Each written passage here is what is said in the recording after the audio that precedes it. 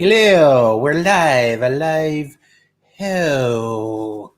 I've got that pirate song stuck in my head from Lazy Town. Yeah, do what you want because a pirate is free. You are a pirate. And you get versions of that. There's the old looping shockwave that would play forever for as long as you could stand it. And I know someone's put like a 10-hour version of the loop on YouTube. It's a real test of your mental faculties. How long can you handle that one thing? Do what you want because a pirate is free. You are a pirate. I can listen to it for a long time, actually. It's weird how much I like it. But that's as it may be. And yes, Luke, ain't no party like an angry party. Friday night party. Hello, nobody. Hello, the North will rise again. Yes. Yeah, it remains one of my disappointments, the state of copyright, that I can't play music and have a real parte here. It's more than a tad disappointing to me. But, you know, we shall soldier on. We are not weaklings. We will continue to move forward metaphorically in time. Possibly move forward literally if you're moving. I'm not. I'm sitting still. But I like to think in the metaphorical sense, moving forward. What's the line from The Simpsons with Kang and Kodos? Moving forward, not backwards, sideways, not upward, and twirling into the future. Luke, do it on Zoom. There are aspects where that doesn't work. And also I don't know how Zoom works, and it's a security risk. So yeah. Nobody. There's a short track you can legally play, not exactly party music. There's lots of things I could legally play, to be fair. It's just the whole thing with playing any sort of music on YouTube is fraught, I say, fraught with peril and uncertainty. You never know what is actually going to happen. It's a quandary, is what I say. It's a quandary, not knowing exactly what to do and what you can get away with. What's actually a good idea and what isn't. We shall go on. So Friday night, formal Friday, dressed up. Also, clearly going to make a cocktail video dressed like this. Going to be about rum, and I might do an ask the audience to decide what to do rum-wise, because there are lots and lots of options, obviously. The world of rum is a rich and diverse one. I know one that I'm thinking of making is a nuclear daiquiri. So, and that's like a daiquiri with overproof rum in it. Traditionally, overproof white rum, which I don't have. I have an overproof amber rum. Nobody, rum and you are not the greatest friends. And any alcohol can be a dangerous friend if you're not careful. And you tend to have a sense memory. If you have a really bad night where one particular alcohol features prominently, you tend to have a sense memory of how bad that is. And it isn't logical, like one alcohol is no worse than another, but it's a human thing. If you have a really bad night, you remember the smell of that alcohol as being a bad thing. Invisible Chicken, hello. Luke doing another Simpsons line. Put the beer in the coconut and throw the can away, said Homer. Yes. That's what you do with the rum, often with the tropical drinks. Put the lime in the coconut and drink it all up. I got some coconut. I might do this. I've made a big batch, a big batch, I say, of milk clarified pina colada. Again, pina colada is traditionally with a white rum, but because I was milk clarifying mine with coconut milk, it's not going to have the dark color of the dark rums I put in. There's like 4 different rums in my pina colada, including overproof, which probably makes it more like a zombie, in all honesty. What's your traditional recipe for a zombie cocktail? What do the good folk at Difford's say is a zombie? Overproof rum, light rum, aged rum, falernum, absinthe. Look, I didn't put a dash of absinthe in this. Pineapple juice, lime juice, grapefruit juice, grenadine. Oh, that's an interesting mix. I don't have grenadine in this. I have pineapple juice and lime juice. Could have put some grapefruit juice in. Oh, but anyway, so I've got, oh, sorry, that's a zombie. Yes, that's not a pina colada. So, okay, that's not that far off my pina colada because it's 4 sorts of rum in there. North, what was the angry blockbuster I planned a year ago? Dude, time doesn't mean anything, and I don't remember what I said a year ago. You're gonna have to give me a bit more detail. I say a lot of things, a lot of them very stupid, and a lot of them I don't follow through on. And so I'm not sure what you might be referring to. Oh, nobody, you must have missed the other night. I was able to actually give an update on 80 because I talked to his boyfriend. He is, in fact, in hospital. He is suffering some cognitive issues, is quite confused. And I don't think he's found himself with the wherewithal to figure out how to call me yet. And there's no visitors allowed in hospital. And the hospital's more than 5 kilometers from my home, so I can't go to the hospital. So it's down to when he's able to call me. But so I don't really know what's happening. I don't know how bad he is. I don't know how long he's likely to be in hospital or in some other form of care. But he is in hospital, which is both good and bad. It's not great. It's both good and bad. It's good because he's getting care, which I am convinced he needed.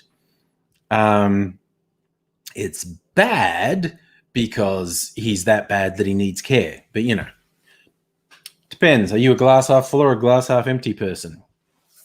Yes, so he is in the hospital being cared for. I don't really know exactly what's going to happen or how long that's going to take. Yeah, Easy getting a bum sandwich. That sounds like something he'd enjoy.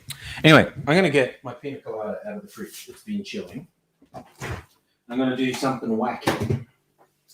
So, it's a little cloudy. I could have clarified it a second time. That would have taken about 8 hours, and it would not have been ready to drink tonight. But yeah, it's in my Crystal Head vodka, so that's about 700 mils of pina colada.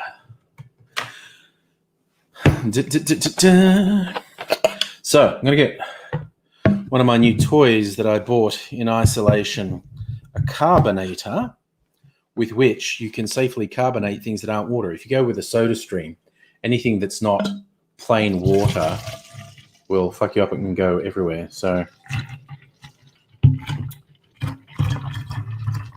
in she goes, in she goes, in she goes.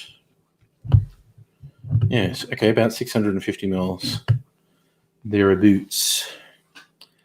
I think that's enough to carbonate. We'll see. I'm going to carbonate my pina colada for no real reason. For shits and giggles, really. Oh, look, I'll show you the device. This isn't it sexy. It's like this. It's plastic, but it's got this sort of metallic sheen. Metallic green show. This has like a safety valve, so I can let the gas off easy. So, zoosh, zoosh. That's probably enough. So, yes, see, if this was a soda stream, it'd just sort of take the lid off and it'd spray everywhere. But this one has a little safety valve. So it lets the pressure out gently. And it doesn't go everywhere. It's a bit more controlled. So, yum. Right, so I need a glass with some ice to have my carbonated pina colada. It's a silly decadent thing I came up with. So I'm going to get my tiki goblet. Come on, buddy. Out you come. I'm going to put a giant bit of ice from my big old ice cube tray. Alrighty. Big old ice cube. Use those ice cubes. Right. Didn't chill the glass, but it's got a big thing of ice in it. And yes, Annette, Aidsy being in hospital means he can't hurt himself anymore. Theoretically. Well, a little bit of ASMR with this CO2 leaking out. It really wants to fizz everywhere. You see, it's all bubbles at the moment. And it's funny because the clarification process using milk adds whey to the drink. The milk separates into curds and whey. The curds actually do the filtering, and the whey flows through. Changes the consistency of the drink, the mouthfeel, to make it really nice and silky. Like I really like how it changes the consistency. But it also is a very foamy substance. Like when I make, like, say, a whiskey sour, I put egg white in so it goes all foamy. The whey will also, there are a few things you can use. Well, there's a product you can buy called Wonder Foam. There's egg white, which is traditional. There is whey if you have liquid whey from, either doing a milk clarification or making cheese or whatever. And the liquid from, like, if you got a can of chickpeas or butter beans or something, the liquid is often known as aquafaba. That will also do it. But that's why it's so. Now it looks like beer or something.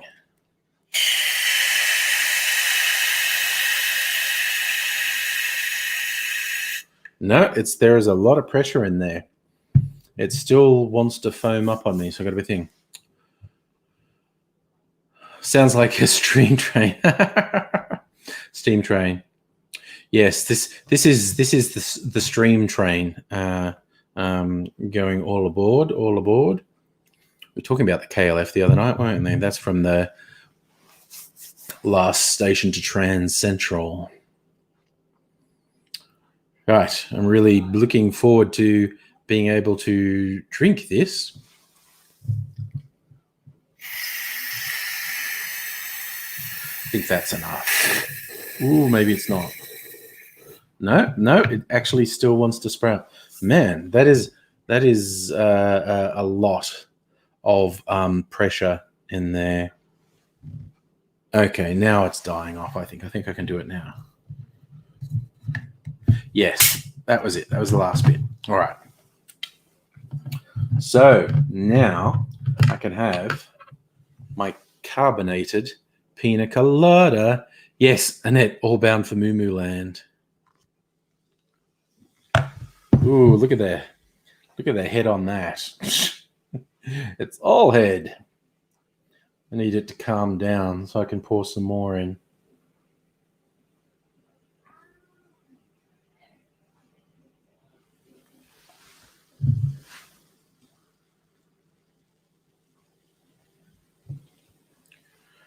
All right. Oh. So, there's my carbonated, clarified pina colada with 4 sorts of rum.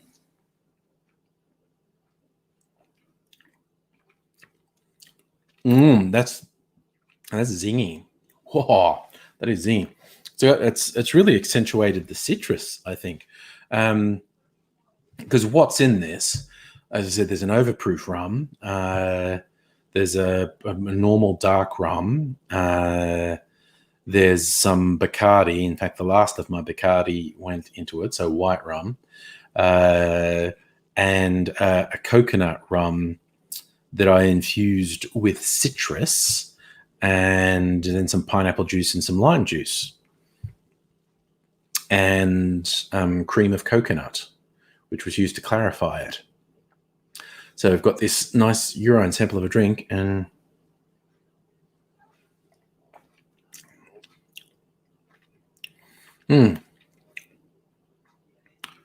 carbonating it seems to have accentuated the citrus elements.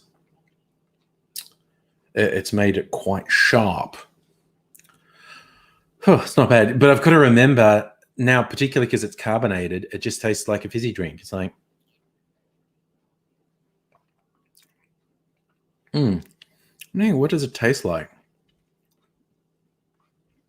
It's got a really unique flavor. It's definitely.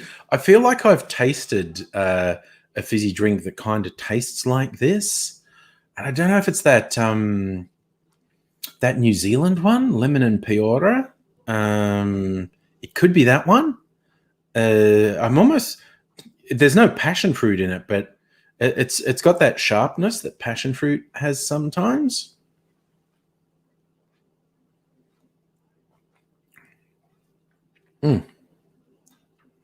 It's good. It's good. And I've got to remember, it's not a fizzy drink. There is a fuck ton of rum in that. There's a fuck ton of rum in that. And I will get really drunk if I drink it too fast. Luke, you had a friend in Geelong tested for the COVID. Oh, yes. If he has it, his girlfriend would probably have it too. They're probably swapping spit like you reckless young people do. Ugh, the only safe sex these days is glory holes, no face-to-face contact. I'm not joking. When you read some of the health authorities' references to sex and what you can do that's still safe, and they talk about, like not kissing, not being close face-to-face contact and stuff, you're talking about glory holes. You're talking about just having sex with someone through a hole in the wall. It's a bit weird. Nobody. The metric conversion for a fuck ton, that's a metric fuck ton. So, yeah. But how's it? Actually, what is the conversion of a ton and a ton? This is my converter. Volume weight. Pounds metric tons. Okay, clear. So, one. Oh, it's very close. An old school ton is 0.9 metric tons. It's like 907 kilograms. So it's actually not that far off. A ton is 2,000 pounds, which is 907 kilograms. There you go.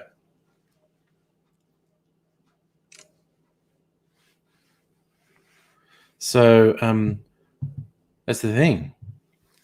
A metric fuck ton is 907 kilograms. 907 fuck kilograms. So maybe this tastes a bit like what's a really zesty, zingy fizzy drink? Maybe it tastes like ginger beer. It's really obscuring all the rum in it, though. It doesn't taste like rum at all. It's got a really acidic sort of zing to it. And I I can feel the booze, like, you know how you get thinking you drink booze and it feels warm going down. I can absolutely feel that very warm sitting in my tummy. So, yeah, I'm going to have to be careful because it would be stupid easy to just neck this. And I'm trying to remember how much rum I put in. It's like 2, 4, 6, 8, 12. I don't know, fucking 20 standard drinks. I don't even remember. There was a lot, though. I put a lot in. And like I said, some of it was overproof. The overproof rum is like 69% alcohol. Yes, Luke, if I drank it too fast, I would doubtless make myself sick. And I would prefer not to do that, because the times I have made myself sick with the booze are few and far between. And I have not disgraced myself for a goodly number of years. I don't know, at least 5 years. It's been at least 5 years since I've thrown up from drinking, but yeah. Colin, you think I already sound loud? That's just me, man. I've been gently sipping my carbonated pina colada.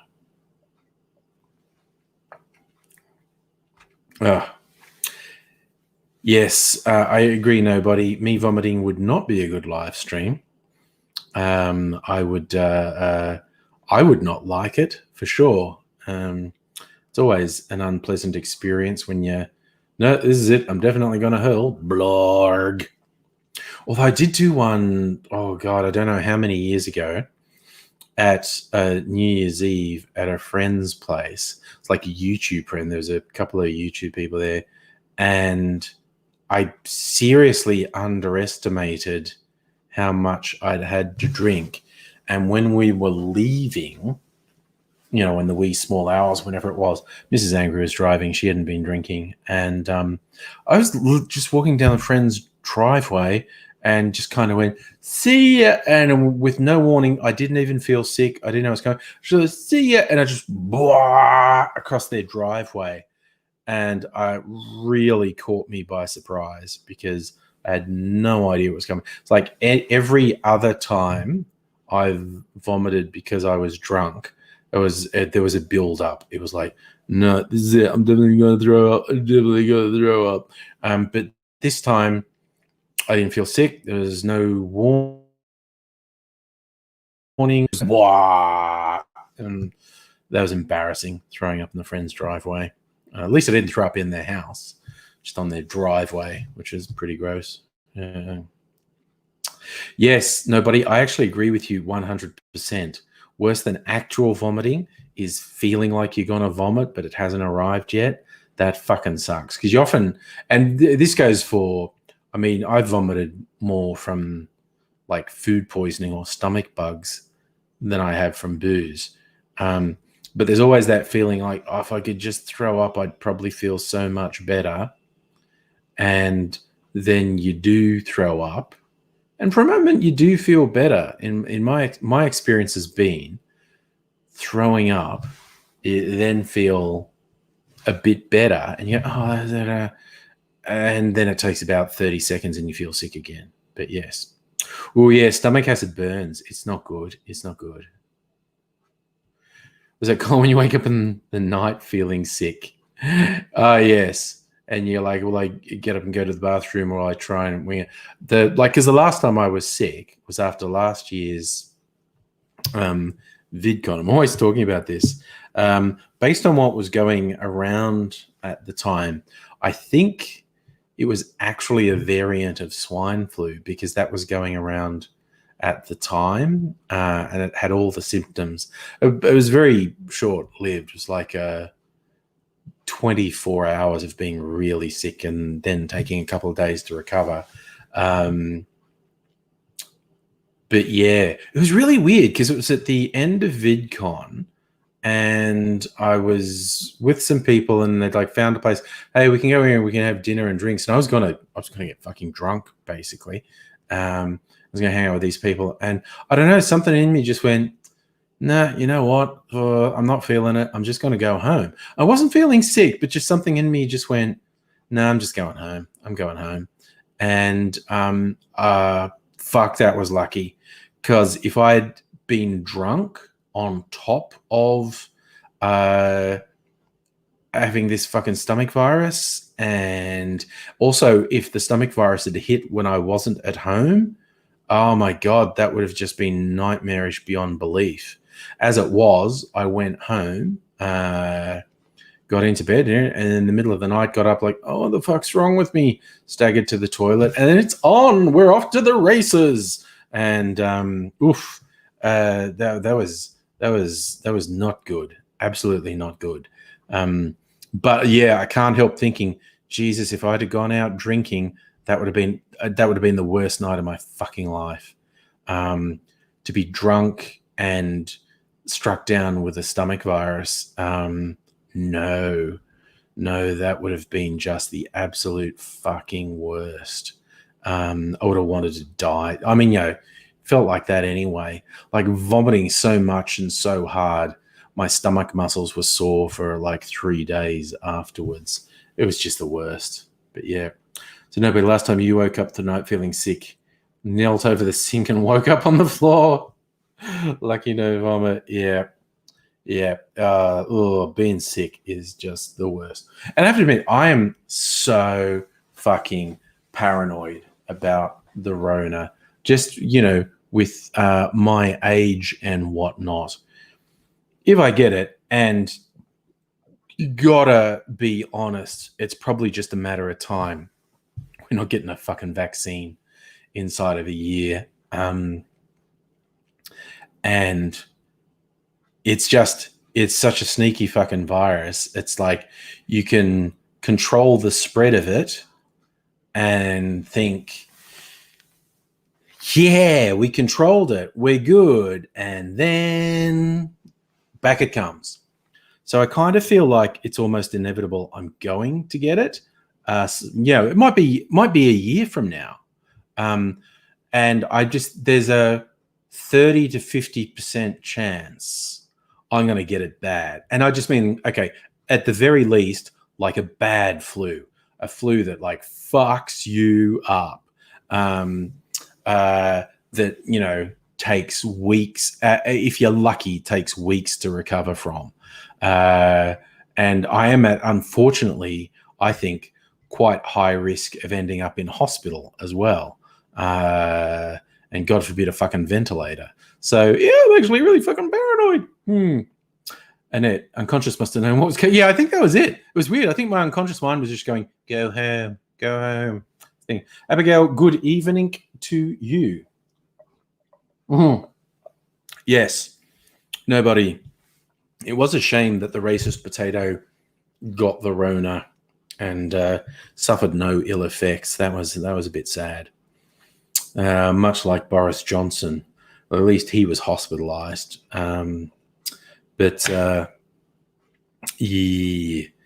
Yes.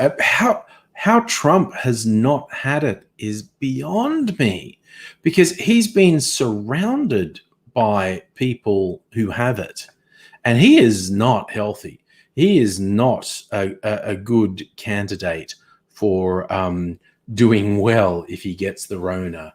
He is very high risk. His mate Herman Cain died. Probably either had it or contracted it at a rally that Trump attended. And Trump attended those big conservative conferences where multiple people who did meet him later tested positive for the Rona. So how Trump has not had it is absolutely beyond me. Yes, and apparently he is a germphobe. That is true. No, nobody might be on the money there. The devil's look after his own. Yes. Maybe Abigail, Trump's so hepped up on amphetamines, he probably killed the symptoms instead of himself. Maybe. Yes, Colin, that is the other aspect, of course. Even if you're, younger and healthier, so at very minimal risk of complications, and I do say minimal, not no risk, there is the feeling of, but what if you give it to someone you care about and they suffer complications? North, the Kanye president thing, he's not going to get anywhere near being president. There is some question about, can he destabilize Joe Biden's campaign? I don't know. I don't know if he's going to do a Clive Palmer. But yes. Oh, yeah, Colin, your parents have a medical history that means they're at risk. Yep. This is the whole thing. It's like, oh, God, there's some guy who I've known on YouTube for ages, an American, who posted this dumb shit about, I'm not saying coronavirus isn't real, but I'm not going to live in fear. And I was just like, okay, A, fuck you, you're delusional. B, what about giving it to other people? What about killing someone else because of your fucking cavalier attitude? What about that? Well, Annette, Kanye has real problems with bipolar, apparently. And I don't think he's very good at following medical advice. I don't know if he's on any prescriptions to manage symptoms. I just get the vibe he's not very good at following instructions. So, yeah, it's a bit of a worry.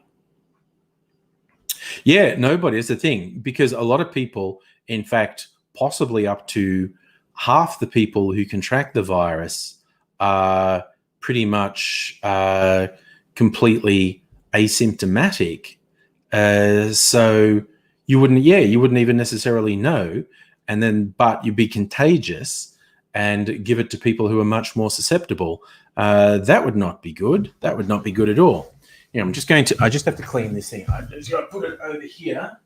This will just take a second. Oh. All right. This is the other clarified cocktail I made today because I was kind of bored. Just making cocktails that took hours to make. This is whiskey sour made with scotch.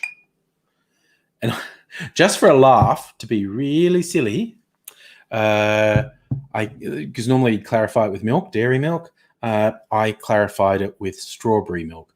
I have no idea what that will do to the flavor, if anything. But I just thought I'd do it for a giggle. So it's scotch and lemon juice and sugar syrup, and then filtered through curdled strawberry milk. Can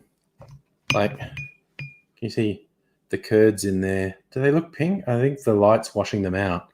The curds are actually really quite pink. So Colin's go, well, funnel, you put oil in with your cards. Funnels are funnels, yeah. Ooh, Invisible Chicken, you made your non-alcoholic jungle bird. How was it?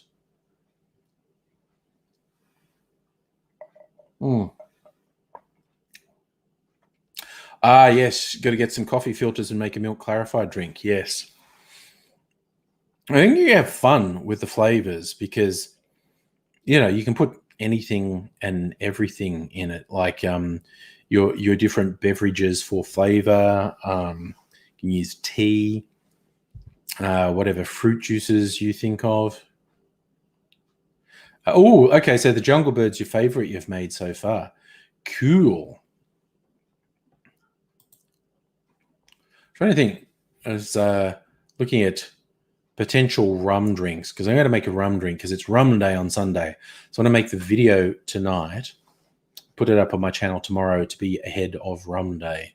So Difford recommends a daiquiri, an El Presidente, which I actually made just recently on my channel, a rum old-fashioned, a Hemingway special, which I have also already made on my channel, a Papa Doble, a rum punch, grog, navy grog, a nacional, which is a daiquiri variant, a mojito, for which you need mint, which I don't have, a dark and stormy, which is ginger beer, which I don't like, a brass rail. This is a less stereotype rum drink. It's rum, Benedictine, lemon juice, sugar syrup, and egg white, a dash of bitters. That's tempting because it's an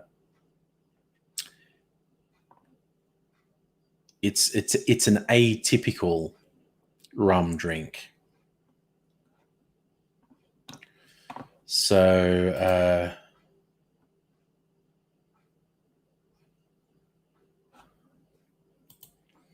yeah, I'm tempted on that. Oh, you want to do on lime and pineapple juice and the Italian orange? Yeah.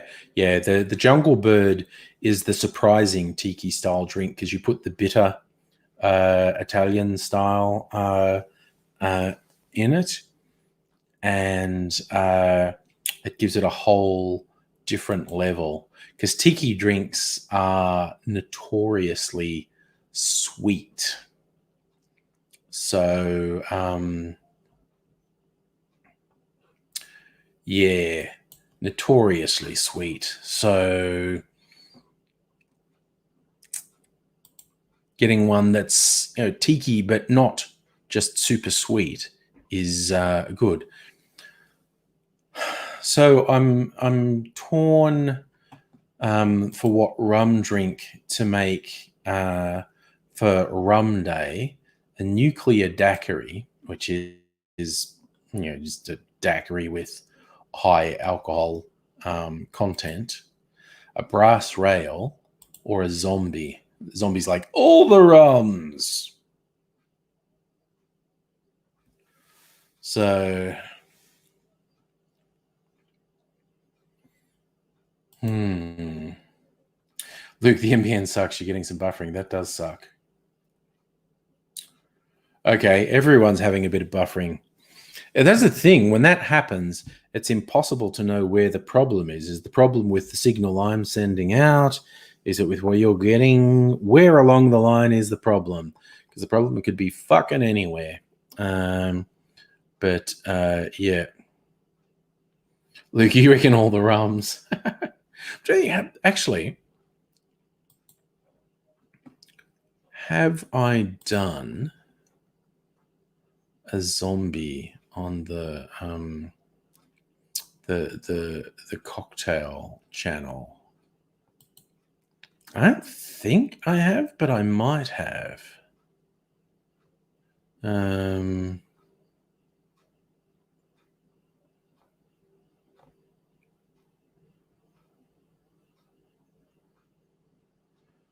Okay, so I did my Schrodinger's cocktail. Have a look at all the videos. What have I done? Schrodinger, MTV, Espresso Martini, Tequila, Punch, Pisco, Grog, the Hemingway, Atomic, Cognac, Alien Cocktail, American Cocktails, Martini, Nuts, Pineapple, Mai Tai, Vodka, New York Sour, Negroni, Cognac again, the Queen's Cocktails, Milk Punch, Vespa, Pangalactic, Gargle, Bluster, Chartreuse, Trinidad, Paper Plane, Cosmo, Star Wars, Elderflower, Old Fashioned, Whiskey Sour, Sidecar, Manhattan, Apples, Bramble, Okay, I don't think I have made a zombie. Wait, where was the pineapple cocktails? What pineapple cocktails did I make?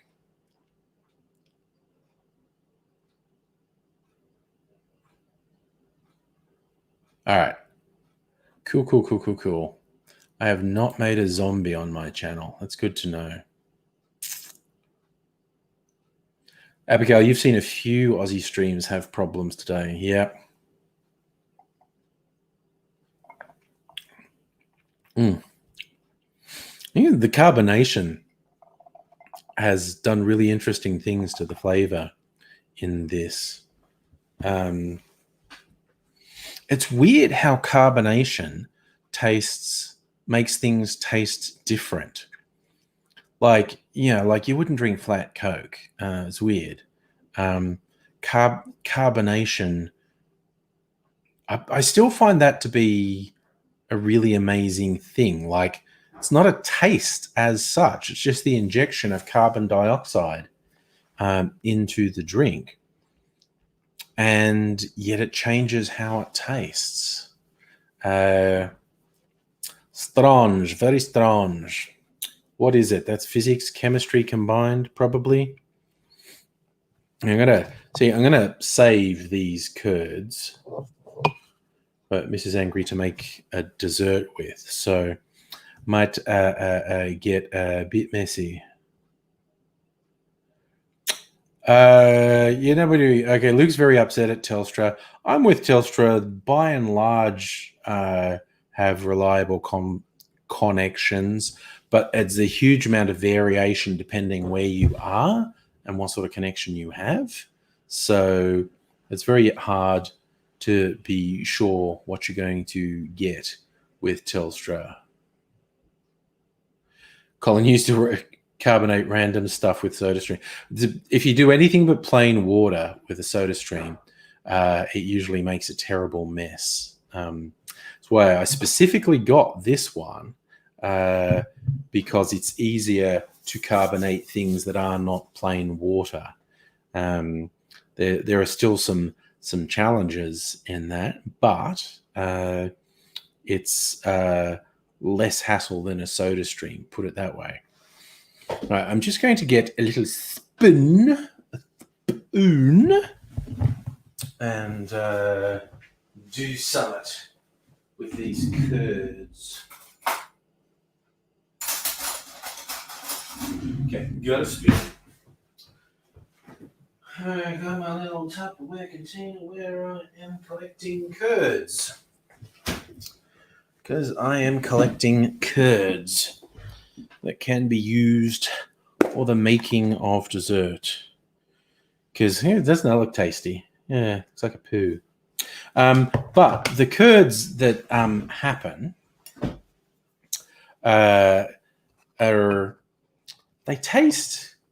they basically taste like flavored cream cheese, because it is the base element of cheese. You do much more to curds to turn them into cheese, but it is like a base element. So the curds that are left behind in the coffee filter from making a clarified drink basically taste like a sweet flavored cream cheese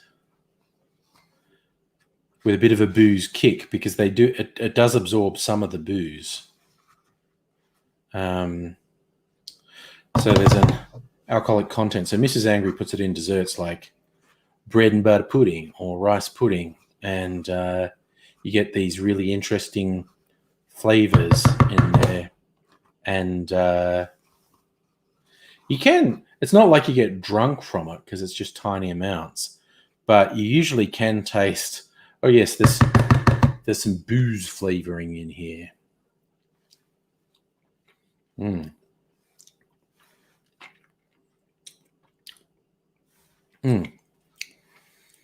So has a strawberry flavor, because I did it with strawberry. There's a little bit of bitterness from the whiskey, I think.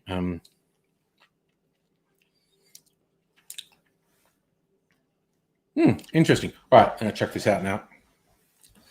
I wash my hands because they're a bit sticky from dealing with that.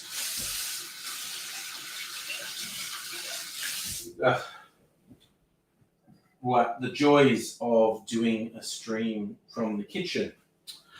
A handy sink for and I've got to decant my whiskey sour. Maybe taste test it a bit later. Hello, Kirsten. Hello. Hello.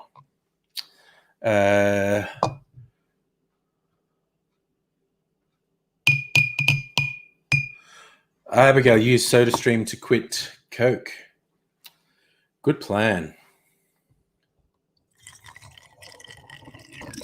All right, there we go. All righty. A little bit of ASMR that probably sounded like someone taking a piss.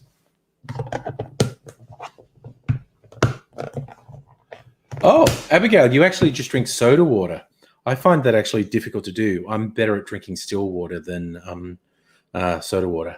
So there's my whiskey sour, clarified in a stylish skull decanter. I'm just going to put that in the fridge.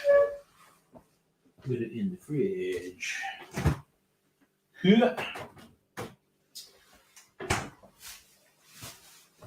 Alrighty. Woo! Safi, you like mineral water? I'm actually not very big on mineral water, I have to admit. Kirsten, you've been on a stream with Casa de Vino. What was going on with Casa de Vino? Not familiar with that. Abigail, you drink liters of soda water today. That's cool. Yeah, if it's your thing, that's well and good. Yeah, for me personally, I prefer still water for drinking. Kirsten raised $4,000 for COVID EAD charity helping feed out-of-work hospital workers. Nice work, the Casa de Vino. Because my wordy, aren't there a lot of people who need a bit of extra support and help at the moment? This fucked up situation we find our way. Invisible chicken, yes, cold water. I'm a big fan like iced water.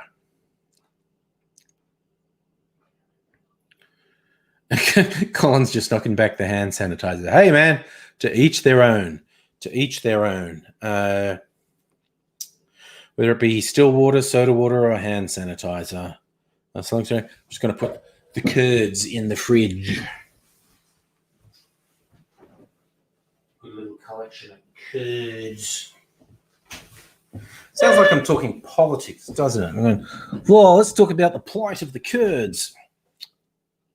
North, can the Lord save us from COVID-19? We'll live in a world. Mike Tyson rule the world. I don't know. I think Mike Tyson would get knocked about by COVID. Ooh, Kirsten, they auctioned off a mega rare bottle of Starward. Nice. What did that go for?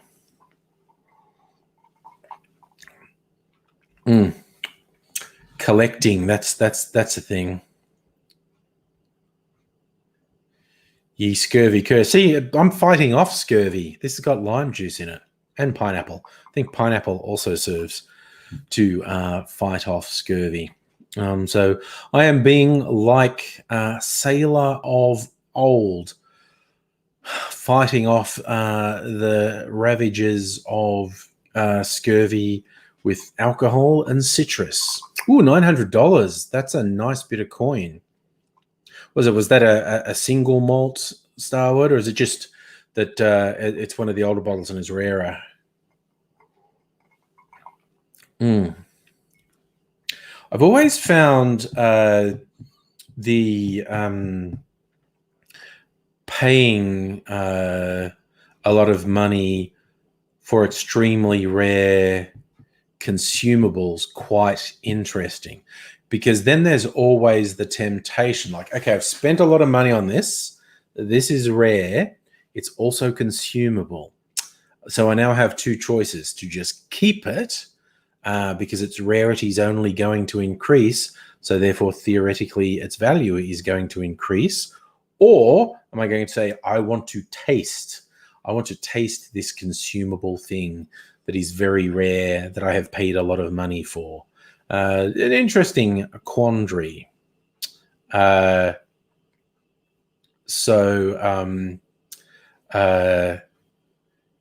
Yes, that's always quite interesting. It's like when people spend a lot of money on a car. It's like, okay, cool, I get it. Yeah, you like the car, it's cool. You like the status symbol of it. But then when you drive, like I saw, it was an obviously really expensive Audi in a suburban shopping mall car park. And what the fuck? And I looked up the car, and the car was like upwards of $600,000 retail. And it's like, okay, like the slightest scratch on that is gonna cost you thousands and thousands and thousands of dollars. And fucking supermarket car parks are a fucking nightmare. And you're just like, yeah, you spend all this money on this car, so god damn it, you're gonna drive it and fucking park it in Woolies. It's like, Jesus, okay, doesn't seem smart to me, but okay. All right, so the Starwood was ginger beer cask number 4. Less than 1,000 bottles were made. When was that released?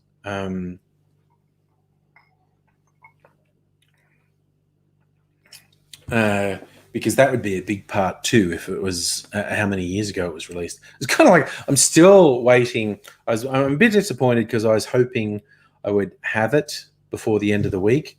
My delivery from the Applewood distillery, the new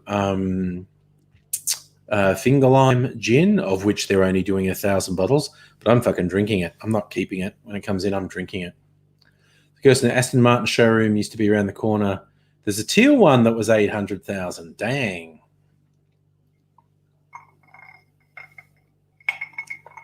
Yeah, there are some stupidly expensive cars out there. Bex, hello. How are you? Yeah, Colin, that was the thing that got me. That was in a fucking supermarket car park. Supermarket car parks are the fucking worst. People are idiots. They're just like the fucking worst. I love you coming out with that one, Beck. For those who missed it, Ben Shapiro, the idiot conservative commentator from the US, and I really stress idiot. He is not very bright. The right wing talked him up as the young, exciting, conservative intellectual, and he's thick as two fucking planks. He says the dumbest shit in the world. He thinks he sounds smart, and he absolutely does not sound smart. And he's just come out this week. He was very upset with that song that's doing quite well, the Cardi B collaboration with someone else, the WAP, Wet Ass Pussy. And because it's like very, very sort of strong on female sexuality, which Ben's not okay with. And he's trying to say it's silly and he's above it, and he's just going like, oh, if your pussy's that wet, it's a medical condition. And my wife says it's, my wife who's a doctor says it's trichinosis. And it's just like, okay, dude, all that sounds like is you are completely unfamiliar with the concept of a wet vagina, and your wife is also very unfamiliar with the concept of a vagina being wet, which is just tragic, really, absolutely tragic. Going out into the world and saying, hey, guess what? I think wet vaginas don't exist because I've never seen one. And it's just like, oh, fucking hell, dude. And he's going to, make some stupid joke about every time he fucks up completely and makes an absolute fool of himself. He goes, jokes. He's like, dude, you're just not very smart. You are not very smart. Everyone keeps telling you you're smart and you believe them. You're fucking not. You are just not. Mm. Yeah, Abigail, self-burn, those are rare. Except with these particularly younger conservative commenters in... Sorry, hang on. I don't remember my mouth. Anyway, the younger conservative commentators in the US, because they're thick as fucking shit. And they keep getting told they're ill. Beck, shout out to Ads who appreciates WAP. Yep. It's yeah. But I mean, Ben Shapiro's not the most stupid, but he's probably got the biggest gap between how smart he thinks he is and how stupid he actually is. Like, there's that guy that everyone uses as a meme. Changed my mind. What's his name? Crowder. He's a fucking moron too. And probably the prize for the absolute stupidest and most pathetic, like just embarrassingly pathetic, stupid fool is oh Jesus, what's his name? He keeps trying to do these big sort of massive owns, and I've got a huge story coming out, and it's always nothing. And he's done stuff that's actually crimes, and I'm mildly surprised he's not in prison. Jacob Wohl, he's the saddest one. Yes, Bex, it's the Dunning-Kruger effect, living large. Kathy, WAP, yeah, it's still wireless application protocol. I just imagine a few texts talking about I'm working on some WAP and everyone going, are you now? Are you? And they're going, yes? Why are you saying it like that? I've been working on WAP for years. Ooh, really? Years. You got that WAP really flowing? Yes. Imagine this poor guy going, what are you talking about? Yes, Abigail, that's the classic leftist destroyed. They're just so embarrassingly stupid, all of them. And it's just like, oh, and the ones who go on Fox News, like Tommy Lauren, or the other ones, Candace Owens, and it's just like, they just say the stupidest fucking shit. It's like, oh my God. North, you reckon Ben Shapiro looks scary? I don't know. He looks creepy. He definitely looks creepy. Yeah, nobody. Yeah, it's a good summary. This is the Dunning-Kruger effect. It takes a reasonable amount of intellect and self-awareness to recognize stupidity or ignorance. So the really stupid ones are incapable of understanding how stupid they actually are. Yes, I love saying checkmate atheists. I love saying something really dumb and then going checkmate atheists, because yikes, the people who use that unironically are always saying something really stupid. Begs, I agree. He looks like a fucking serial killer. Oh yeah, Shane Dawson. I don't know that he looks like a serial killer. Kind of think he looks like someone who masturbates within eyesight of a primary school, though. So, yeah, just somewhat unsavory, certainly. But yeah, you can never tell. You can never tell which one's going to do it. Shane Dawson's not having a good time for all the shit he's done over the years, and my God, getting dragged by the whole Smith family, bloody Jada and Jaden. I don't think Will joined in, and I don't think Willow joined in, but Jada Pinkett Smith and Jaden Smith fucking went him for the creepy shit he did when Willow was, I don't know what she was 12 or 14 or something. And it was a joke. And I was like, yeah, dude, you're doing a joke about being a pedophile. Yeah, okay, cool.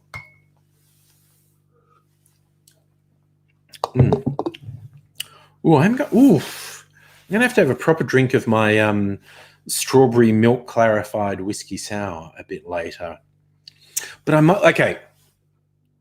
Time to. Oh, actually, God, there's a whole bunch of people who I keep saying it's party night, and I can't. Well, I can party by myself. But the less you know about that, the better. I'm gonna put the link. Oh, there you go, Luke. You're reading my mind. Tain't no party without the link to the party. And that's the link to the party. Anyone who feels so disposed, if you'll click on that, you can join in the stream. So, and that's a good thing, because then I can, we can get a chat happening, and then I can go and make my rum cocktail video, and not feel bad about ignoring the live stream. So we'll do that. So, yeah, that's next, I guess. Oh yes, Kirsten's waiting for the sports. That's okay. We're going to be here all. Abigail, how you doing? Hello. Hello. No party like my grandma's tea party. Funky NASA top, loving it. Oh, thanks. Yes. I figured I was wearing it. No, you may have been pajamas last night. Wondered what the hell I was talking about. And Kelly. Hello. Hey, how you doing? I'm okay. How are you? Doing pretty good. It's Friday, it's the weekend. So if you'll lead me astray and I stay up all night and get smashed, I can at least sleep all weekend. I think the most. Well, that is the thing, yeah. Yeah, it's going to be raining all weekend. Is it? I think it is. Check the weather, because that's how excited I am. I always want to know what the weather's doing. So can I do my washing? That's how exciting my life is. Tomorrow, 70% chance of rain. Sunday, 90% chance of rain. But not that cold, which is nice. Minimum of 8 or 9 and getting up to 14 or 15. That means not actually terrible. But I am going to have to hang my laundry up on racks inside over the heating vents, which the cats love because it makes like a tent over the heating vents. And the cat's like, yeah, this is just for me. So I get in here and there's this little warm house that I can live in now. Cats. They love the warmth. Yep. They love it when winter kicks in and we put the heating on because we've got ducted heating, and they'll just hug the floor vents. They're like, "This is the best thing ever! Oh my god!" Speaking of cats, a white wild kitty. cat appeared. This is my cat. This is Bella. Bella likes to climb up and get cuddles. Nice. Yeah, me and Mum are very tempted fluffy. to tempt fate and get a cat and a cat and a dog next. Ooh, a cat and a dog. Ooh. That'll be interesting. Yeah. Like raise them as a puppy and a kitten together. Yep. At least they'll know each other. Yeah. So Sarah, hello, and oh my god, am I actually getting spam from Facebook? That's wicked. You What's just that? got spammed. Someone who says they're a master of biology.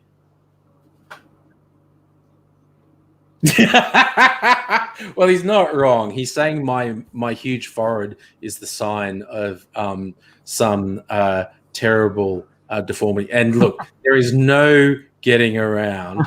I have an absolutely enormous head. I've said it before as like a joke. When my hats, I have to go to a specialty shop to get a hat that fits my ridiculously huge bonce.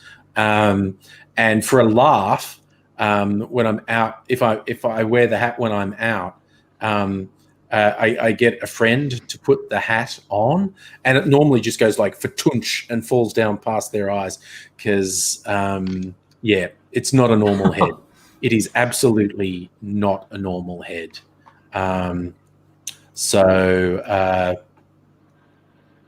Yeah. Well, you know, it might not be spam, but it's certainly some sort of shitpost. Oh yeah, but it's just I just laugh because it's just someone who thinks I'm going to get upset or something. Going, oh, you are drawing attention to my massive head. I am actually well aware of it. Yeah. One of my nieces who's had a baby, she posted it to like the family Facebook group and said, "Oh, here's the little one.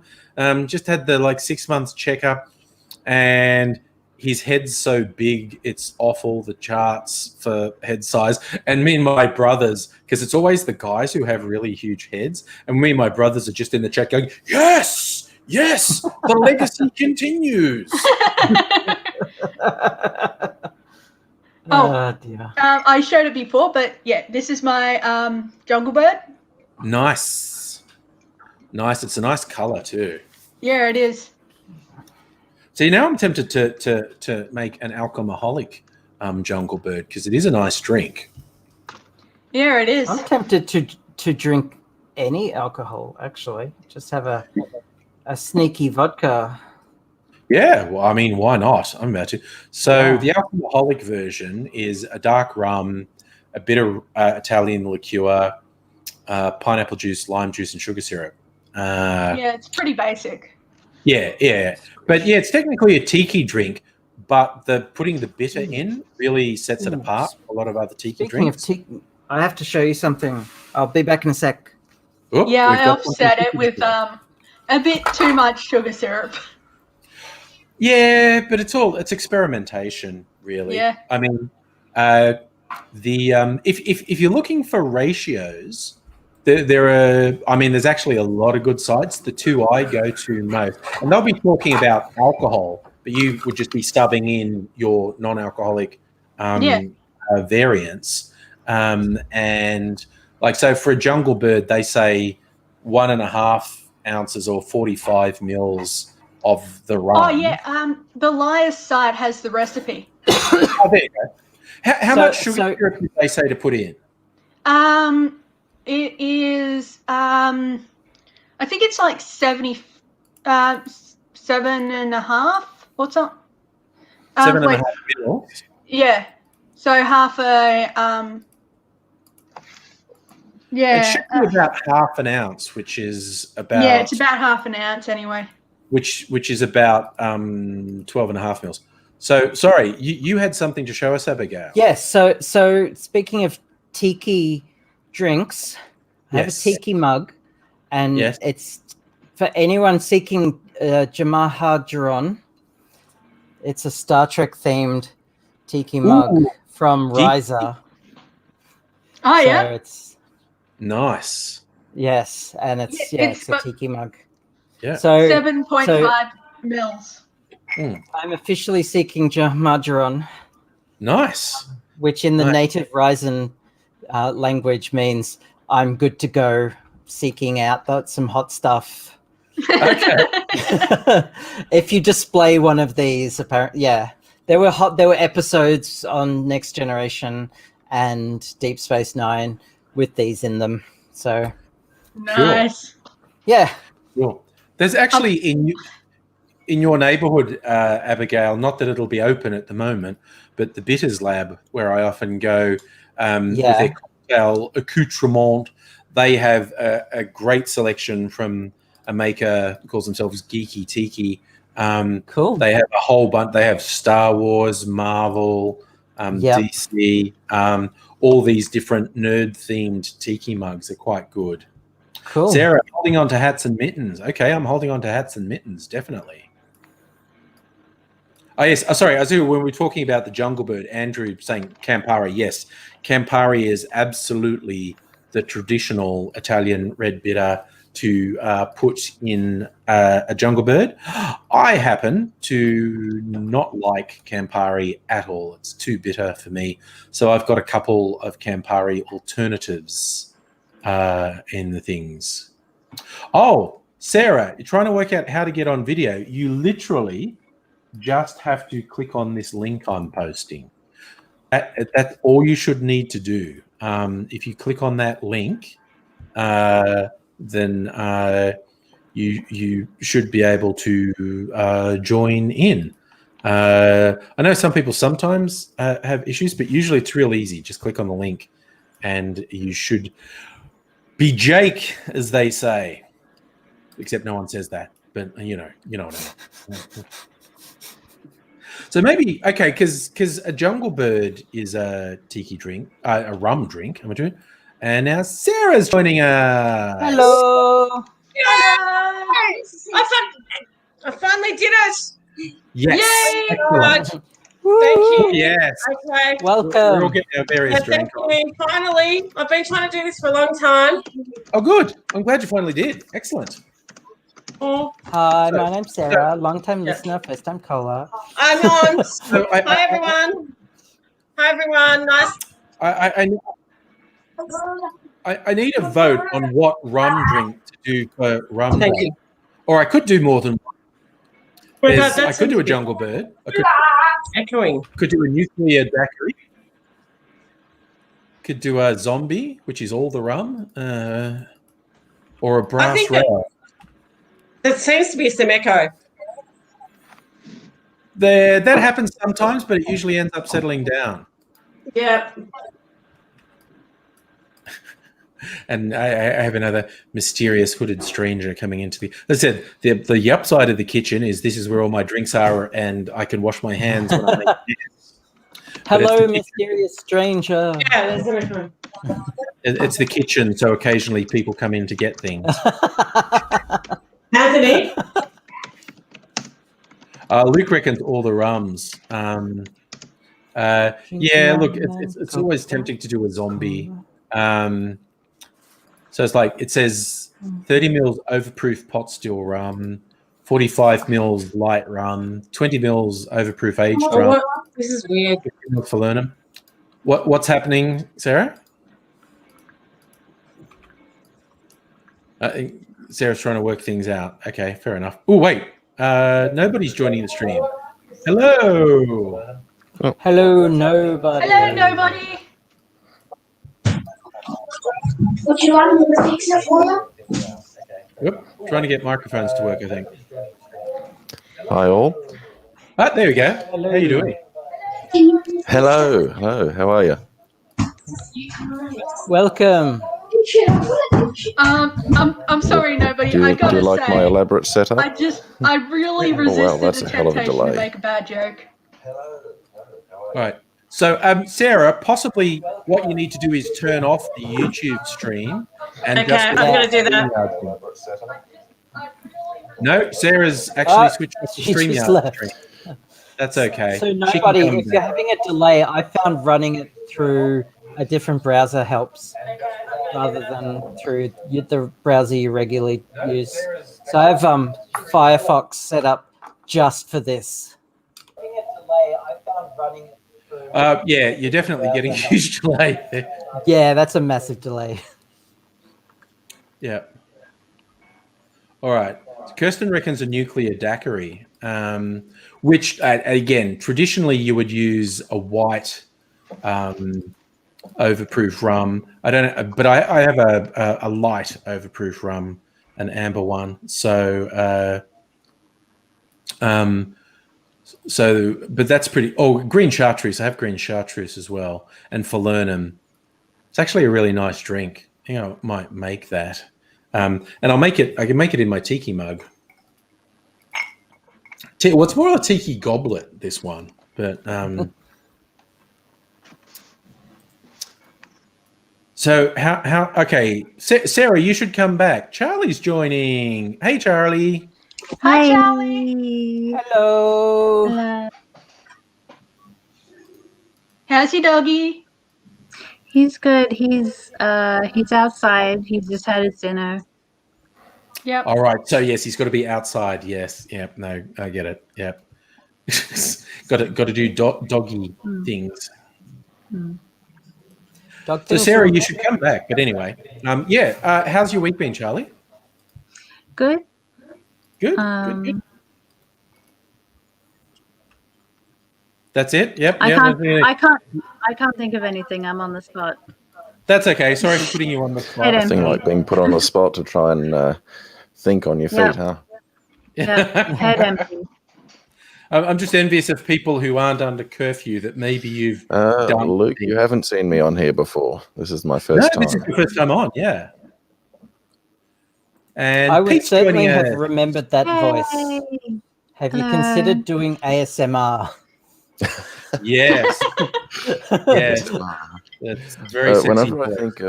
Whenever I think of ASMR, I think of that video clip with the boys in VR and Rekid doing his ASMR screeching. I don't know if anyone's familiar with those. Can't say that I am. ASMR screeching.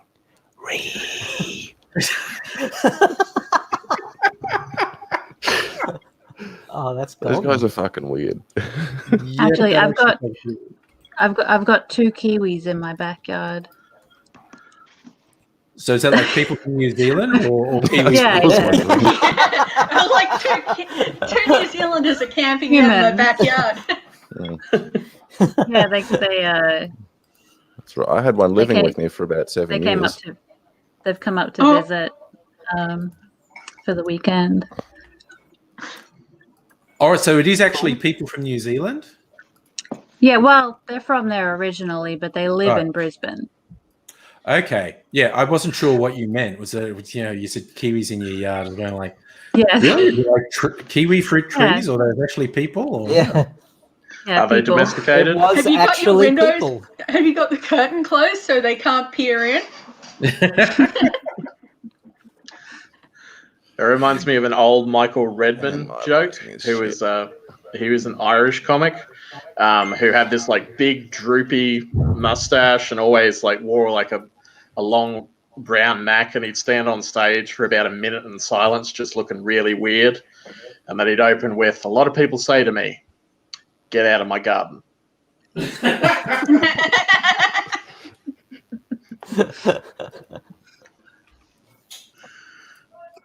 Yeah, that's fair. Okay, I used for AIDS's fundraiser, his GoFundMe with when I was explaining his situation. I go, okay, this is for Adrian Kalir, known to many as AIDS, known to others as please sir, stop causing a scene. But yes. Oh yeah, Kirsten, there's the big question. What are visitors? What are friends? Yeah. We're only 2 weeks into 6 weeks of this. It's getting fucking weird. See, one of the kiwis is my weed man, so it's a good weekend. Well, your weed man's actually just hanging out in the backyard. That's pretty good. Yeah. I heard we go man, way back. But I heard weird man as well, Abigail, but then some gears. Said, no, he's a perfectly normal. Yeah, kiwi. He's a perfectly normal weed man. Yeah. I don't know about anyone else, but I know personally I would be really hypocritical to criticize somebody else for being weird. Yeah. That's a fair call. That is an absolutely fair call. Alrighty, I'm getting stuff together. I'm going to make a nuclear daiquiri. I do have to say, Nobody, I very much enjoyed your dulcet tones reading that recipe on that music that you made on your channel. I had a good giggle at that. Yeah, I did enjoy that. I noticed you subscribed. I thought, gee, you're going to be disappointed. I never post anything. I'm not one to point fingers in terms of like productivity of uploads or things like that. I barely post anything. The only thing I've ever posted on YouTube is isn't actually like, it's one of the it's unlisted, So only people who I give the link to can actually see it. And that's because it's got copyrighted music, and Fair enough. Understood. It was one of my law balls. Okay. And it's just all the different. I did a lot of filming that night because I thought it'd be really fun because it was. I think it was the second law ball held, and it was and my uni has only just recently got a law school. Well, am I here? Sorry. Look at the gangs. Sorry. That's Hello. it's working. Hi, it's working. We've got a now. whole angry I bird. think I've sorted my technical issues. Sorry about that. So many of us. Oh my god. Sorry. Hi, Sarah. Hello. I've finally worked out my technical issues. It took me about I heard you come online all like happy, and it broke me out of my moroseness. So there was a lot of echoing, but I think I've resolved it. So yeah, sorry about that, everyone. Thank you, Andrew. Angry. Thank you. Sorry about that, everybody. Yep. Now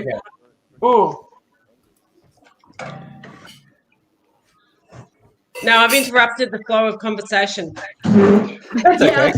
There wasn't much of a flow. Yeah, I was just saying that. Just making fun of Kiwis. We're doing that too. Yeah. We love that. That's our favourite pastime. We're very upset that they've, we're not upset that they've suddenly gone down into the, they're joining the rest of us having. Yeah, they're joining the rest of the Everyone's got the perfect prime minister, haven't they? And they can't do it wrong. And now everyone's like, isn't she wonderful? And suddenly, we're all in the same boat now. So, yeah. Sorry. I'm very bitter and twisted as a person, so. I'm not a fan of Daniel Andrews either, I must admit. They're all politicians. Doing an okay job. How are we all coping with lockdown? It's fucked. It is. It is actually. We've got alcohol. You've got alcohol. What's happened with you? You're on a. I'm on the wagon. Remember? Yeah. All right. No, I'm lying. Actually, I've got a skinny bitch here. But I'm supposed to be on the wagon. But it's Friday, I know Friday, and I've had a rough day. Yeah. So you can just sort of like If you hang don't off the ever side of the start wagon. drinking, does that mean you live on the wagon, or what metaphor should it be? I don't For a know. person who never drinks, who never started. That's a teetotaler. Yeah, but you know how they say on the wagon, off the wagon, in terms of You're on the drinking or wagon. not drinking. So You're do I the live wagon on the wagon? wagon and never strayed, maybe. You're You've I never built thought a about house wagon, on the definitely. wagon. I want to know where You the are the wagon's wagon. going. I'm driving the wagon. Is it like Snowpiercer? I'm the designated driver. Be the wagon. I have too much For all the anxiety drunk to be a people. designated driver.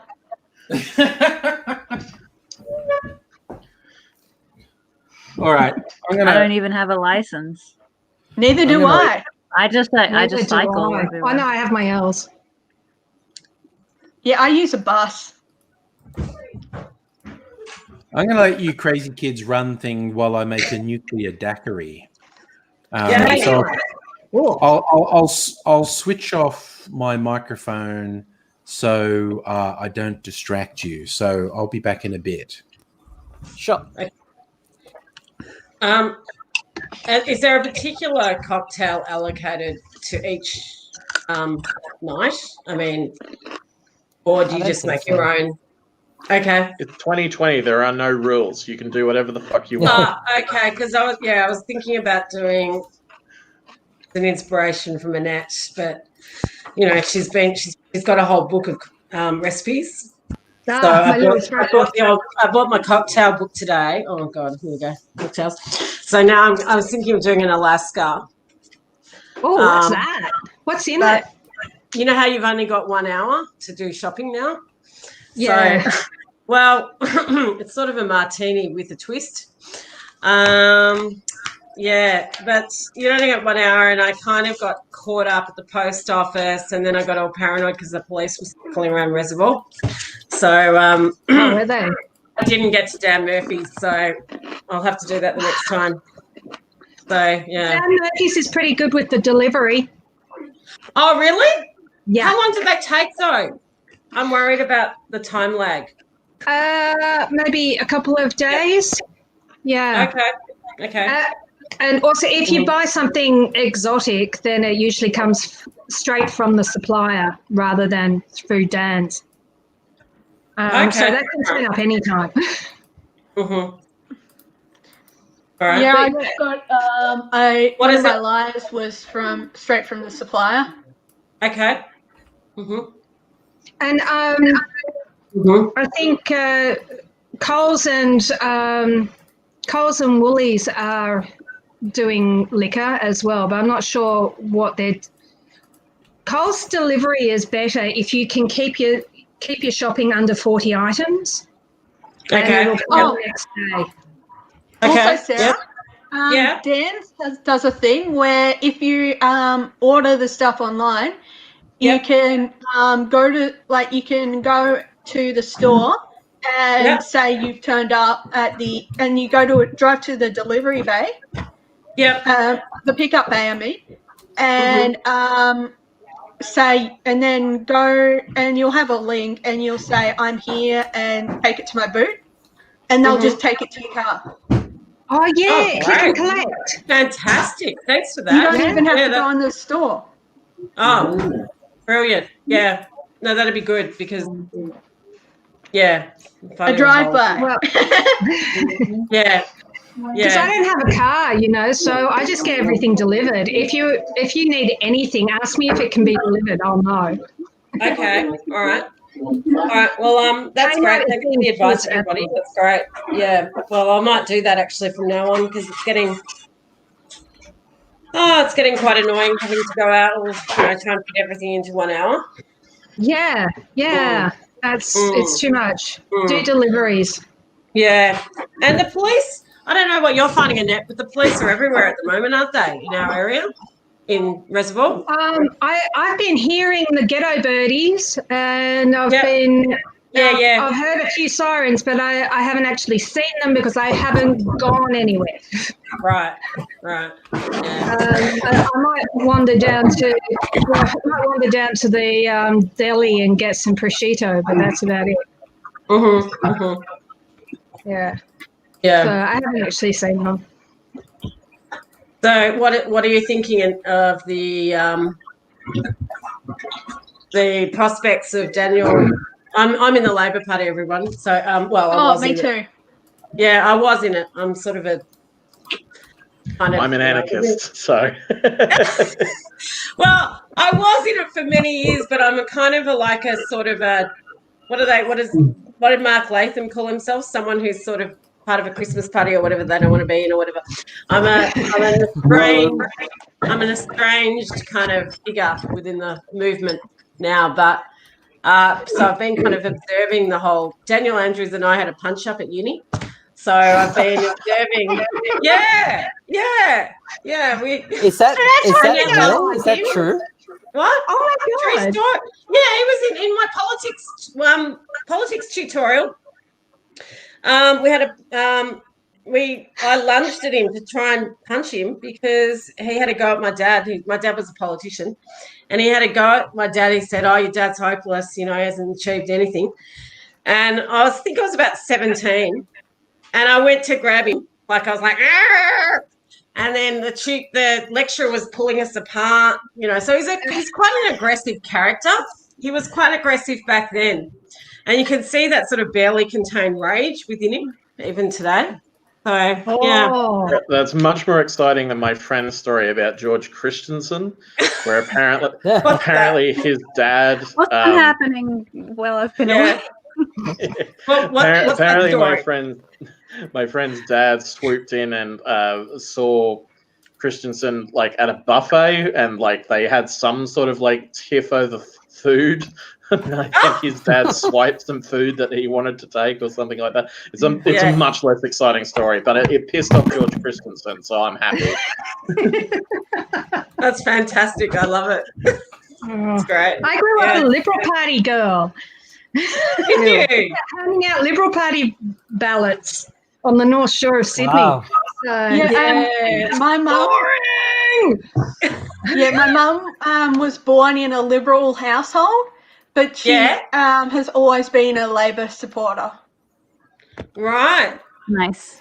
And what part of Melbourne are you in? Me? Is it Kelly? Yeah. Yeah. What part I'm of actually Melbourne? in Queensland. Oh, sorry. Right. Okay. Well, you guys have got freedom up there then? Yes. Ah. I'm still not going to uni classes. We're in prison here. What? I'm still not going to uni classes, so I'm having them all online. We're all under house arrest here. Yeah, we're under house arrest. But I could go to the cinema if I wanted to. Right. Kelly? Queensland. Where Sunshine Coast. I'm Harvey Bay. Brisbane. Cool. Redcliffe. And someone else is in Brisbane? Oh, are we? Is this a Queensland stream? Where's The Queenslanders are taking over. No. The White Shoe Brigade, we call you. Oh, you know the saying, there's only two states to be in, Queensland and pissed. I was originally a Victorian, though. Yeah. The trouble with Queensland is it's full of bloody rednecks. I like the quote. That's not unique to Queensland. You know on the number plates? No, good point. Good point. Victoria, the place to be. Not at the moment. For ages, me and Mum, whenever we see it, we go, Victoria, the place to be if you're not in Queensland. Yeah. I have had it remarked that it is a very Brisbane thing to do, is to move to Melbourne. Oh, yeah. It used to be the other way around.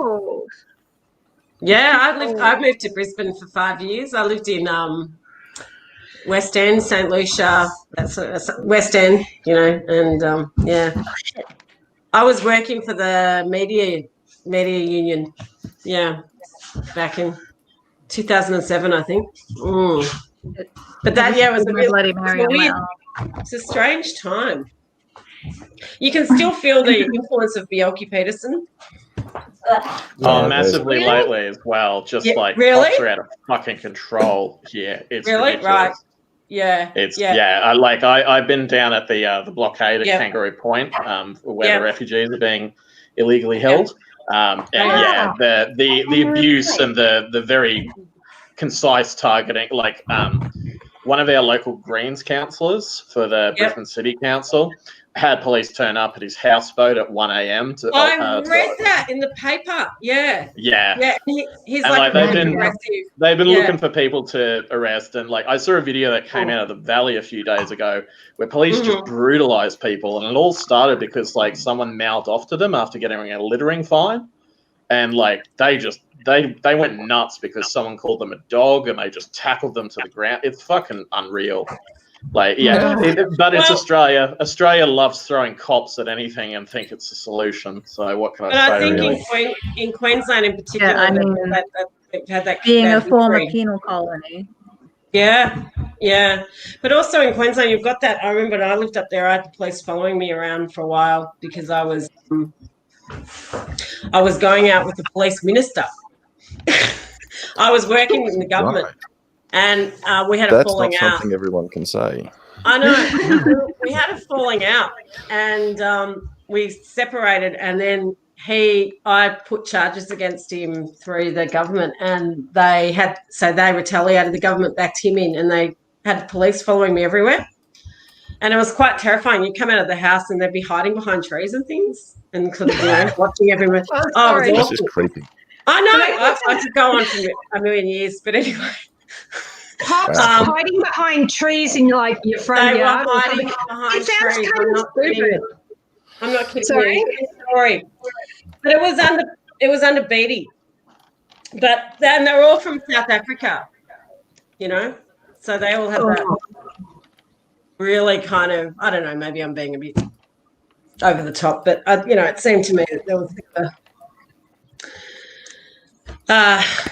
fairly my ex? Someone said that half the problem with Australia is that South Africans come here and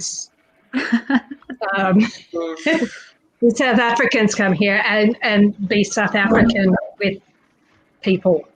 Yeah. Particularly not white people. I know. They have that thing, don't they? A couple of South Africans, and they're really good. I went to uni and lived in a share house with a white South African, and he was not a very pleasant person. He wasn't overtly racist, but he did spend a lot of time talking about how great South Africa was. And I was like, it's probably because you're white. It's probably because you're white you think that. Yeah. Like, I'm sorry, mate. Might have had a different experience. Sure. Yeah. I had an ex with South African. On a different note, has anyone seen the thing about the Australian comic? No, has it been fucking dog shit racist as per usual? Is that I had a racist Kamala Harris one. Yeah. Yes. Oh, of course it fucking does. Because Rupert is so fucking racist. And so fucking just predictable. And they're trying to blame Biden for it. Yes. What it was? It was this just weird fucking shit where it's got Biden introducing Kamala Harris, and he says something like going to heal. And again, because these are the fuckwits who think like, oh, racism, that's not a thing. You go, I'm going to heal the racism, and now I'll hand things over to this little brown girl. Black and brown girl or something like that. Yeah. And it's because what Biden had actually said in a tweet was this is an important thing, seeing, like Kamala as a role model. And he said it in a speech. Yeah, young girls, particularly young black and brown girls, now see a role model for what they can be. And these fucking racist shitbags at the Australian took that and twisted it and went, oh, but we're just using his words, and go, fuck off, you racist flogs. You know what's interesting about Australian racism as compared to American? Australian racism is about erasing, because we didn't really import people who didn't belong here for labour who were not white, okay, like America did. So black slaves' bodies counted as capital. And so... But we had the Kanakas. And on the other hand, they need to be counted because, well, a white guy owned them, right? And in order to do that, you have to be able to count what you got. 3/5 of the person? Sorry? I think they were 3/5 of a person or something like that. Yes, I think under the Constitution, yes. Whereas in That's how they Australia, were counted. we're guilty of saying there was nobody here at all. We erased their existence from our minds and everything. And this carries on. And then legally classified Aboriginals as animals. Yeah. And so this carries on in an attitude towards actually speaking about racism, in that you can't talk about racism because that's racist, because people, sensitivity or something. It's twisted and it's weird, but that's how it evolved. No sense. And yet I kind of feel it. I can still feel it. Yeah. It's how I was brought. brought up and keen inside me whenever, for example, if I hear Joe Biden say black or brown girls, I think, how dare you point out their race, because that's bad for them. Yeah. But how can you ignore it? How can you ignore it? Well, we can. How can you ignore it? You ignore it because it's kind. It's kinder. No, if you ignore it, then you're ignoring. You're putting you're whitewashing a situation so that the issues that they're going through, specifically because of what color they are. Absolutely right. You can't. You're not you can't exactly. We can't say everyone is one people without not looking at color until there is no reason to look at color. Yes, absolutely. All I'm pointing out is the difference between Australian and American racism. That we erase, whereas they count them. Yeah, as Australia's really lazy racism and America's really focused racism. And we're the most comfortable racists on the planet too. That's a really good way on an individual level, that might be true, but structurally, Australia's completely fucked. Oh yeah, in terms of like on an individual level, that can be somewhat true to a certain extent, but structurally, like we have no legs to stand on accusing any other country of being racist. Like most incarcerated Indigenous population in the entire world. You know, just look at how we treat asylum seekers. It's all fucked. Yeah. I was just gonna point out the thing how when like some people say that we didn't have slavery here. Yes, we did. Yes, we did. I grew up in Queensland. We learned about it. Yeah, me too. Blackbirding. Google it. They were kidnapped from the Pacific Islands. I'll hit you in the Kanakas if you don't come for dinner. What? She got threatened with Kanakas? Who said that? It wasn't my kid this time. I'll hit you with the Kanakas. Charlie's speechless now. That was my boyfriend. What a partner's for, but embarrassing you at the most opportune moments. I think you better go get your dinner, love. It's going to get cranky. Have you not had dinner yet? There's this whole spit roast situation out the back that I'm not involved in, so I'm just waiting for that. All right. And because I've had my noise cancelling headphones on, for all I know, dinner's ready now. Which is probably why he just got up and went out. Yeah.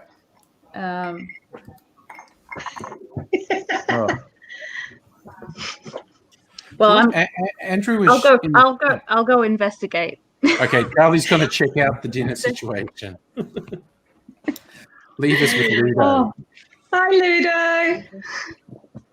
I'll just go check and see what's happening. So what's Andrew saying in the chat? He's saying racism in Canada. Oh yeah, you've had Jewish friends had things yelled at them. 40% Canada's treatment of Indigenous people is absolutely shocking as well. They're just straight up stealing land that was like agreed upon in treaties. So like they have no legal basis to take it, but they're just taking it because someone wants to build a fucking pipeline or some shit like that. Like, it's a settler colony. That's the thing. Like people love to pretend that like there's all these nice countries, but it's like depending on your positioning within those countries, you'd have a very different perspective. Like, I don't think the Wet'suwet'en people would have some very kind things to say about Canada as a whole. Yeah. Okay. Apparently it's time to eat over here, so I'm gonna leave for now. But all right. We'll probably be here if you come back. I'll try to come back. Yeah. Yeah. Bye for now. All right. Bye, Enjoy the dinner. Bye. All right. I'd be leaving. Enjoy. Yeah, if I had a spit roast in the backyard, I'd be leaving too. So, you know. Yeah, what kind of spit roast? Oh, hey. I wasn't about to go there. It was incredibly low-hanging fruit. How could I not? Yeah. Oh. Aidsy got into trouble with the doctors one time when they were checking his insides with the endoscopes and thing, and there was they were doing both ends. They were like doing one of the cameras down his throat and one up his butt. And when they were explaining to him, you'll be under anesthetic, but we're doing this, and Aidsy just went, "Oh, a spit roast, eh?" And there was just this deathly silence, and he went, "Oh, I thought it was funny." He would. Of course, he would think it was funny. Yeah, I thought it was funny. I thought it was funny. I thought it was funny. I managed to make I'd make. Yeah, I managed to make a doctor laugh. Oh, this was quite a few years ago, but I had a health scare. I think it was actually just stress, but it's like, am I having a heart attack? What is this? And I had all these tests done, and they showed nothing was wrong. And then the doctor sort of gives me this sort of, hate to break it to you, mate, but there's one more test to do. And I went, oh yeah, what's that? He goes, I have to tell you, gonna have to stick my finger up your bum. And I just went, oh, normally people would buy me dinner first. And he actually appreciated that. And I think he appreciated that I was making a joke about it, because I think he's just had all this thing of trying to tell uptight guys, I'm going to stick a finger up your butt. And they go, no, you're not. Oh, Luke. Fingers up my butt. Tell me about it, mate. I'll die from cancer. Don't stick a finger up my butt. I'm not gay. Oh, I see in the comments. People who are scared of doctors. My mum's aunt, she's a twin. And anyway, she was a twin. You said twins. No, a twin. Okay. Her sister was a twin. Yeah. How many skinny dogs? She One, had. but I haven't eaten much. You know where how you've got an artery that runs down the middle of your body? Yeah, and aorta. It splits and goes into your legs. Okay. Yeah. The aorta splits into the femoral arteries. She had a condition where that artery was at risk of bursting. Yeah, that's really bad. Anyway, she had an operation to correct it, and she was told that she would have to tell all her family because they likely had it as well, especially her twin sister. Shit. Anyway, her twin sister was so scared of doctors, she never got herself checked, and she ended up dying because it did rupture, and she didn't get to hospital in time. Well, if an artery ruptures, there's not much hospital that's going to help you. I know, right? Yeah. And especially like a major one like that one. What were her symptoms? Just curious. What were her symptoms? Let's make Nettie paranoid about symptoms. Yeah, I'm not actually sure if there really is any. Yeah. Because it's pretty much like I guess, like how people have like ticking time bomb aneurysm things in their head. Yes. Where they don't experience anything. It's just that they don't know where they've got it until it goes off. Yeah. Ugh. Well, no, I'm in the clear at the moment anyway. The MRI says so. Oh, yeah, you were saying you had to have an MRI, yeah. Yeah, and an EEG. Well, you may notice from time to time some abnormal ticks going on through the camera. Okay. That's what they're looking at. I have what can be quite a pronounced motor tic. It's not safe for me to sit near walls. Oh, like shit. No. Because you'll just sort of like I've sat at the back of a room at the church actually, and somebody on the other side of the church hears this, and that's my head hitting the brick wall. Oh shit! Yeah, That's I'm a great less fan. than ideal. Not good in confined spaces. Damn. Yeah, you'd have to be careful. Yeah. Oh, there's I went to Surprisingly, it school doesn't with affect my driving. a person with Tourette's. She was a couple of years younger than me, and anyway, her Tourette's is really terrible. And she's had all these operations to try and control her tics, and because like when she has tics, she can be violent and all that sort of stuff. Yeah. And she's been getting like brain infections and stuff because whatever treatments they try to do just haven't worked out, and she's been on the news a bunch of times about it. Yeah. Damn. Yeah, no. There's the thing, because Tourette's can manifest in multiple ways. There's the stereotype that Tourette's is you uncontrollably swear or make noises. Yeah. I definitely don't have physical that. components as well. I deliberately swear. Yes, I do it on purpose as well. Yeah, me too. Yeah, I swear with intent. YouTuber was Tourette's guy. He was awesome. Did you ever see Tourette's guy? I don't think so. I don't think so. Oh, you so missed out. It is hilarious. What was that on?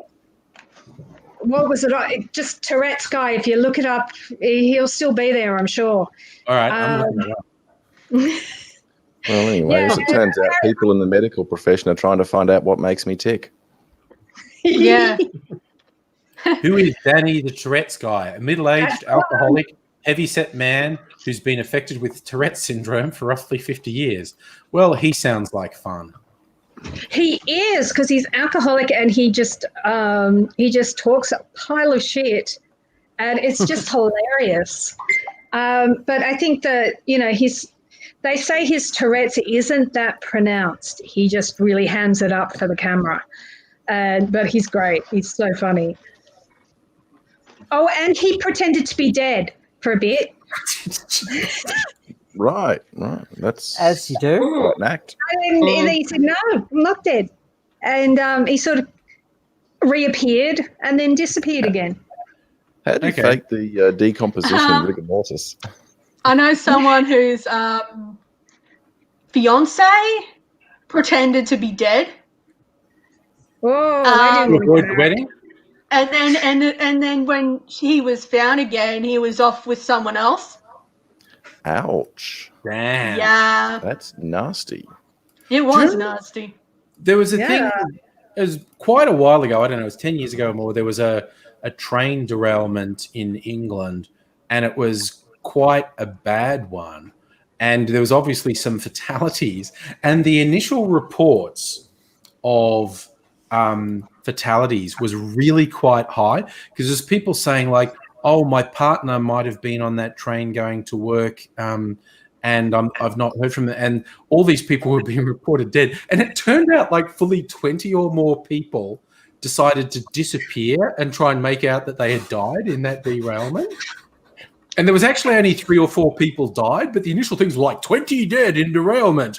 And then it turns out the rest of them just thought, they didn't think anyone else could do it. They just thought they'd be the one who tried to disappear. It was like fully like 20 people tried to use the train derailment as an excuse to say they were dead. But whoa.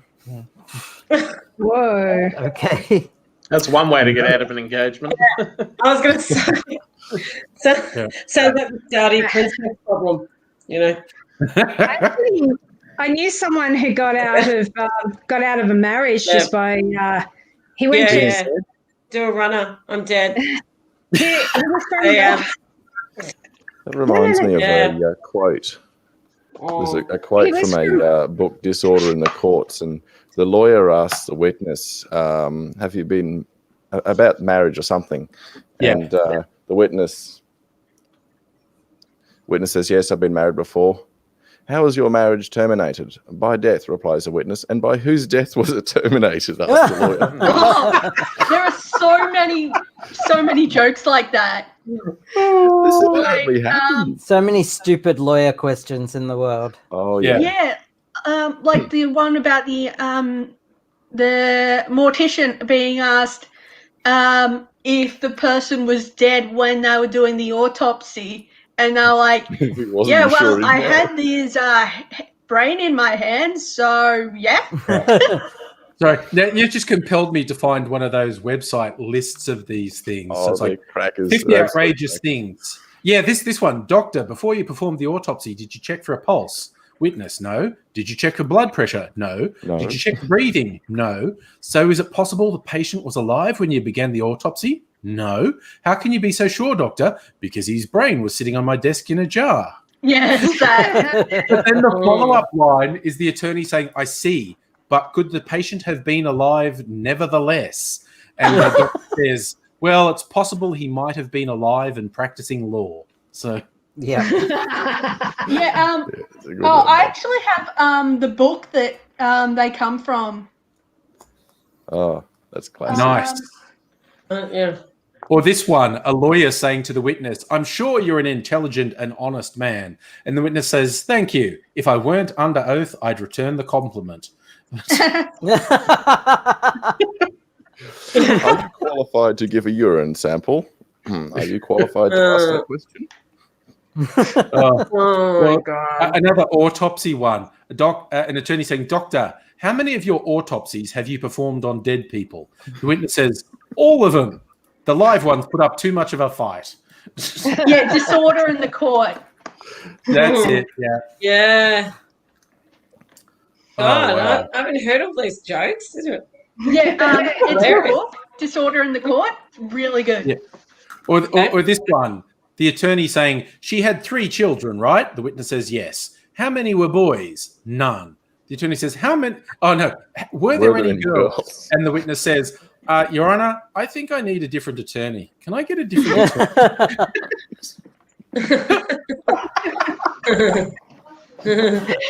Oh, good God. Shout out to all the non-binary peeps out there. Well. Oh, yes. Non-binary. Yeah, good call, Abigail, actually. Actually, good call. Oh, that would hold up a court proceeding, wouldn't it? Oh, yeah. It reminded me of one of my favorite references to, hey, maybe, stop clinging to the gender binary and whatnot. There's a little cartoon with someone's like a baby in a pram, and someone says, is it a boy or a girl? And the parents say, well, we don't know yet. We, not imposing an identity on them. And he goes, no, but is it a boy or a girl? I said, I just answered your question. Is it a boy or a girl? Oh, wait, you're obsessed with genitals. The baby has a dick, okay? Can I why tell? you want to know about my baby's dick, but my baby has a dick. Oh, but not necessarily. So can I tell an IRL court story that happened to me? I don't know. Can you? Can I? Oh, legally, can you? I was in family court. That's dangerous territory. Eldest son. Yeah. And the one of the attorneys was pointing out my son's parents, and my ex was there, and she said, this is the mother, and this is, well, for lack of a better term, the father, because I'm transgender. And I just shook my head and just did that. And the judge actually spoke up and said, why are you shaking your head? And I'm like, well, usually there is a better term for a parent who's female, and that's mother. And so for lack of a better term, yeah, that was a real dumb moment. And so the judge, isn't it? Yeah, the judge politely asked the attorney to refer to me as mother. Yeah. So, yeah. I've met some very interesting people, very colourful friends I have. You might say the colours of the rainbow. Yes. And as that would suggest, the LGBT. Excuse me while I get my foot out of my mouth. Yeah. Sure. But one of the questions that sort of that I found the answer to before I even knew the question existed really was, what makes a person who they are? Because we are more than body parts. Absolutely. The last person that I went out with is a transgender woman. And I've got to say, she is more bloody woman than half the women I've been propositioned by at the friggin' club. Yeah. Yeah. And, you know, most of them, as far as I'm aware, are cisgender. Yeah. So there's more to what makes us, you know, who and what we are than just what body parts we're born with. Absolutely. And I mean, I'm old, right? So the level of change in understanding in the last 30 years is phenomenal. It really is. Yeah. The level of societal understanding, and even just the level of people understanding themselves as well, and knowing that they can have an identity outside a gender binary, outside of these societal standards. And it's not without its challenges when, you know, you've accepted something for a certain chunk of your life and you get presented with new evidence and you go, oh, okay. Ooh, cool. I have to admit, that gender suddenly fluidity explains a throws lot. me. Yeah. I have to admit, gender fluidity throws me a bit. I'm willing to accept it. I mean, if there's other grey areas, why not? It's just I'll admit that it does throw me a little. Yep. There's a really good representation of gender fluidity. Well, I think in he still calls them children's and teens books by Rick Riordan in the Magnus Chase series. Okay. One of the child of Loki was gender fluid, and they were one of the main characters in the series, and it was really cool. Yeah, that's good. I mean, I remember it's also been around for quite some time as well. In terms of like, there's it's actually indigenous peoples who sometimes they say two-spirited. There's like brother girls, sister boys in Australian indigenous kind of thing. It's a very old thing. It's just because of like a whole bunch of shit that's been imposed on us because a bunch of fucking classical exactly liberal wankers imposed. These Christians have a lot to answer for. These rules about about binary in the first place, people go, oh, it's always been. Well, no, it hasn't always been. Exactly. It's been like it for a long time, and it's always been isn't really a valid fucking excuse. You know, we always had slaves. We always murdered black people because we always considered them to be animals. We've learned that shit's fucked. The whole India is my favorite example of that. Not a valid argument. Yeah, India is my favorite example of that because in Hindu religions, it's actually considered to be like a blessing from the gods to be trans or gender fluid or intersex or things like that. I've heard they've got over 30 recognised genders. Is that true? Probably. I wonder what they think of people. It sucks to be trans in India. Seriously, it sucks. It sucks. Well, that's what I'm about to say, though, is that right now it's really bad. But because that happened after colonial Britain came in and imposed a bunch of really shitty values onto them. That's the thing, is that like the older but I study I wouldn't know. I've never been the Hindu religion a bit, and I would find that the Vedic religion is extremely, no, I shouldn't say that. It's quite oppressive when compared with our Western standards, 21st century Western standards. There's a lot of obsessive. There's a big focus on purity, and when you're trans, you're not pure. You've got you're confusing. And, absolutely. Yeah. You know, and those who are really into purity are being confused. What the information I'm basing this off, Nettie, is like it's from a documentary where it was a Stephen Fry documentary where he was speaking to a trans woman in India, and she was I think she was speaking more culturally Perhaps, Okay. maybe, but that's where I'm taking it. I could be totally wrong, but that's Well, there is a you know, culture. I know you were looking for cultural anthropologists last night because I did listen, and I actually am one. So, I sort of double majored in Asian religions and anthropology. So you're in a good position to know a thing or two. I think I do. I've got this book that Which is, I've been meaning to read. Hands up to that. I don't know that much about the rest of the world. Yeah. So the cultural thing is that yes, there is a sacredness to trans people, but the practical use of it is it's just so. Oh look, they really have a rough time of it, and I haven't studied post-colonial studies in India, so I'm not sure that that laying the blame on colonialism is relevant to that particular problem. Interesting. I do know that they go and they go to weddings, and they get paid sort of to go away, but they get paid to bless it rather than to curse it. Right. So it's kind of like, you know how you have gods that you grovel to. Please don't kill us. Please don't, send the big storms that you're in charge of. And you give them.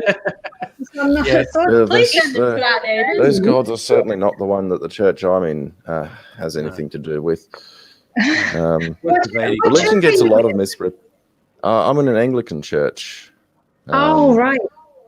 And recently, the synod for that actually passed a ruling, I guess you could say.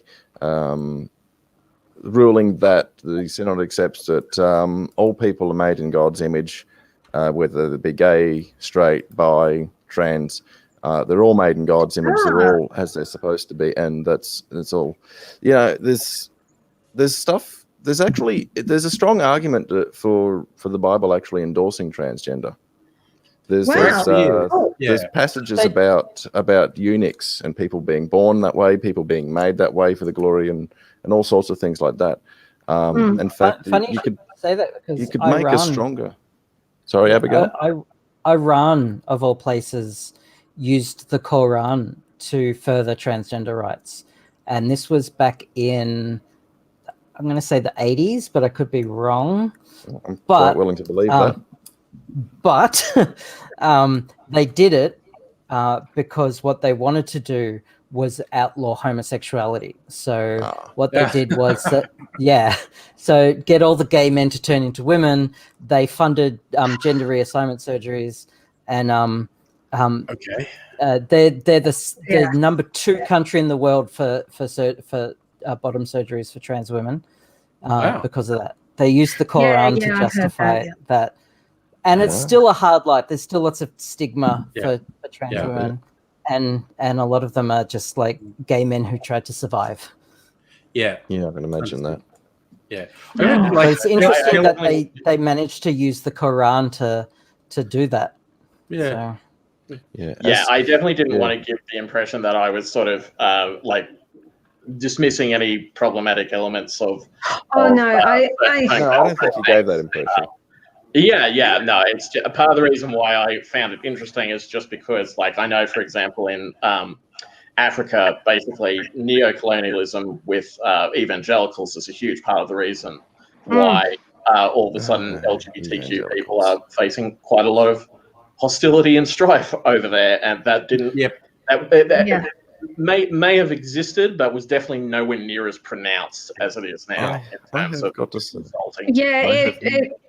I don't know terribly much about Africa, but I have heard a lot about the latest, wave of Christian missionaries going over there and, buggering things up.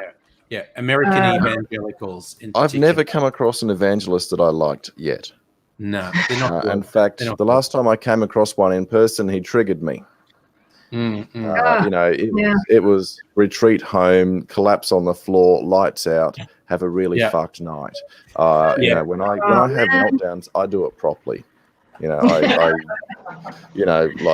stay in shock for 5 hours and shit like that. I do it really thoroughly.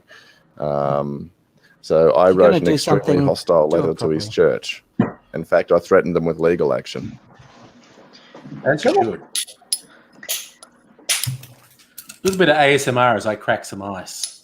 My dad once went, because me and my brother were really young, and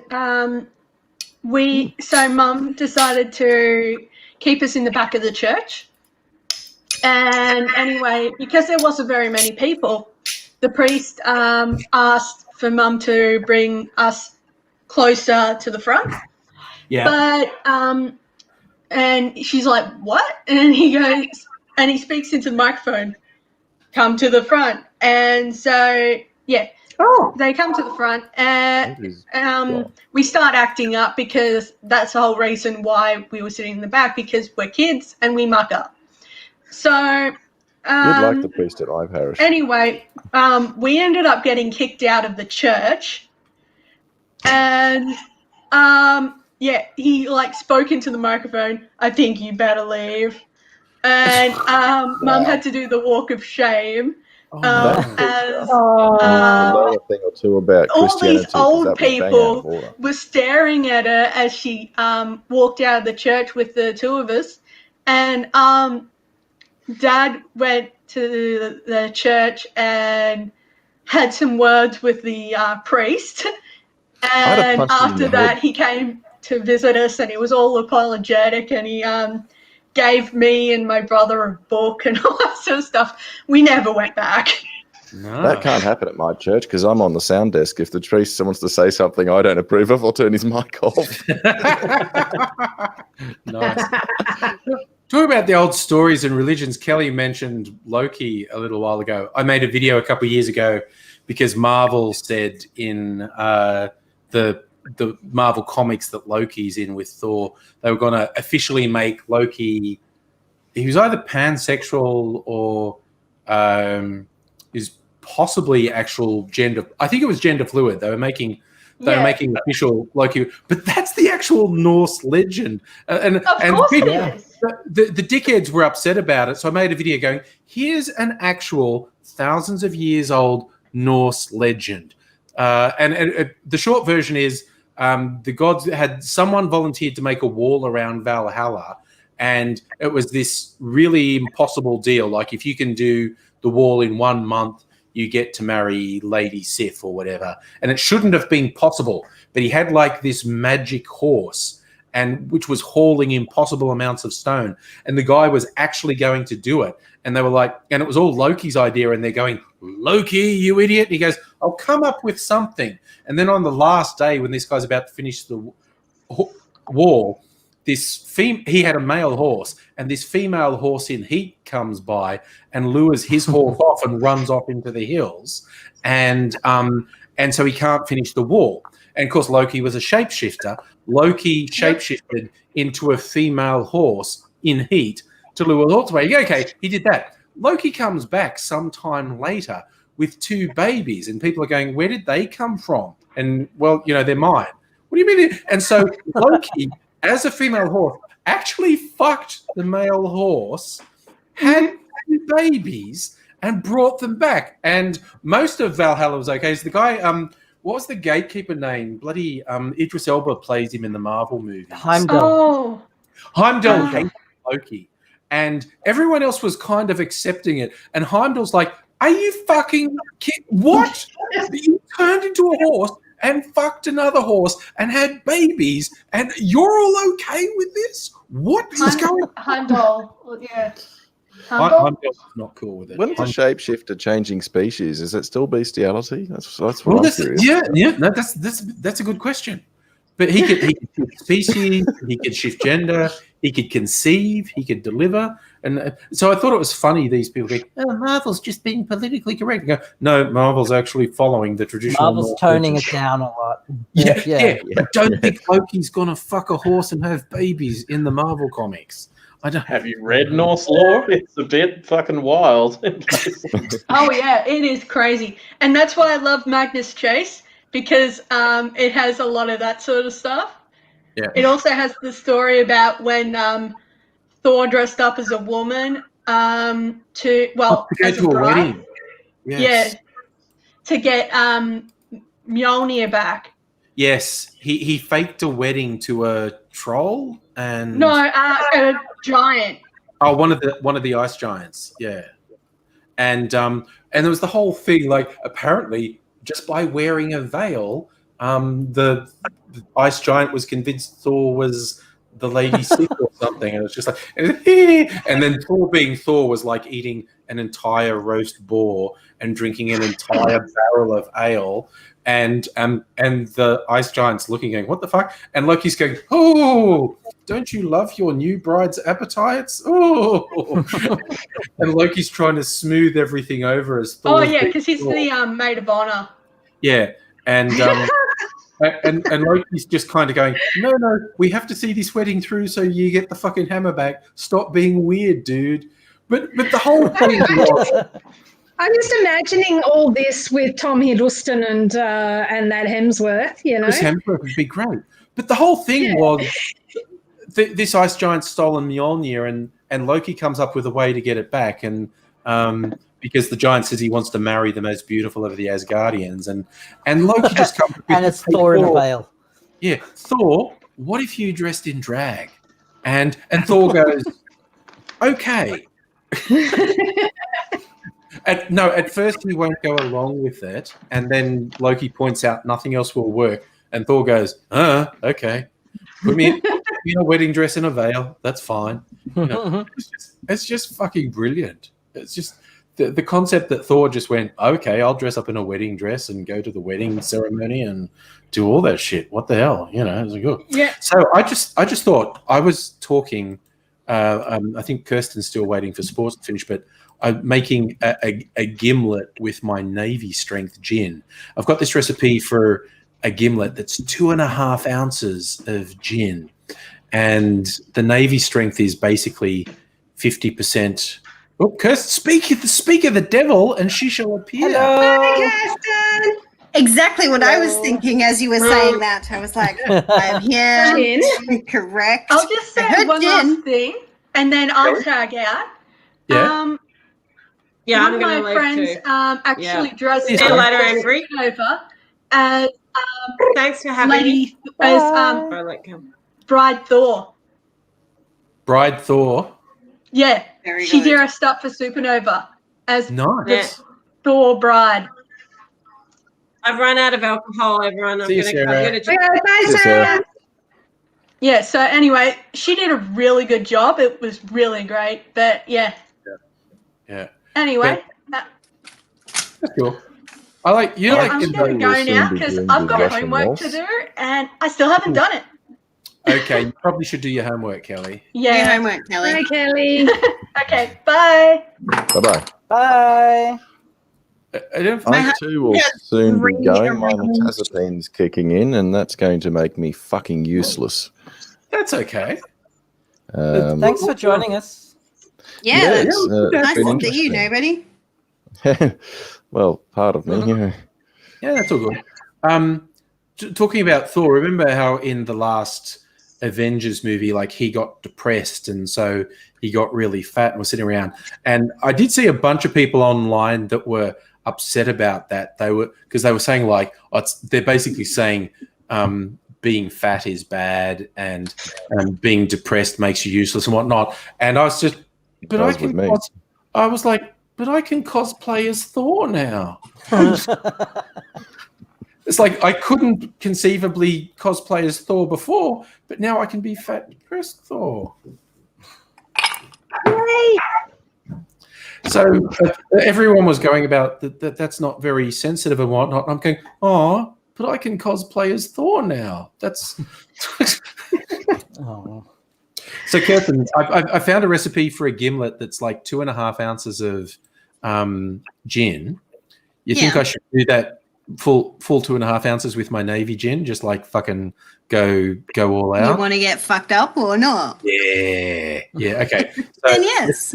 Yeah. Okay. Navy strength gimlet coming up. Okay. So I've moved on to a different crochet project, and this one's really hard. I'm making baby booties. Yeah, me. I need to do that because pouring alcohol down her throat. So I've been crocheting a lot of stuff for my brother who's having a baby in a couple of months. Yeah. So made a couple of cardigans and a beanie, and I'm gonna make a blanket. I've only ever made beanies and like the giant blanket that I'm working. That's literally single crochet. Okay. 208 stitches and then back again. This one is mostly half double crochet. That's cute. Cute. Hello. Oh, that's so adorable. And this is mostly, what's that? I think that's double crochet. Little beanie. So yeah. Yeah. So I'm tiny. I'm trying to teach myself to make booties. Because all my friends can make booties, and they're like, "Oh, they're the easiest really things." Hard. They're so hard. It's so hard. Yeah, yeah, especially for babies because it's tiny. It's so small. Like, look at the size of this needle. It's what size needle is it? 3.5. Yeah, that's pretty small. So I've got these are all my crochet hooks, and the smallest of them is like you can't even get your fingernail in it. The hook is like absolutely minuscule. Is that for making socks? I have no idea. Like the smallest one is like 0.85 millimeters. Oh no, 0.75 millimeters. Yeah. Now my brain is telling me, how do you slip stitch? I don't know. How do you do any stitch? This is how it's so small. Like it won't even go into focus. That's ridiculously tiny. Barely. So small. And going, you fucking barely serious? Even a hook. That's for like. It looked like a set of lockpicks when you held it up on camera before, Abigail. Yeah. It's for the finest of thread. I'm very jealous of the fact that you have an entire crochet kit. I just have this 3.5 needle that I stole from a crafting group, and at like 9 millimeter needle that I got at Lincraft when I started making my giant blanket and the beanies. Fair enough. Yes. It's very I bought mine for $15 on eBay. So. Well, I'm very impressed. So I teach crochet in a class every Friday online through the Fitzroy Learning Network. That's pretty cool. Very cool. Yeah. Yeah, volunteer. But seriously, how do I slip stitch? My brain does not want to work. Slip stitch is the simplest of stitches. I know. Slip stitch, chain 1. That makes sense. So slip and chain. Oh, now you're making Safa jealous. He's wishing he did more textiles after year 8. So this is amazing. I know is how to sew back on buttons and patches. That is the entire extent. Dude, I don't even know that. Sewing knowledge. I don't know how to knit. I can't knit. My shoulder hurts too much. I can't actually knit. I know how, but it hurts my hands too much. So crochet is a lot easier on me. Yeah, but it used to be the man's job to like a pair of shorts. Clean clothes. Sorry, what was that? The only sewing I do is if I need to sew a pair of shorts back together or something. Yeah, well, that used to be like darning socks and that's stuff like that. That used to be all up to the men to do that. Well, they were the ones going out and ripping their clothes, right? Yeah. Well, yeah. Yeah. But textile work, clothes, shoes, everything, sewing was men's work. It absolutely was. Yeah. Until the war. But I tell you, Kirsten, this is amazingly smooth. Like, this is basically almost all Navy strength gin. And it's the difference between shitty international gin and handcrafted Australian gin. I swear to God. It's just like, I mean, someone who's really into it would tell you what all the bloody botanicals in this are.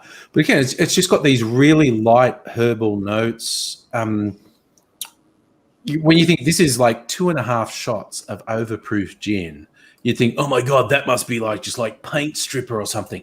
But it's actually a really delicate taste.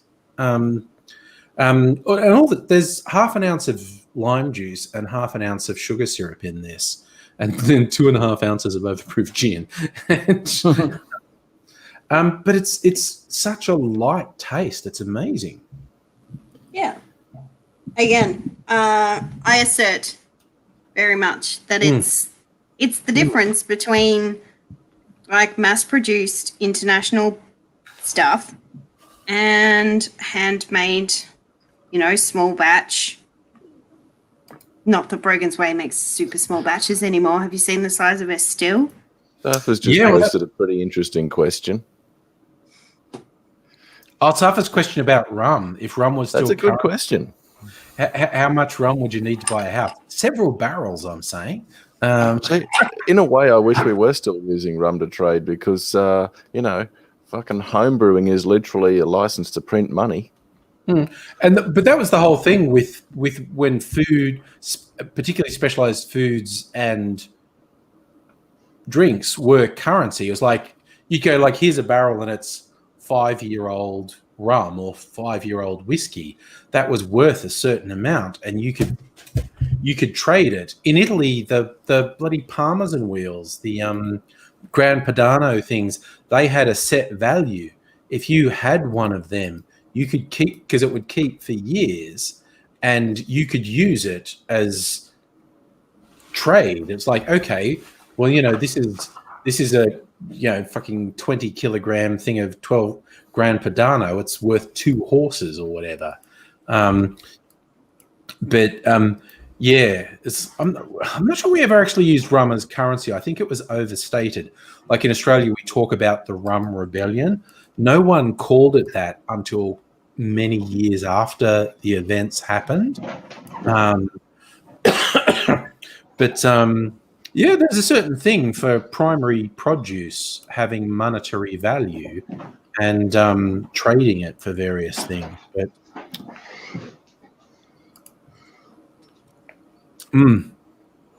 I have a friend who the first house she bought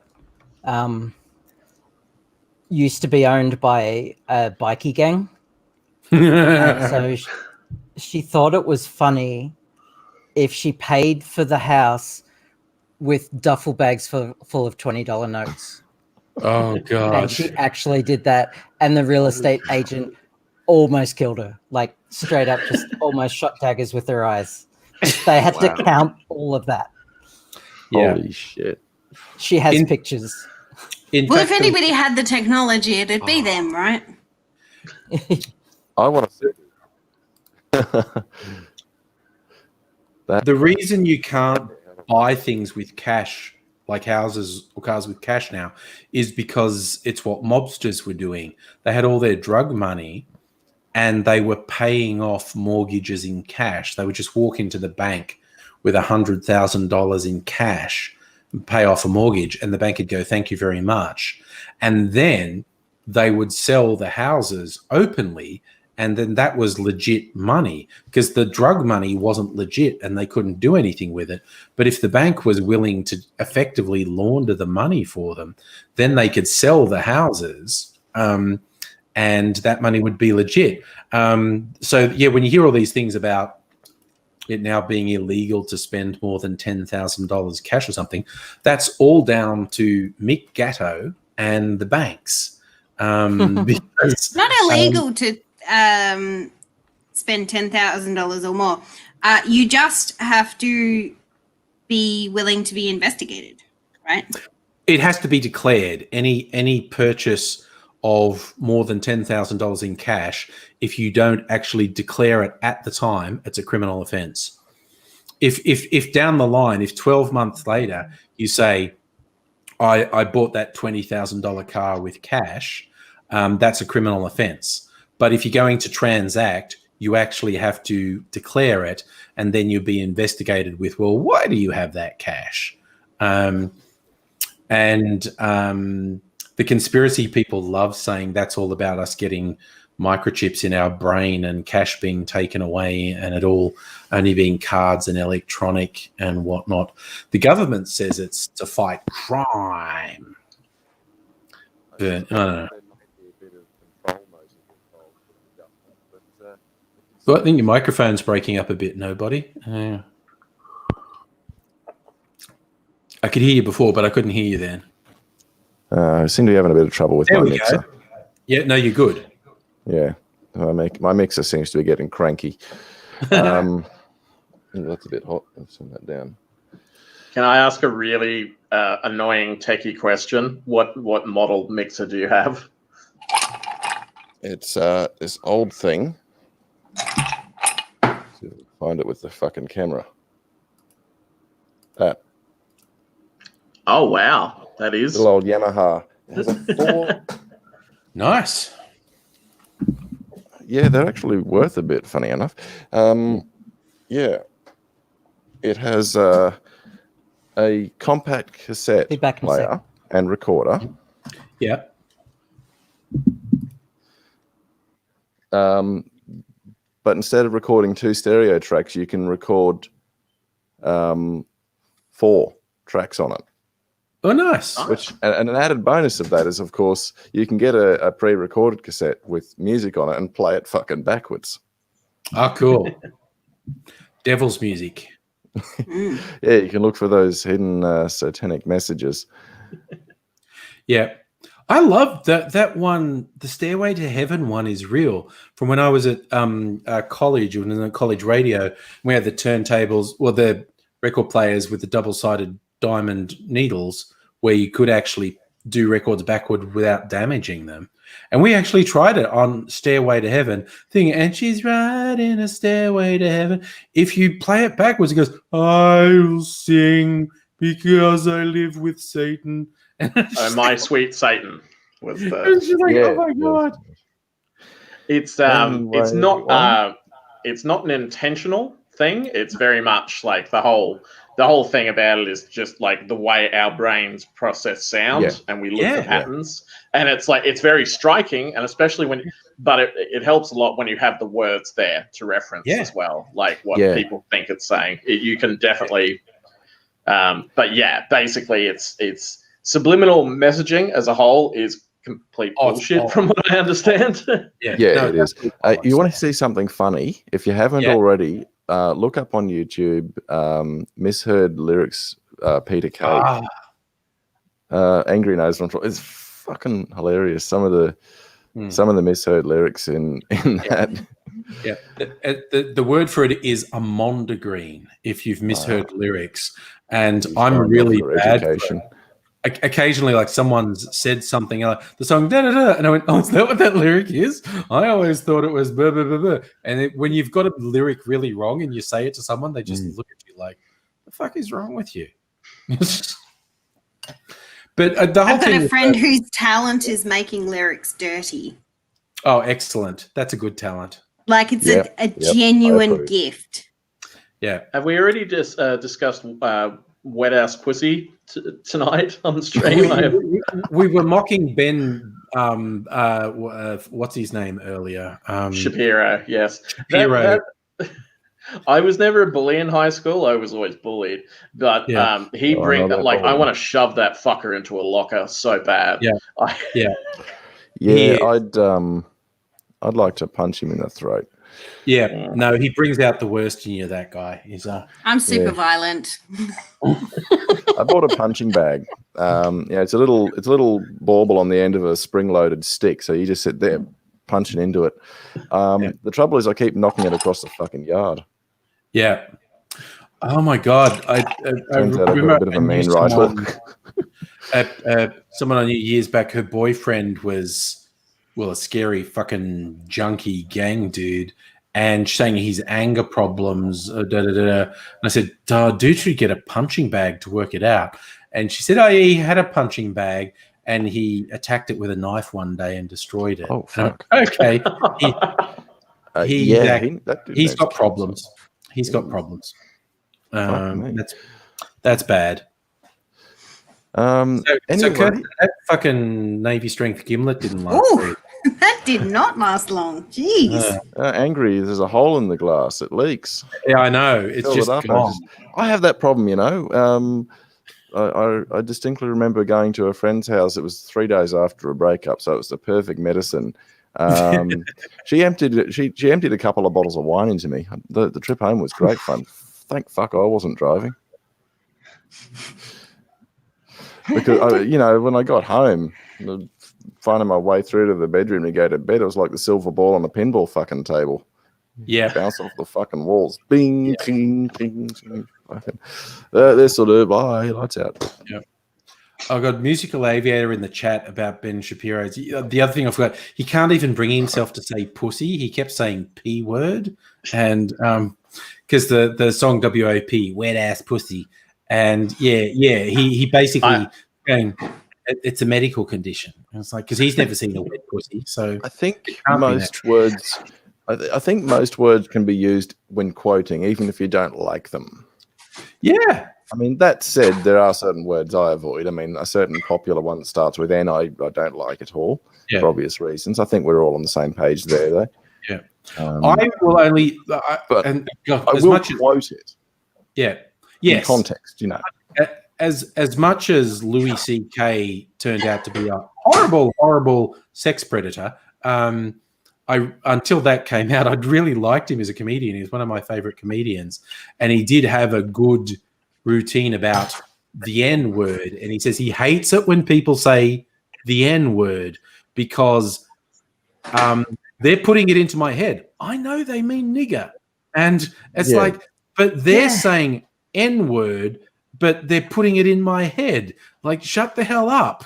and it's just, this whole thing about the people who he feels like and he was talking about Fox News and whatnot. He goes, I feel like the people who are most obsessed about saying N-word are people who think nigger all day, every day.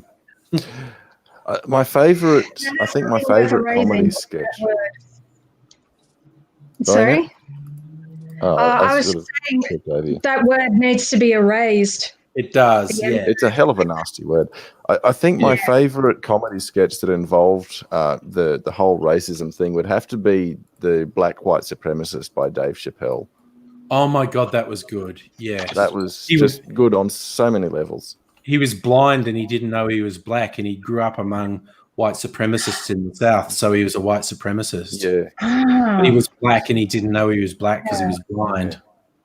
And he's talking, the interviewer's asking his friend, sir, you're a friend of Mr. Bigsby. Why not tell him he's African American? Listen, man, he's too important to the movement. To the movement. If I tell him he's nigger, he'd probably kill himself just to be one less nigger around. His commitment is that deep. It was so weird. Dave Chappelle at his height was so funny. Yes. But then he fell into this weird hole. Like, I don't know, he's still funny. This is the weirdest thing. Like, Dave Chappelle can't wrap his head around trans people, which I find really weird, because Dave Chappelle's not just funny, he's intelligent and he's really compassionate, but he has this massive blind spot with trans people where he literally just does not understand. And he makes the same dumb joke everyone makes about, oh, they're deluding themselves. And I feel like just saying to him, dude, do you know what you say about trans people? Where I grew up in a really racist country town, it was the same joke that we said about a black dude in a suit. It was like, what do you call a black guy in a suit? The defendant. And it's like with the white racists, it was always a black person trying to be respectable was just play acting. And Dave Chappelle has this whole routine where trans people are just play acting. It's like, dude, you are just telling the joke that I grew up with, except I grew up with it being about black people. And there's a lot of misunderstanding about trans women and the performance, transvestite performance, and that's where a lot of feminists drag from my generation, well, maybe our generation, they were very angry about drag because they found drag quite insulting to women, not without reason. Yeah. But they can't, a lot of the feminists from certainly from the 80s and whatnot, where I grew up, they can't separate how they saw drag. They think trans people are just drag artists. And it's like, no, it's really different.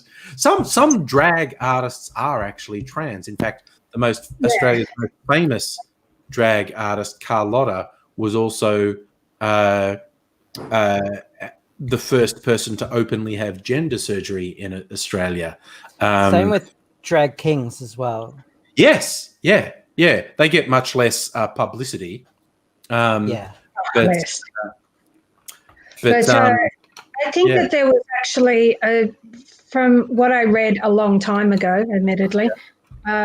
So if I recall this correctly, I think that there is in England quite a tradition of men dressing up as women to Panto.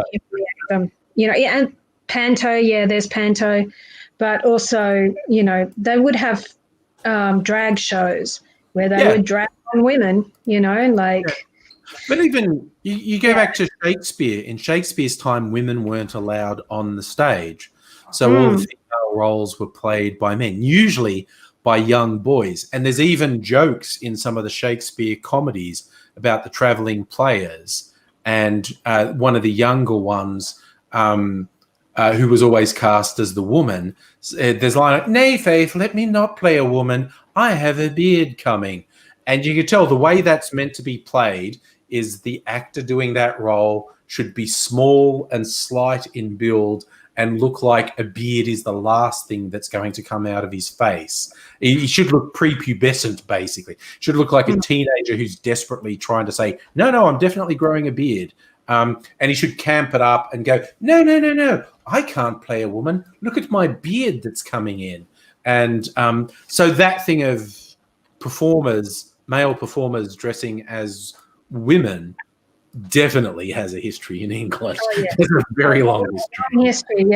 But the actual, being terribly offensive to women, a bit like black and white minstrels, I guess. That was the impression I got from what I read, which was quite a while ago. Yeah. So I'm not perfectly sure if it's accurate because I can't even remember who wrote it. Yeah. But funny story time. I've been to many drag king shows and gotten to know pretty much every Victorian performer of drag king, and have been involved in shows both online and offline. And one of the performers once asked if I ever wanted to do a drag king show. And I just don't think there's enough irony in the world for me to be a drag king. It would form an irony singularity and destroy us all. Yeah. And I told them that, and they used that in their act, and I was quite chuffed about that. That's good. That is good. I'm going to have to love you and leave you. Or as they say, I'm going to do Russian waltz. Die Fakovsky. Thanks for joining us. Joining us. Yeah. It's great to be here. See you, nobody. See ya. Sorry, I'm just trying. This is a clarified whiskey sour I made with scotch, which is not what you normally use in a whiskey sour, but I was being adventurous. And I actually clarified it with strawberry milk rather than just plain milk. I watched that stream. Yeah, so... That's such a good idea. Oh my God, it's just so smooth. There's a little bit of the smokiness from the Scotch still in it. And I did put, like, I don't know. I'm only drinking about a third of it. So this is probably 2 shots of Scotch because I think I put 6 shots of Scotch in. 6 shots of Scotch. Say that 5 times fast. No, thank you. I just had a Navy strength gimlet. I'm not saying anything fast at the moment. Don't know that Angry could handle that. 6 shots of Scotch. So I want to talk about the gin that I'm going to drink now. It's the Anther Goddess Strength. So when you are finished with your Brogan's Way, the next place that I'm going to influence you to buy alcohol from is going to be Anther. Excellent. So they make some of my favorite gins. Excellent. They've just opened their distillery door, or they've just installed their still in the Federal Mills in Geelong. Ooh. So when COVID is over, they will be distilling there. So they also currently distill at Brogan's Way. Ah, okay. Oh, yes, the Anther Distillery is almost ready to open. Okay. Remember me. Their website's broken. Why the fuck won't it let me in? Did you say no to the 18 plus? I said yes. Curiosity Bottle Shop. Okay, what do they sell? I have to click everything 10 fucking times. What the fuck? Okay. Kirsten, my friend did let me sample some Winston and Quinn not too long ago. Yes, it was a very nice drop. It was a very rare bottle, so he was not going to leave it with me. Oh, the double denim. Yeah, I think that's their Navy strength. They literally released it last week. Yeah. It was it packed a punch, but it was very nice. It was my husband's birthday, and so we bought this one. So backwards single malt whiskey, first release, batch number 1. And the Hobart Signature, first release, batch number 1.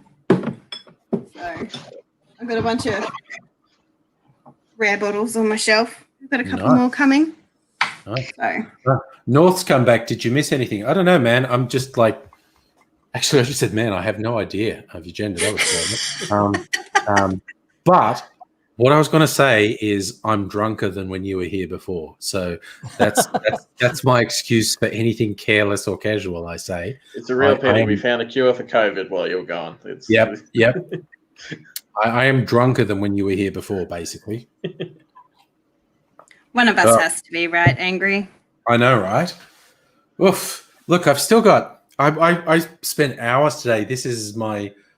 I've still got half the carbonated pina colada left. And that's like a third of the whiskey sour as well. That container looks like a lava lamp to me for a second. It does, doesn't it? Everybody said that. Yeah. They're trying to look really different to SodaStream, basically. They made their whole thing look really different to SodaStream. That was to me, that's a really obvious choice they made. I'm going to appreciate the aesthetic. What is that bottle supposed to be? Good night. Night, Nettie. Night, Nettie. Good night. Sorry, what are you saying? What is that bottle meant to be for? Is it just a drink bottle, or is it? Yeah, no, it's for carbonating. You're like, this is the the tower. You put it in the tower. Oh, okay, sure. And whatever. But this is a special one. Like with a SodaStream, if you do anything but plain water, it fucking goes everywhere when you take it. It really does go everywhere.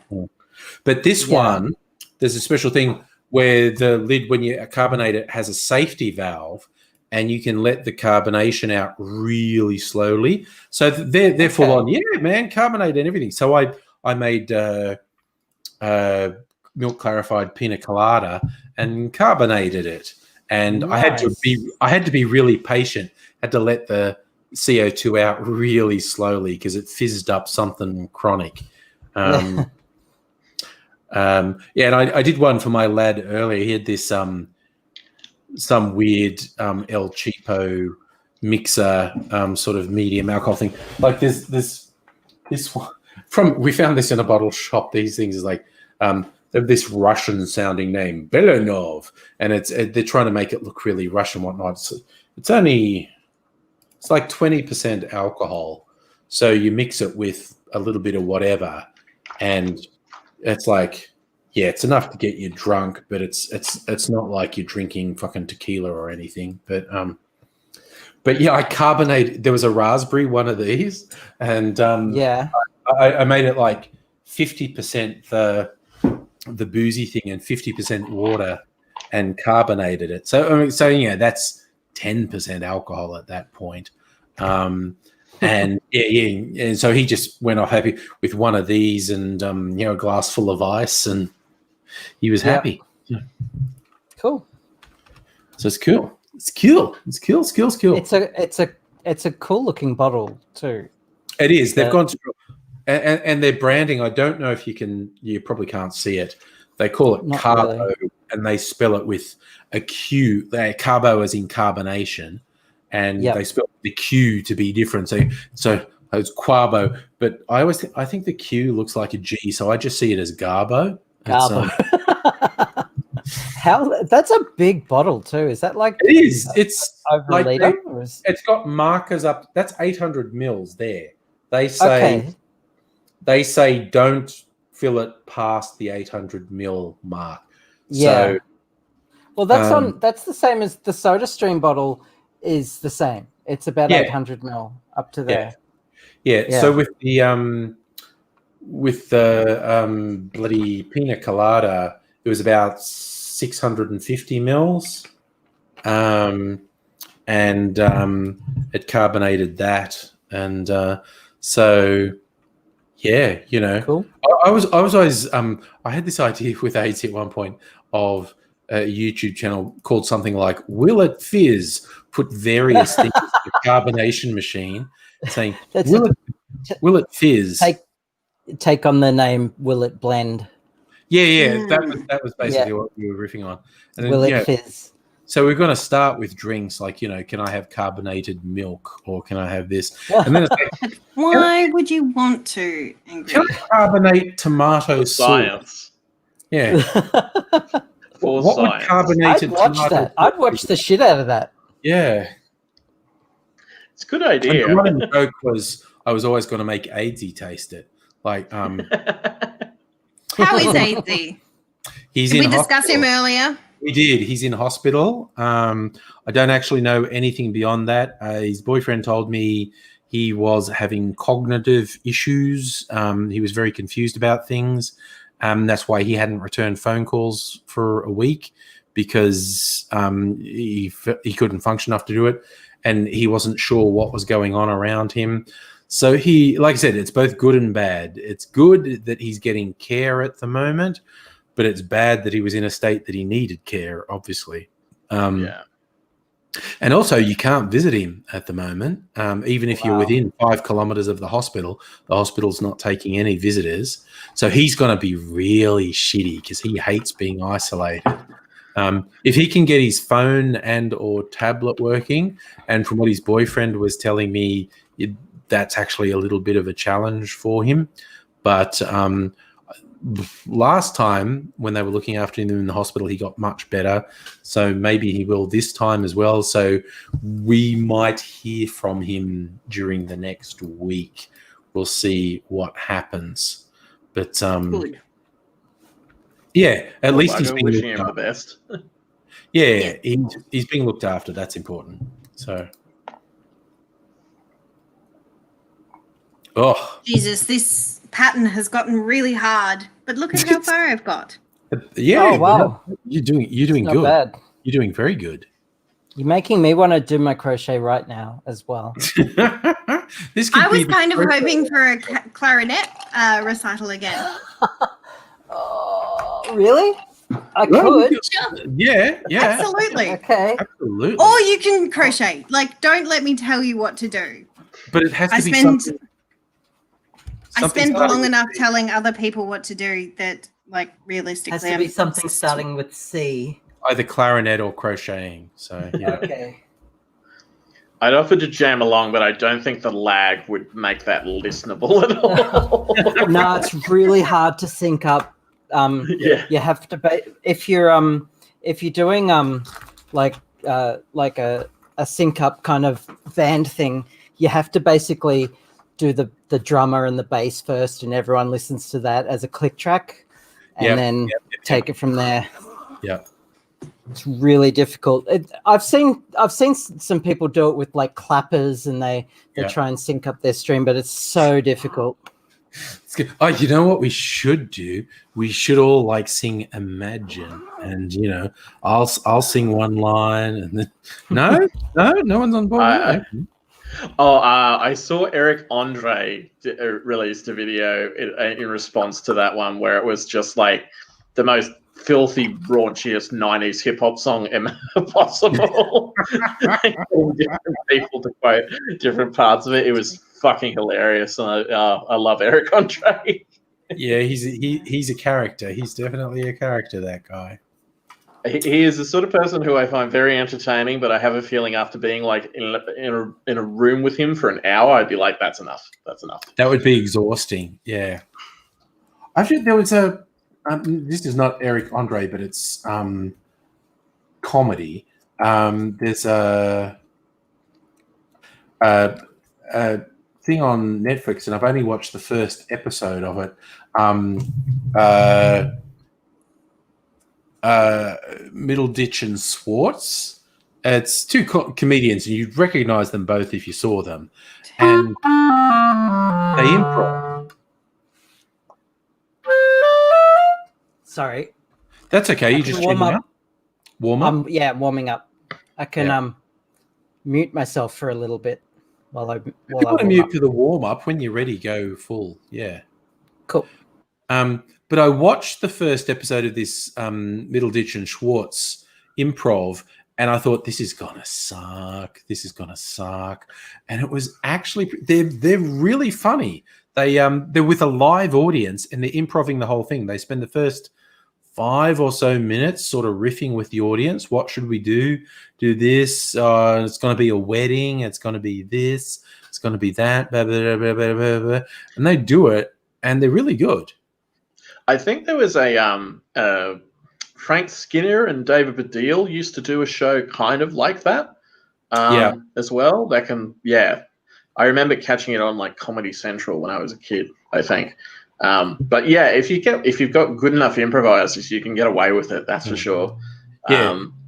I went to a live recording of Comedy Bang Bang, which was very entertaining. Yeah, Baddiel and Schwartz, it was like an improv chat show. Middleditch and Schwartz, they actually do sketches. They do full sketches, completely improved.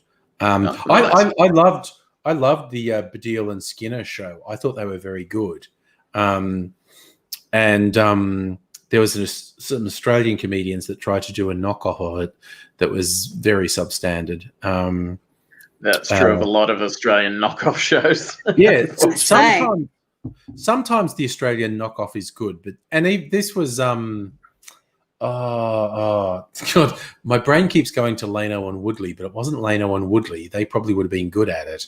The guys, they were on like Triple M. I'm blanking. Say no more. I trust they're not good if they're on Triple M. Yeah. They're kind of they have their moments. One of them was definitely better than the other. I've totally. I'm being an absolute snob. No, definitely. I'm completely on board with it. Yeah. What was their name? Oh God, this is gonna drive me fucking crazy. You know when you do that thing where you go, there's a thing, and I'm trying to remember it, and I can see their faces.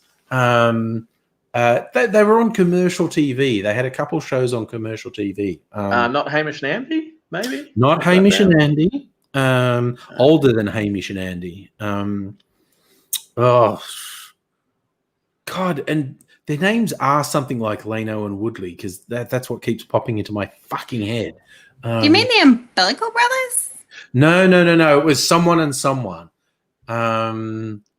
It is going to drive me fucking crazy. Not Sandman and Flacco. That's no, not Sandman and Flacco. I really don't know enough Australian comedians to like genuinely be helpful here. I'm just struggling to think of double acts. I know plenty of comedians, but I'm just like thinking, who would be in a double act? Who would have been on Triple? They had a radio show for years, and they did have a couple of shows on commercial TV, like on Channel 10 or something.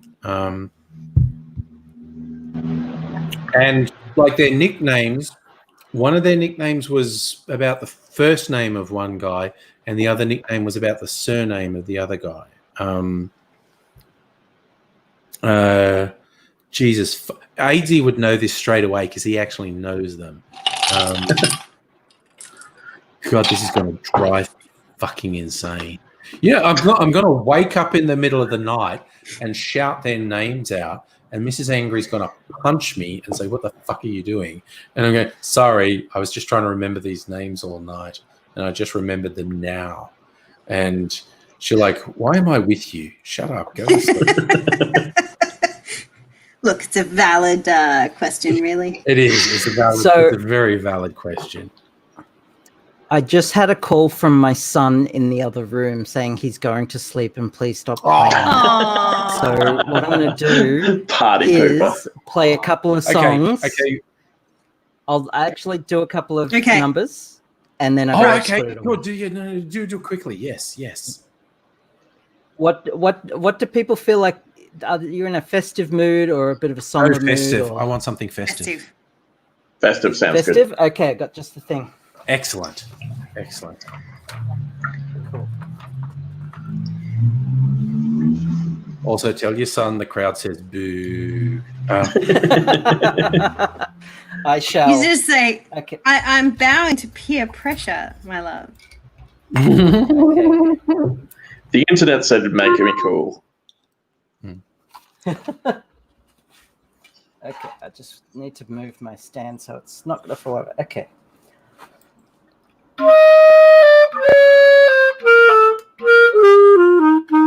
Sorry, haven't played this in a while. Is that the entertainer?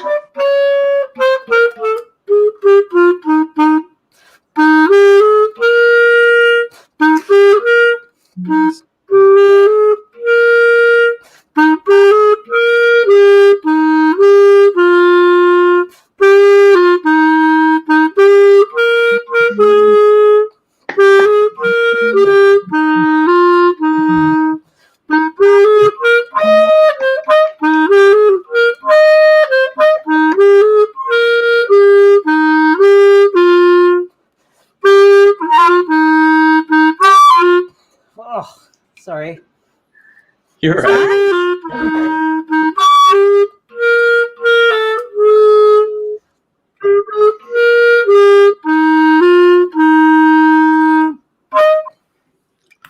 Nice. Nothing wrong with Although I have to admit, I was my- Homer Simpsoning over the whole time, like, "Oh, when the Saints go over there, over there."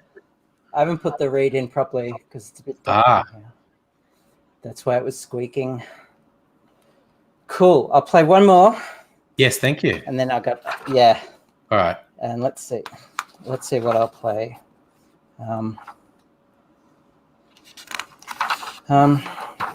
Something a bit festive, hey?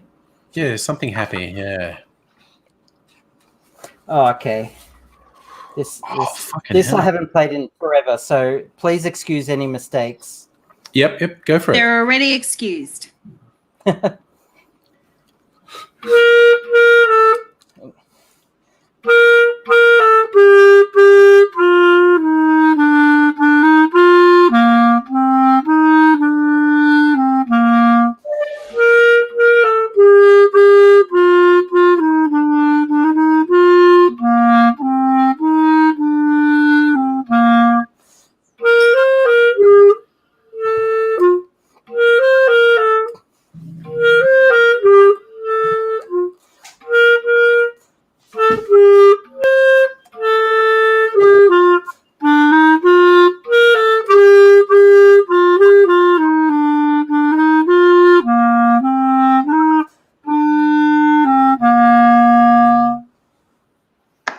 excellent. Excellent. Excellent. The Thank tune you. sounds familiar, but I can't think of the It's name. called Sounds In an familiar. English Country Garden. An yes. English Country Garden. Yes. Nice. Very good. Nice. I recognised Thank it you. from my time in the woodwind section. I played Okay. saxophone for a year in year 7, and not a wise choice for a young asthmatic person. Oh God, yeah. Oh my God. Yeah, that's fair enough. Which is why I play string instruments now. Good call. That's fair. That's absolutely fair. So, oh my God, I've just been looking at more cocktail recipes and just seeing things and go, oh, I want one of them. A Latitude 29 Mai Tai. This sounds great. Dark rum, rum agricole. I can substitute my cachaça for that because it's a similar thing. Orange curacao, lime, orgeat. I'm making this. This sounds fucking great. Abigail, how fancy is your clarinet? It is. It cost me. It's like the top end of beginners clarinets, so it cost me about $1,000. So that's pretty cheap for good clarinet. So yes, I went to the Queensland Conservatorium of Music, and listening to some of the classical students say how much their various instruments cost. It's staggering. My heart was skipping beats just hearing it. Eye-watering. Yeah. So the next model up that I've got an eye on costs about $3,500. Holy shit. Okay. And it's made of like ebony wood and silver trim, and it's just, I've played it. It sounds like angels weeping. It's so beautiful. But like a part of the reason why I skip some beats, or I make a bit of like breathy noise, is because my embouchure is too good for this instrument. And I like have to upgrade to have an instrument that fits my skill level, and I just can't afford it. It's hideously expensive. Yeah, damn. Do you take lessons, Abigail, or do you just practice yourself? Not anymore. No, I used to. I learnt in high school, and I had a few lessons a few years back. I'm at about a grade 2 level, so I've certainly got a lot of room for improvement. But like, they make you do boring stuff like scales and shit. And it's just like, I'd rather just play. Yeah, 100%. It's sort of like there's times where I kind of wish I explored the theory side of things a little bit more. Yeah. Just because it does sort of help inform you. And I used to be a very stubborn teenager who very much thought, oh, no, music theory, no one needs that sort of thing. Pete, I wouldn't pick you as a stubborn teenager. Yeah, I was a lot. During your rambunctious youth. I was an extra teen. Let's just say that I was very extra, as the kids would say. But yeah, at the same time, it's just like it's very much about what you want to do with the instrument, and like a lot of the times, you don't really need that kind of ridiculous classical refined training in order to write songs and play music and have fun. And that's why I love punk rock, because it embraces that spirit to the fullest extent. Yeah, punk rock's great. I love it. But I also like, for the same reason, I like swing and jazz, especially performing, because it embraces that a lot. Like, embrace the mistakes and turn them into a song. Yeah, it's always it's the note after a wrong note that determines whether it's good or bad. Exactly.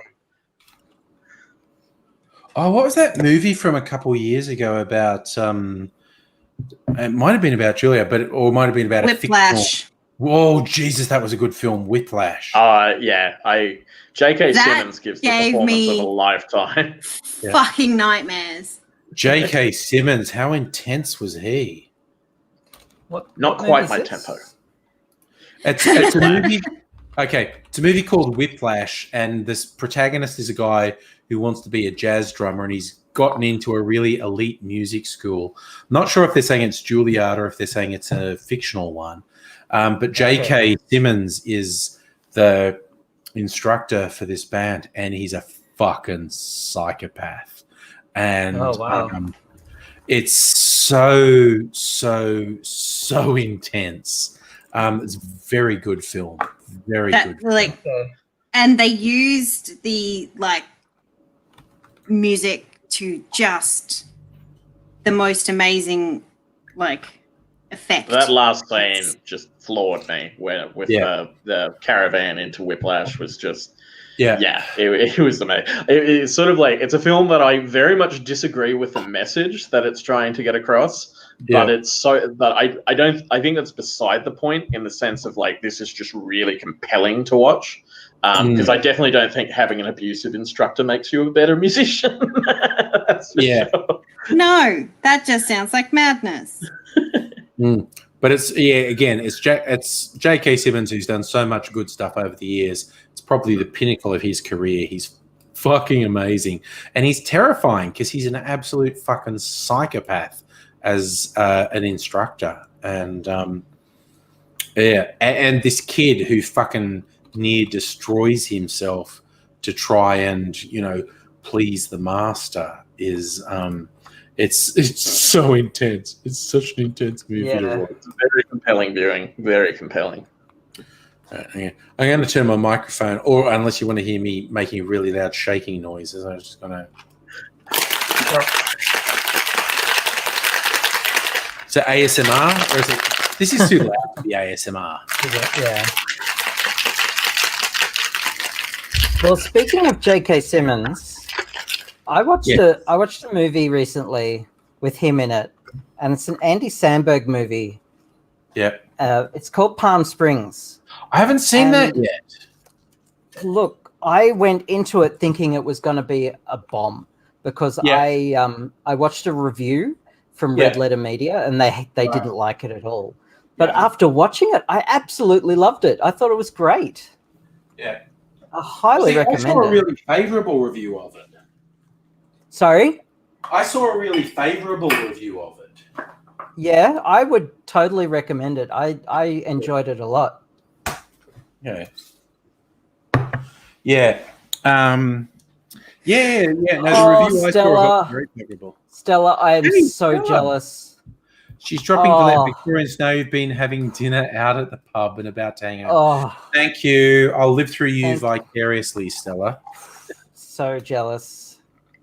A pub in Kalgoorlie, that's nothing to rave about. Kirsten.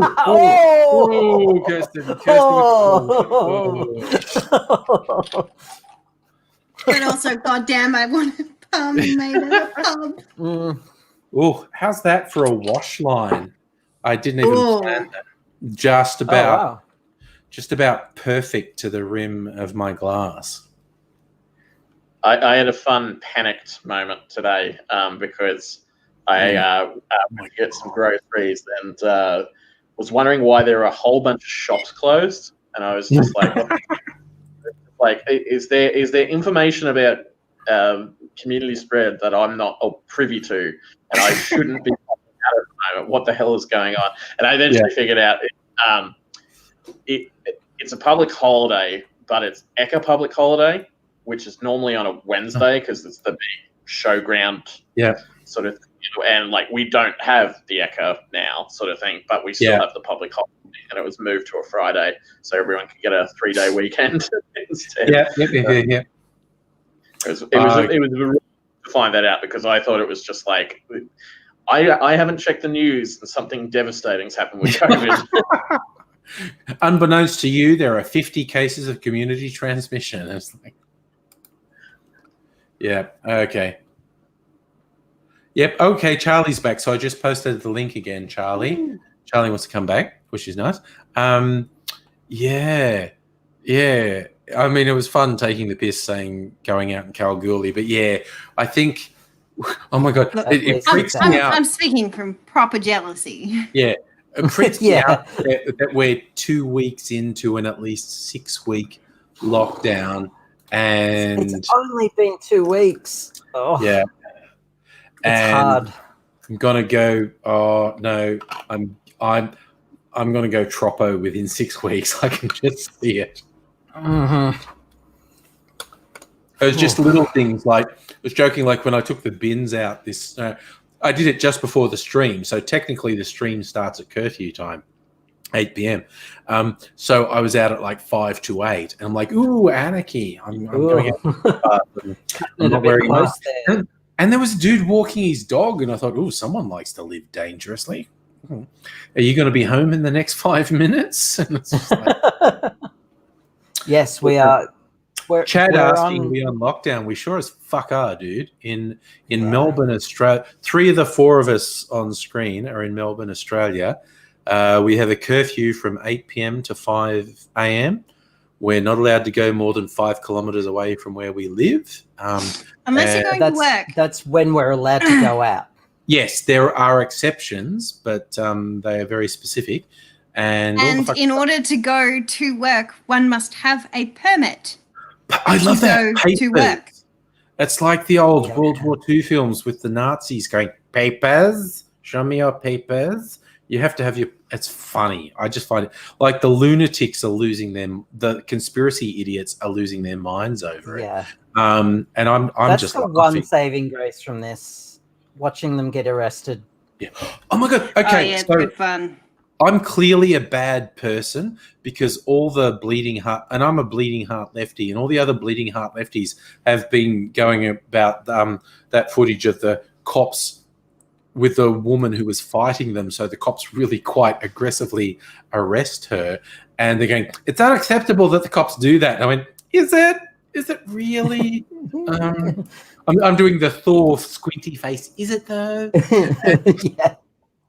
And it's just like, I'm so used to the cops violently assaulting non-violent protesters who are protesting, like, you know, the fucking destruction of the planet and whatnot, that when it's some fuckwit conspiracy moron getting fucked up by the cops, am I supposed to feel bad?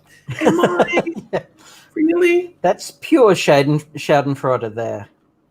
Stella, okay. Stella, I'm pledging to still be online when you get home. Stella's leaving the pub and going home. Okay. I don't know how I'm supposed to get home, but I'm pledging to still be online when you get home. Okay? She is Stella. This is fucking good. This is the Latitude 29 Mai Tai. So I did dark rum. They say Jamaican. I've actually got some Bundaberg black dark rum. I gotta try this clarifying stuff because it sounds amazing. Clarifying's fine. This isn't clarified. This is just mixed. Oh, okay. They say rum agricole, which is a rum variant made from sugarcane syrup rather than molasses, which I don't have, but I do have cachaça, which is basically the same thing. It's made from sugarcane juice rather than molasses. So I've improvised. I've got an Australian dark rum. I've got cachaça, orange curacao, an Australian orange curacao, lime juice, orgeat syrup, which is an almond syrup, and simple syrup. Fuck, it's good. It's a really nice drink. It is a really nice drink. Oh, Charlie. Shit, I just saw Charlie's there. Hey, Charlie. Oh, hey. Hi. Sorry, yeah, I was just about to jump back in, and then I realized that I needed to make another drink. Yeah, get a drink. So I had to do Very responsible. It's like Alcoholics Unanimous. Now, did you Kelly's say unanimous? Non-drinker, and Annette, who's trying to take a break from drinking, we can just get shit-faced with no shame. So it's like, cool. Yeah. I like how you just said Alcoholics Unanimous instead of Yeah, no, I said that on purpose. Yeah. Sure you did. Yeah, I did. I did. It's that navy gimlet coming up behind you. No. Get you every time. Well, I was tempted to do my overproof rum in this one as well. I'm always tempted to do that because it's 69% alcohol. So I always put that in a drink. 69. Nice. Nice. It's Nice. I came in at the perfect time. It's my favorite dumb internet joke. If anyone ever says 69, you just go, Just go nice. Yeah. 420. 420. That's my favorite. The ultimate is 69 420. Yep. Which is a great fun joke around work. Oh, what's the code for this? It's a fun experience too. 69 420 is basically anytime you have a code. Not even kidding. The at work we use like Microsoft Teams for meetings, online meetings and whatnot, because Zoom isn't Teams the worst? It really is. It's really funny the amount of upgrades they've done in the last couple months to try and keep up with Zoom because Zoom was so popular. So we all have our little avatars. So the boss said, "Oh, we've got to have a bit of fun. You've got to change your avatar to something fun." Instead of like being your ID photo from work. And they made it easy to do. And it's like, do something to reflect your mood. So I changed my avatar to be a picture of my drinks cart. And I get that. And people were like, oh, and I went, yeah, that's my actual drinks cart. And it's like, and they go, you've got a lot. And then I have to clarify, that's one of 2 drink carts.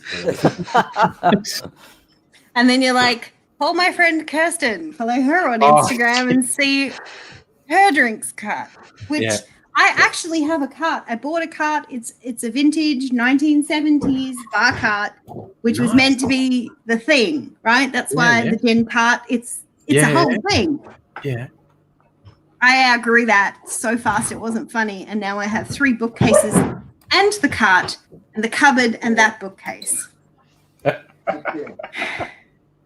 So I bought carts in the the post-Christmas sales. I was going, I need a drink cart, and various homeware shops were having sales, and it was actually one of them was having like a 50% off, and it was actually they sold out of all their drink carts. I had to go to a couple different stores to get 2 because I got one and I started stacking it up and it was like full, and I'm going, that's only got half of my booze on it. And I was like, so I had to go out and find another one. So I had to go to a couple other outlets to get the second one.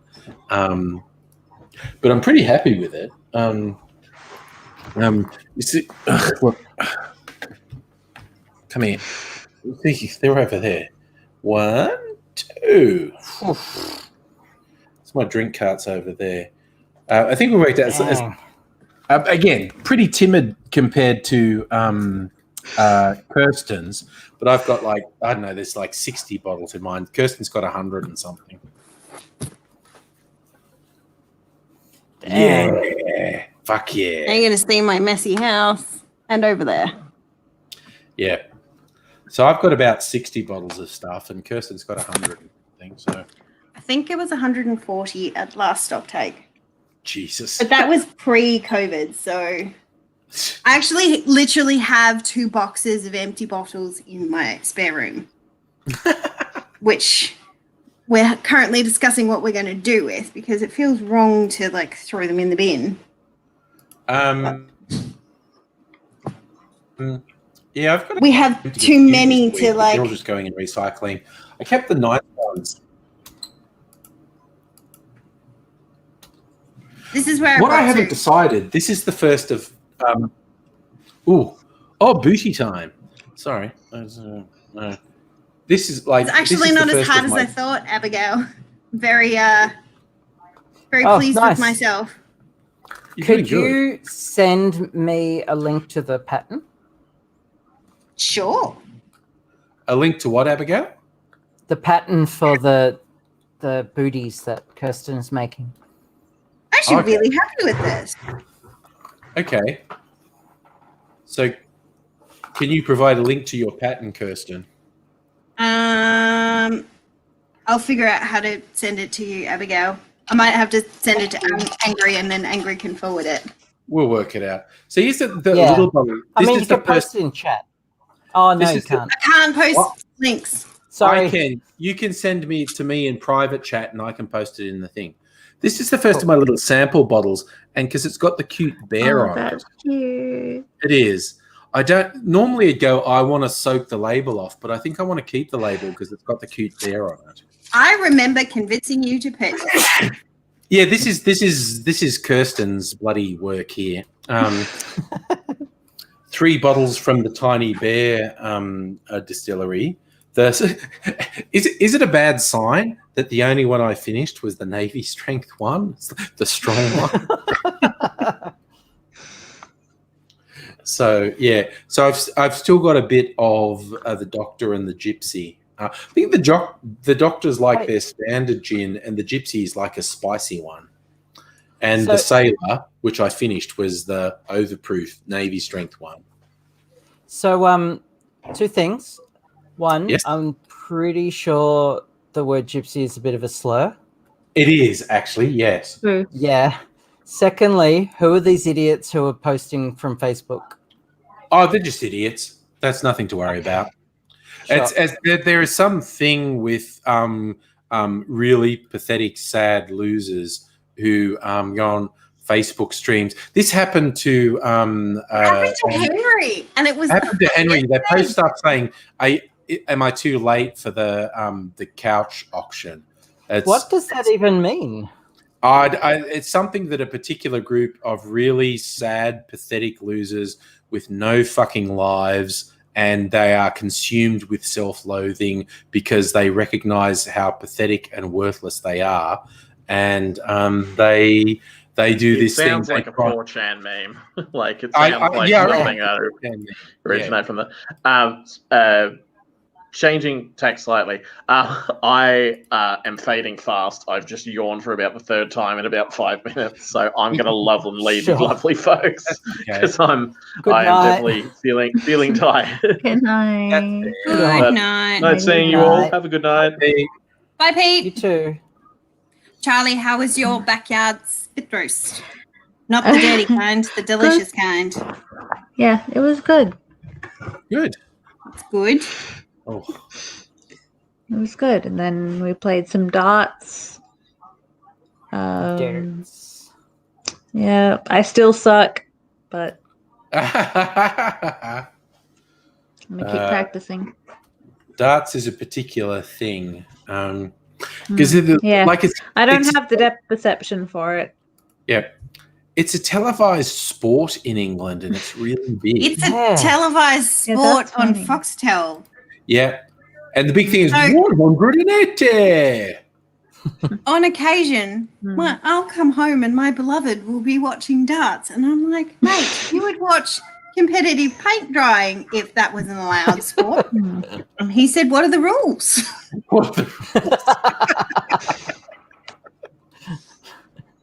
Because, of course, the biggest score in darts is a triple 20, and you got 3 darts. So if you get triple 20 3 times, it's 180. So that's the big excitement. And I remember one of the British tabloids when there's a bit it's like the 80s, I think, when there was a lot of violence at soccer matches in the UK. And as the Sun or someone published a picture on the front page of a guy who has a dart sort of sticking into because someone's thrown a dart, and they published a picture of a guy with a dart sticking in his forehead with the caption 180. That's irresponsible journalism. It was pretty irresponsible. It really was. Yeah, but we are laughing. So yeah, we are laughing a lot. I wasn't. I was. You need to drink some more Navy Strength gin, Kirsten, and then you will laugh more. I've had several Navy Strength gins today. I know you would. That's the thing you do. Lead me astray and just go, do a Navy Strength gimlet. Yes. No, I asked you do you want to get fucked up? That was the question. Yes. And the answer was fuck yes. So that was your choice. I had nothing to do with it. I just encouraged it. Yeah, you encouraged it. Look, kids, please behave. Please. I'm pretty impressed. I'm pretty impressed my lad hasn't come out and asked me to make him another drink, because he's doing the equivalent of this. He's gaming with his friends, and so he's 20. So he's just like, I used this. I mentioned it earlier. I used this to carbonate a booze drink for him, and that must have been enough, because he hasn't come out and asked me to make another drink. So either that or he's just more responsible than I am. I don't know. What's really funny is that my super religious mother is like, I'm really concerned about how much alcohol you have in your house. And it's like, I don't have it in my body. Like, I just look at it most of the time. Yeah. And that's the thing, like, when people say, like, you've got so much booze, oh my God. And it's like, yeah. Yeah. It doesn't go down that quickly. I have a lot of it because I like variety, and I drink little bits of it. And it says it. Sorry, I'm just pouring myself some more carbonated My time? Pina colada. Pina colada. Look at, and it fizzed up so much when I opened it. Looks like a beer. Oh wow! It does look like a beer. But now it's in my little wrap fryer. Whose place is that? I think that's Charlie's. house. I think Charlie's house having fun. Do I need to close the door? Nah.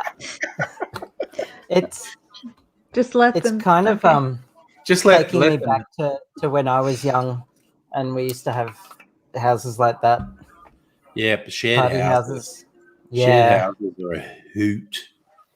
I used to when I lived in Sydney, living in the inner west. I was like around Redfern, Newtown for quite a few years in shared houses with from 3 to 6 people in the shared house.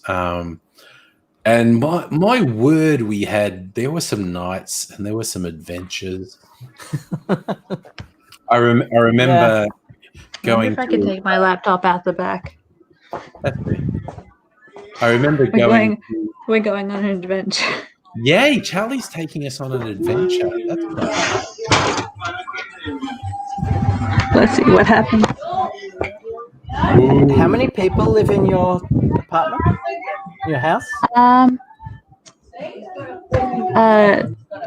3. Usually it's my mum owns the place, so she lives upstairs, and me and my boyfriend live downstairs. Okay. You've got some visitors. We have visitors. Is that even legal? It is in Queensland. Oh. There's a fire. That's amazing. Oh, we're all living vicariously through each other. Yeah, I'm so jealous. Can I come visit? No, you can't go. Well, when it's legal, sure. Yeah, you literally can't, Abigail. None of us. Neither Kirsten, yourself, nor me can. They would regard us as pariahs. Sorry, I don't mind. Oh, okay. Apparently, Shakira. No, like they were about to play Shakira, but then they stopped. The man is the Elvis. He's the man. No. The song was played last night. Abigail. Oh yeah. Back post double crochet. Sorry? It's an old song. What's a back post double crochet? They can't hear you. So I have what headphones you have on. to do, instead of putting so it's just the same as a double crochet, but instead of putting the hook through I might have to fucking whiz my phone. I might have to through the stitch, you put it through the post under it, and you do it from the Now back. post on Facebook. Fun and Harvey, baby. And what it does, it kind of raises that What's the song about? raises it up a bit from the back.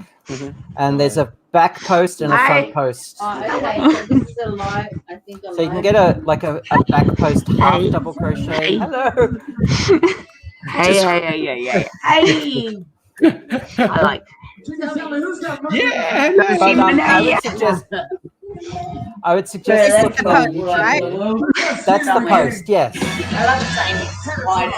I would look on a YouTube video, but I'm currently in a YouTube video. Oh, Let's see.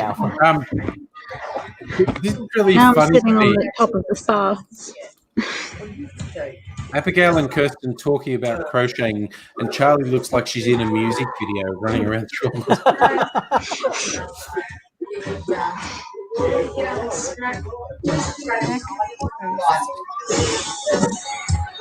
All right, I'm gonna have to just mute myself and go and watch this video because it's gonna bother me. Okay, sure. It's not that bad when you get used to it. But yeah, it requires. I've just you never. have to. Yeah, you have to see it to get it. All right, I'll be back. We're for. Oop. Charlie's frozen. All right, Kirsten was showing a crochet video. Charlie's frozen. It's just you and me, Abigail. Oh wow. We're okay. Kirsten will be back when she watches the YouTube video. I should stop playing my game and pay attention then. What game are you playing? I'm playing a game called Oxygen Not Included. It's a base building survival game, and it has a really like cartoony kind of art style, but it's so detailed. There's like fluid mechanics and heat mechanics, and you can build elaborate devices, and cool. Yeah, it's really addictive. So cool. Yeah. Cool. Okay, so Charlie just dropped out completely there, which was predictable. She went too far from her Wi-Fi, I think. Yeah. So I haven't played it. I keep meaning to go back to the bloody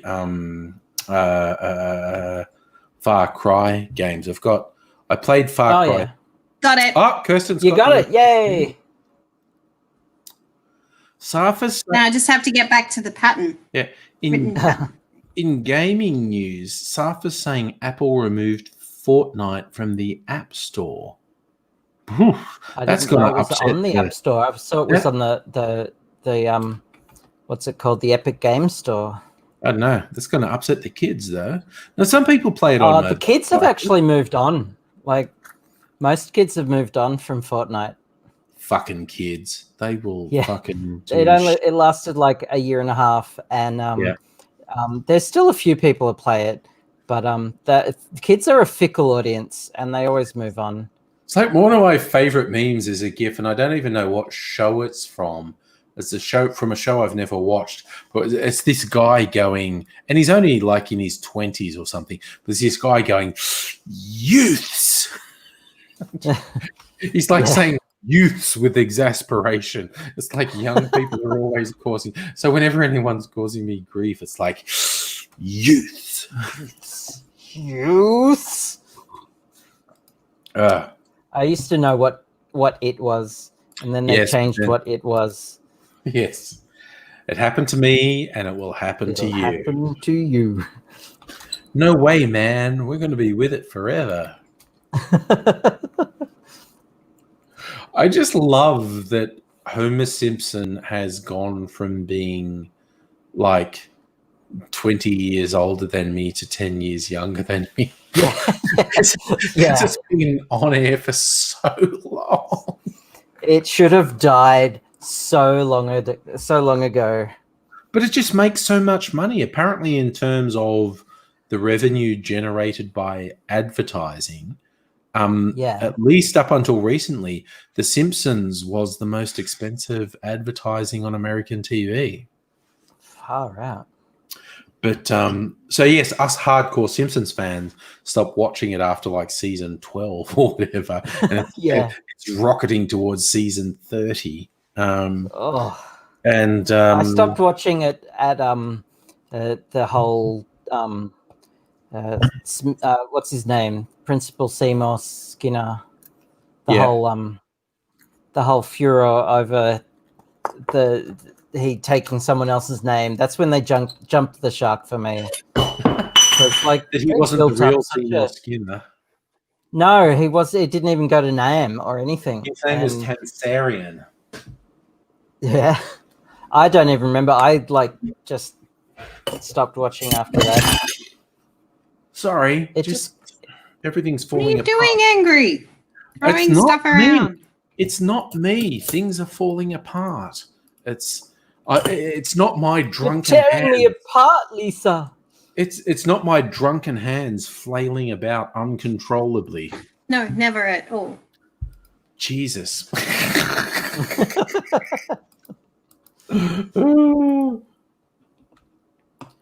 All right. I don't know if Charlie's going to rejoin us, but that's all right. Oh, I like this. I'm looking at different cocktail recipes. The Devil's Margarita, which is basically a margarita with a red wine float on top of it. That just made me think of the Devil's Threesome. What's that, Abigail? That's from Scrubs. I think so. Yeah. The Devil's Threesome is 2 guys and a girl. Yeah, because the protagonist in Scrubs, and I've forgotten what he went by his initials. JD. JD he's got a hot girlfriend she's talking about her threesome experience, and JD's like, "Ooh, was it like 2 girls and a guy, or was it a devil's threesome?" And she gets him really turned on by saying it was all girl, and it was like, which is kind of pathetic. Whenever anyone asks, "Are guys really that pathetic about lesbian stuff?" I go, yes, honestly, yes, for reals, because it's less like I've had women ask me, why do het guys kind of get turned on by lesbians? I go, okay, well, first, it's 2 women, so it's twice as good. Second, it's not some dude with a huge dick who's making you feel inadequate. and third, it's guys going like, yeah, sure, those 2 ladies are getting it on, but all they want is a real man like me to come in there. And it's just like the last thing on 2 women's mind. But this is, the guys are really good at fooling themselves, is all I'm saying. Yeah. So. Yes. But there's one, because I actually put some thought into it. Someone said, like, why are a significant number of het guys turned on by lesbian porn? And I go, well, first, it's 2 women, so it's twice as good. Second, like I said, there's not a guy with a huge dick making you feel inadequate in there. And third, you can absolutely fool yourself, like, yeah, if the 2 ladies were getting it on and I'd showed up, they'd go, oh, I'm so glad you're here. Fucking what? Shut up, it's a fantasy. Let me have it. It's like it's not realistic. No, it's a fantasy. It's not realistic. Don't make me live in a realistic world. The realistic world sucks. The realistic world is depressing. It is. It's shit. It fucking. I guess, yeah. Especially in 2020. Oh my god! Oh, year of disasters. I heard that there are zombie cicadas or zombie insects taking over somewhere. Right. There are fucking I forget where. There are fucking zombie pigs. I saw a news story today. Where did your audio go? Sorry, did my audio disappear? Am I here?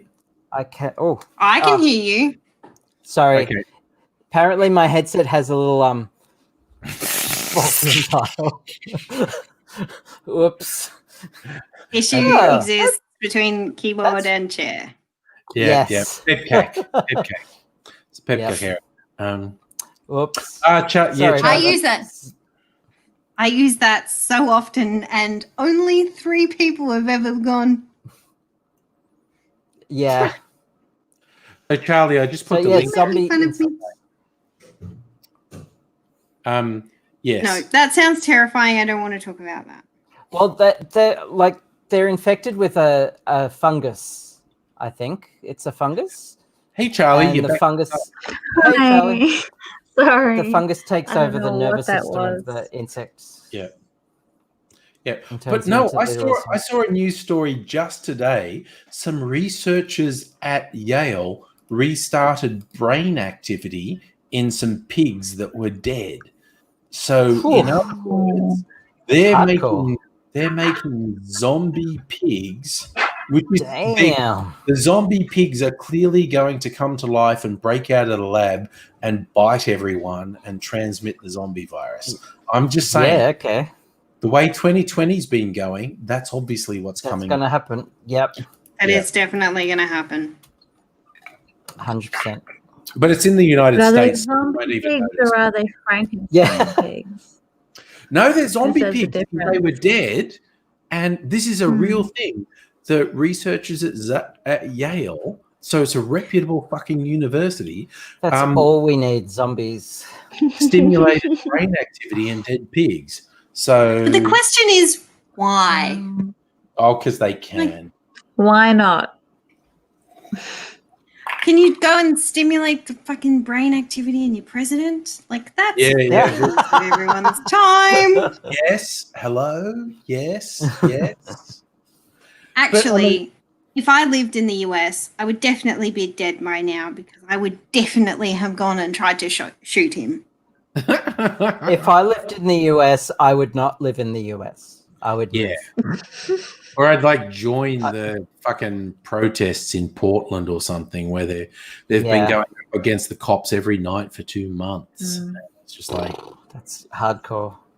It is fucking hardcore. I follow a guy called Robert Evans who has a podcast called The Bastards, but he's a good journo. His Twitter is I Write Okay, and he's been live streaming from these fucking protests in Portland almost every night. Did he used to work for Cracked? Yes, he used to work. I think he did. Yes, he did. Be a second. He's a good writer. He's a good podcaster, and he's traveled. He basically he's like a conflict journalist. He's gone to war zones like Syria and Iraq and whatnot, and now he's going to the hardcore shit that's happening in America. He just live streams, and because he's from Texas, he grew up in Texas. He's basically an anarchist. But he used to be really conservative because he grew up in Texas. So he's got like a fuckload of guns. He's got a fuckload of survival. Come here. Come on. Ludo, come here. Big Ludo in. Ludo, come here. Come here. Oh. So I feel bad. I can't bring I'm betting because Mrs. Angry is in bed that Mimsy will have gone. I'll try to go to bed a little bit later, and Mimsy will be on my pillow. She's like, if she gets to bed, like if Mrs. Angry goes to bed and I'm not there, she's like, oh look, half the bed, it's mine. And I get, and she acts really affronted when I'm like, no, this is my part of the bed. Ridiculous. That's not how beds work, Angry.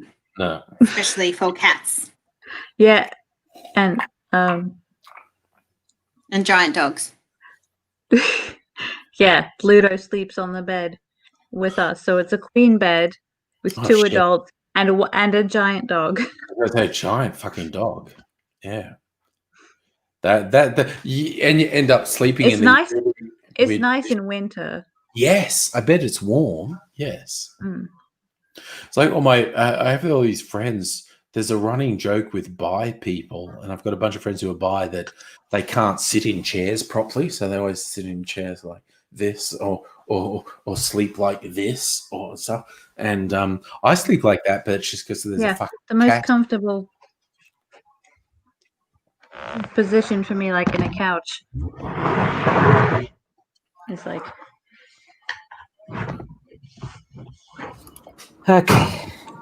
So like does that funny like this story. is how I sit on the couch like Yeah, this is Charlie doing the bi sitting position in the couch.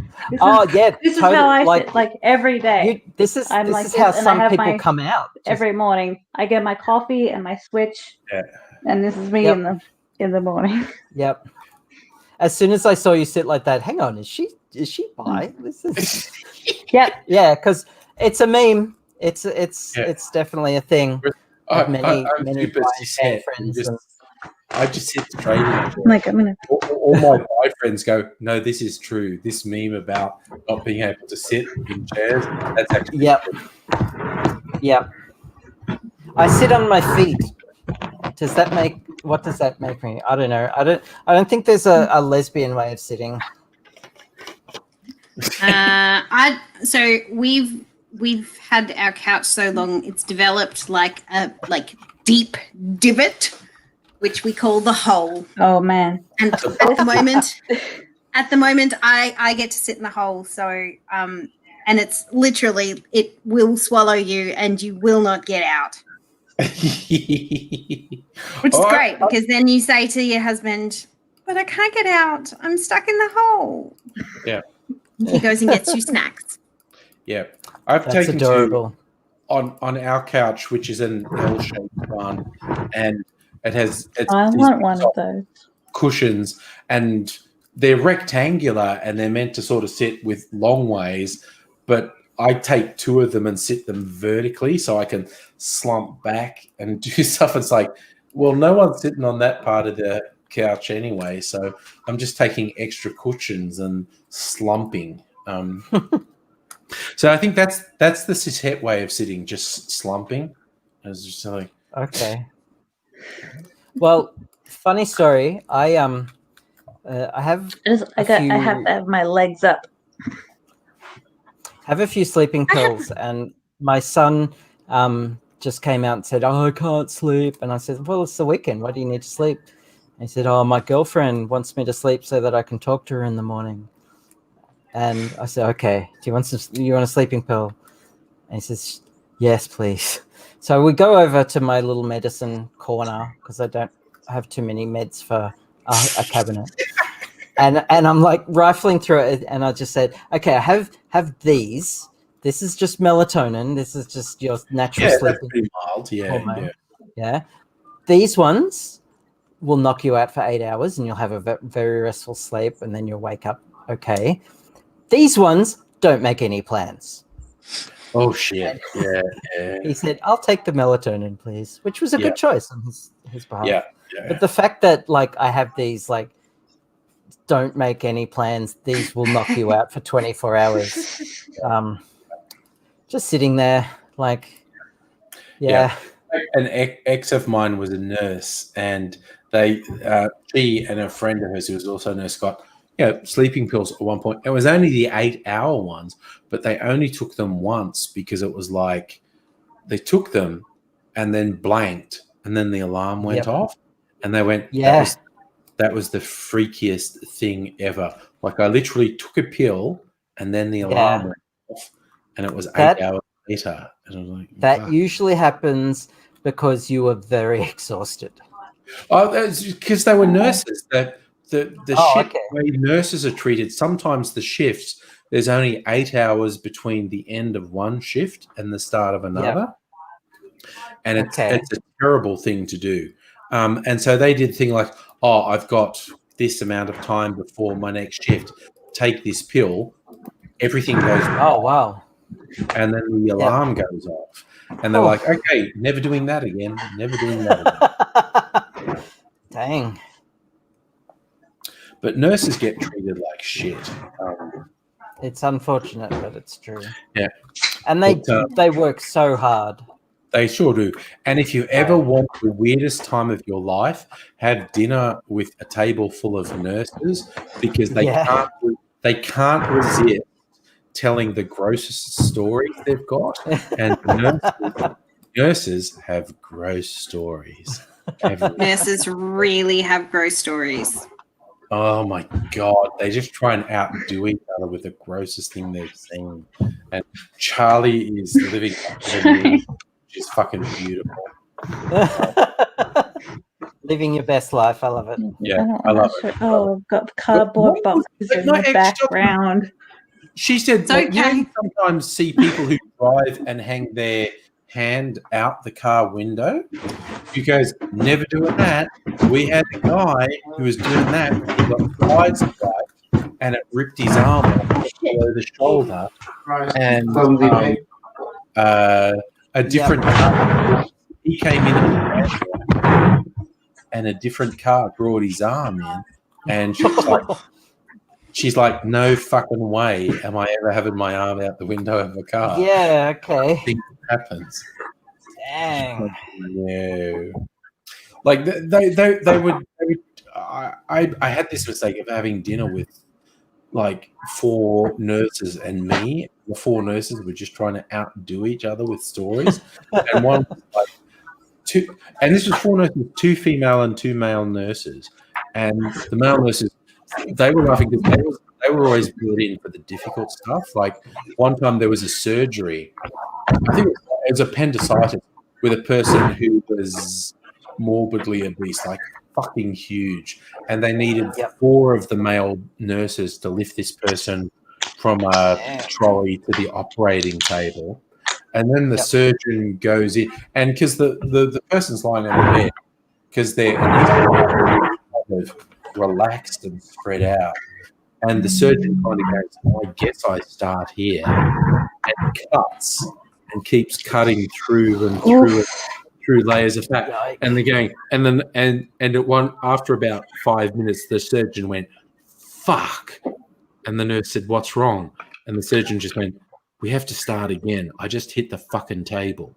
And so the surgeon had misjudged and had actually just cut through layers of fat until they reached the other side.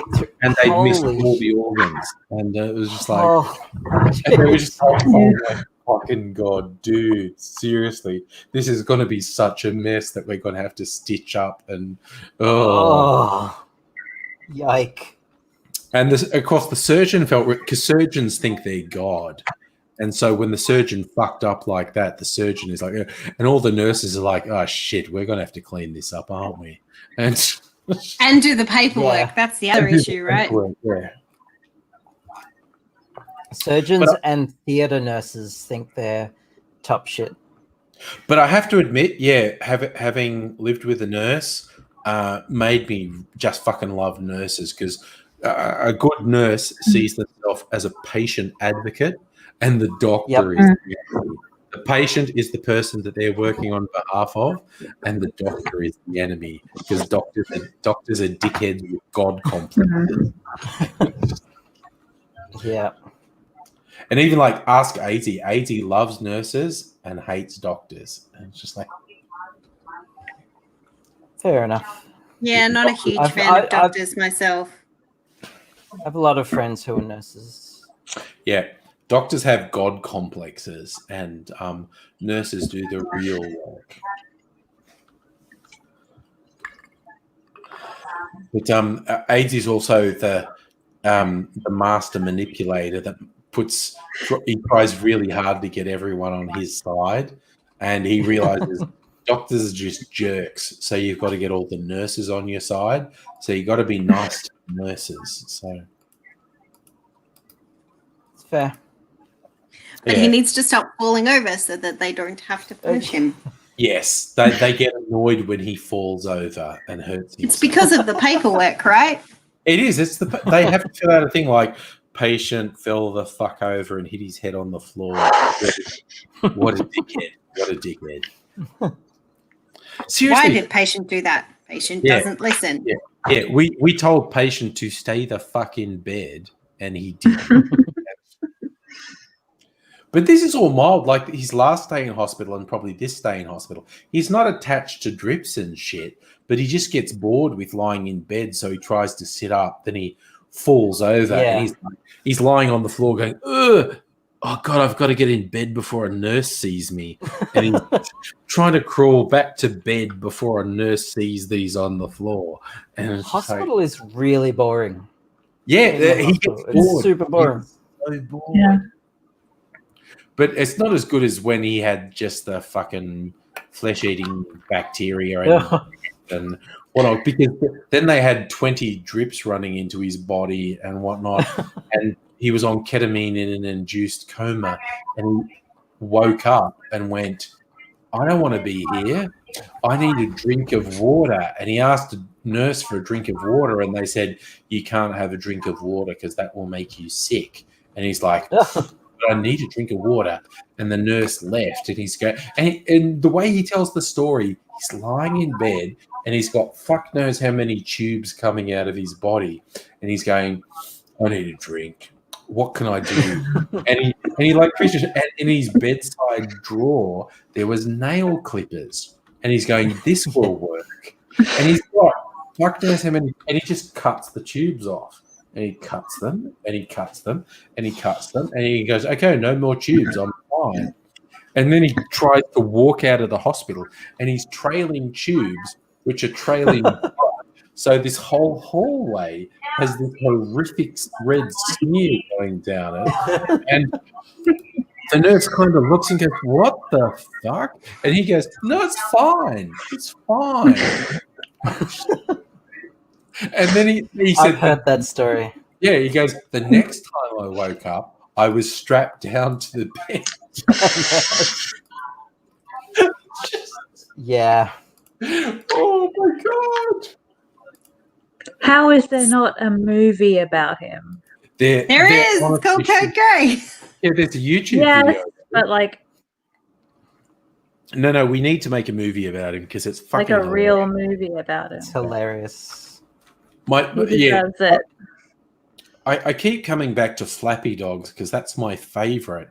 Because he's drugged out the fucking wazoo, and he was looking out the window, and he's on an upper floor of the hospital, so he can see the roof of another wing, and there's an air vent up there, and there's this tar paper on the roof, and a bit of tar paper has come loose and is wrapped around one of these air vents, so it kind of looks like a penguin. It's this thing sticking up that has these two flapping wings on the side, and he thinks it's a penguin, but he can't remember the word for penguin. And there's people visiting him, and he's looking out the window, and he went, oh, there's a flappy dog. And of course, no one even bothers to look out the window because they're going, the drugged up idiot is saying there's a I'm not looking. What's a flappy dog? And he's really upset that no one, if they had looked and said, that's not a penguin, is it? But he didn't say penguin. He said flappy dog. Flappy dog. And he's pointing out the window and goes, no, look, there's a flappy dog. And everyone's just looking at him going, Adrian, there's no such thing as a flappy dog. He's like, there's one right out there. And then she's like, oh my God. There's a sleepy dog. That's a sleepy dog. Oh, Ludo. Ludo's so cute. Oh, my God. I heard a meow. Who meow? A meow. Oh, yes. We've got a kitty. We've got a doggy. We have no pets. I just have a husband. Well, that's Okay, a you have pet. a big husband in, obviously, Kirsten. Sit down, Bella. Sit down. He's quite well behaved. I don't. He want to does bite. seem to be, actually. Except when he doesn't want to be, and then it's no fun for anybody. Fans are watching. This is so funny. Abigail's cat kitty and Charlie's doggy. But now I want to It drag. probably look better if I put the actual lights on, but I don't like it. I feel like going and grabbing Mimsy and making her perform because Mrs. I feel Angry like Mimsy would have none of it. Oh no, she makes these noises. Okay, so my workstation is just behind me there. Excuse me. That monitor you can see, that's where I do working Monday to Friday. And right next Mrs. to the Angry fridge. uses the office that's over there. And occasionally she's bored. Like Mimsy's wandering around going, someone should feed me. And Mrs. Angry will pick her up and squeeze her and go, this is what you want, isn't it? And she's like a squeezy toy. If you squeeze her, she makes a noise. Like Missy goes, "Mah, mah, mah," because she's old and grumpy. And Yeah. I was having like a Microsoft Teams meeting with people, and I'm talking and in the background is Mimsy making these terrible noises, going "mah, mah, mah," and I had to stop. And I just said to everyone in me, "Sorry, I have to stop. I'm about to laugh hysterically because my cat's behind me making terrible noises." And they went, "Oh God, I thought that was a parrot. Is that a cat?"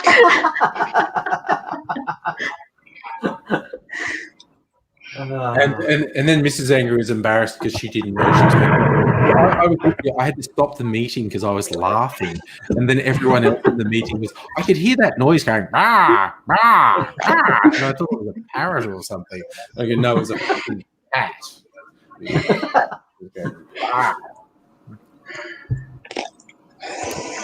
It's very amusing to see like insights into everybody's lives. Yeah. But even around here, there's a lot of birds in this neighborhood because a lot of trees. And in my immediate backyard, we get a lot of Indian minor birds, which can be very noisy. So sometimes, like I always start the day with a team meeting with my immediate team. We talk for half an hour to an hour to just say, hey, what's happening? What shit are you dealing with? Is there anything you need help with? And some mornings, the minor birds in my backyard are really loud, and the other people go, who's got all those birds? I'm like, yeah, that's me. That's me. Don't have them. They're just here. But mind you, my boss lives out in a real perimeter suburb, and sometimes on his thing, it's cockatoos and kookaburras because he's in the fucking bush. He's way out on a perimeter suburb. But sometimes you get kookaburras and cockatoos. Oh, there you go, Charlie. You're all lit up. Now visible. Yeah. I put on the big light. Oh, Ludo. And now Ludo gets up. Oh. Yeah, Ludo's going, the lights dog on. penis, yay. Yeah, why are you showing me your butt, Ludo? Seriously. Yay, dog butt. I want to see your cute face, Ludo. Yeah, that's more like it. Drop it. Lie down. Lie down. Lie down. Lie down. No, what's the football? Lie down. Lie down. Good boy. He's a good boy. Ludo's a good boy. Ludo's a good My boy. cat has noticed your dog. Yes. What's your cat's name again, Abigail?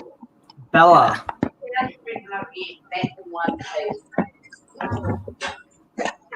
Oh, Abigail's disappeared. No, you're back. Oh, what? No, Charlie had disappeared, not Abigail.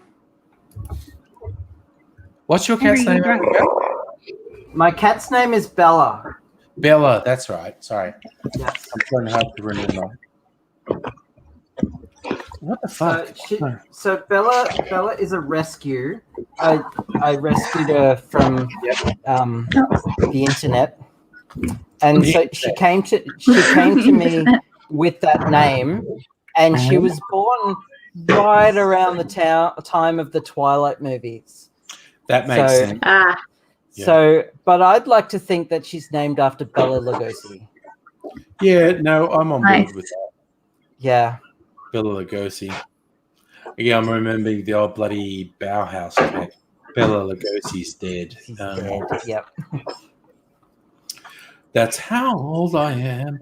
80s music. Sorry. All right. Bella Lugosi's. Yeah, I remember that song. Yeah, no, Bauhaus were good. They did a really good version of David Bowie's Ziggy Stardust. Yeah. Ziggy played guitar with the spiders from Mars. Stella, see, I told you we'd wait for you, Stella. Yes.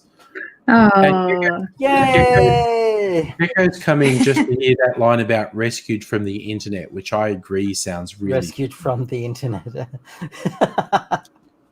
That sounds like you saved Bella from the internet. Bella was just an internet. Evil clutches of the internet.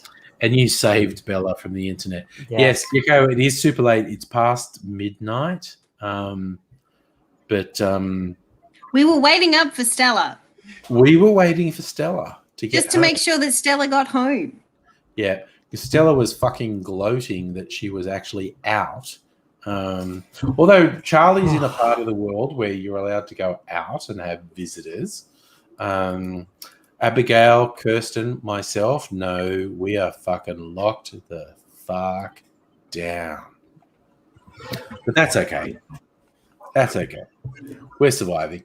I'm just every now and then I just am reminded I'm not crazy, but 2 weeks into a 6-week lockdown, I'm looking forward and going, no way I don't lose my mind. No way.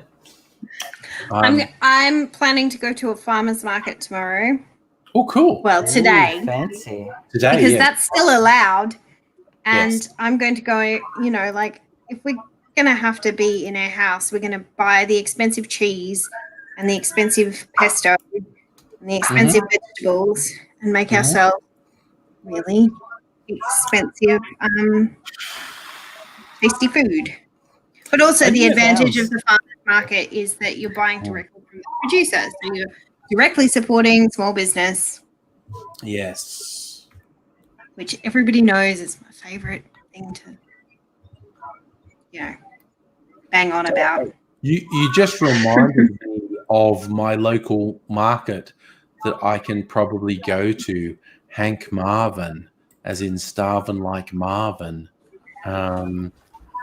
They're probably not still running, but they're in. Oh, that would just make me feel like a human if I could go to Hank Marvin. That's not allowed. Feeling human in a lockdown? You crazy? Join us. I don't know. Oh, actually, I do not have the cognitive fucking capacity to understand. I love that thing. Stella was going to stop and show us the slag pour from the nickel smelter, but it's too cold. I would have liked that. I would have liked that. Maybe amazing. another time. Maybe another time. When I was a teenager, we lived in Port Hedland, and there was the hot briquette iron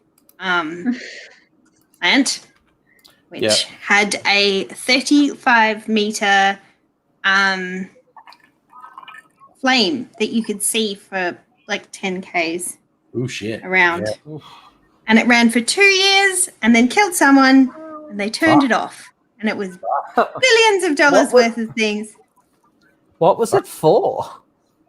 It was to make iron ore into these like little pillows of iron ingots. Ingots. But they were pillow shaped. Oh. I'm pretty sure I have one or two around. Like, in my memory box. Yeah. But yes. Isn't it was that to your try brain or your skull? Your memory box? Well, technically, but I also have boxes where I like keep my stuff. Okay. Memory stuff. But yeah. I guess. So yes, it was billions and billions of dollars worth of equipment that got built very expensively and ran for 2 years, and that was the end of it. So Stella is saying there's some talk in the chat about my couch. Yeah, Gaga likes your couch apparently. Listen, this couch is fucking ancient. It's falling apart. Look at it. It's disgusting. Grandma floral. It was. People pay money for that these days, right? Well, not for this one. It's not for that one. It's this couch is essentially the dog's bed at this point. But oh my god, it's so old.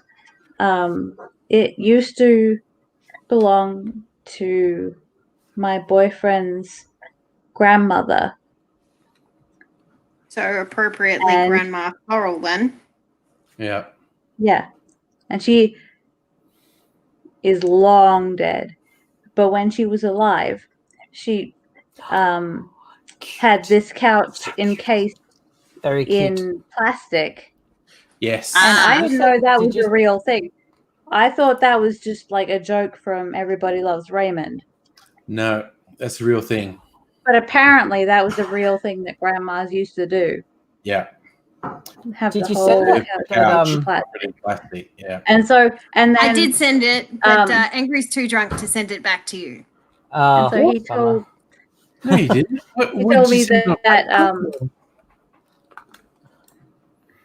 that after the grandmother died, a few of them, I think maybe, my boyfriend and his dad and maybe his mum or somebody else were sitting on the couch, and then it's like, wait a minute, let's just take the fucking plastic off. Take the plastic. Yeah. They just got up and was like, let's just take the fucking plastic off. Take the plastic off. Yeah. All right. I'm really impressed with that. You seem to be doing really well. Yes. I think I made the cuff a bit too big, but like cute, very cute. Like the cuff is sort of Gumby around, but the baby's not going to care. probably not.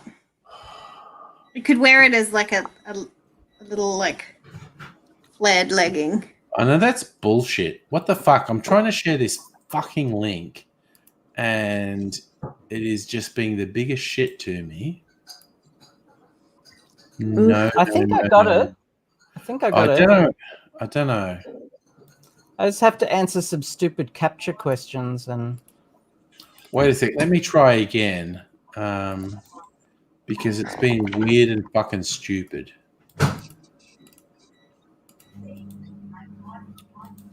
I think. Am I the only one who gets really disappointed when capture says you are Is someone human? running a microwave? Yeah, that'd be my son. Yeah. All right. Yeah, whenever I answer capture questions and says you are human, I'm like, really?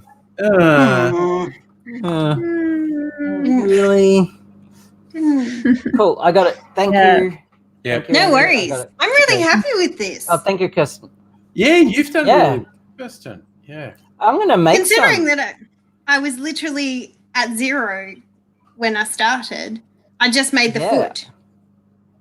So it's a little bit flat on the bottom. Yeah. It's supposed to be, isn't it? Oh wow, look at that. For foots. Like cool. That looks Like, good. I'm really impressed. There was and they've got different sizes and everything. Cool. Yep. So you did the front post and the back posts to I worked out the back edging? post.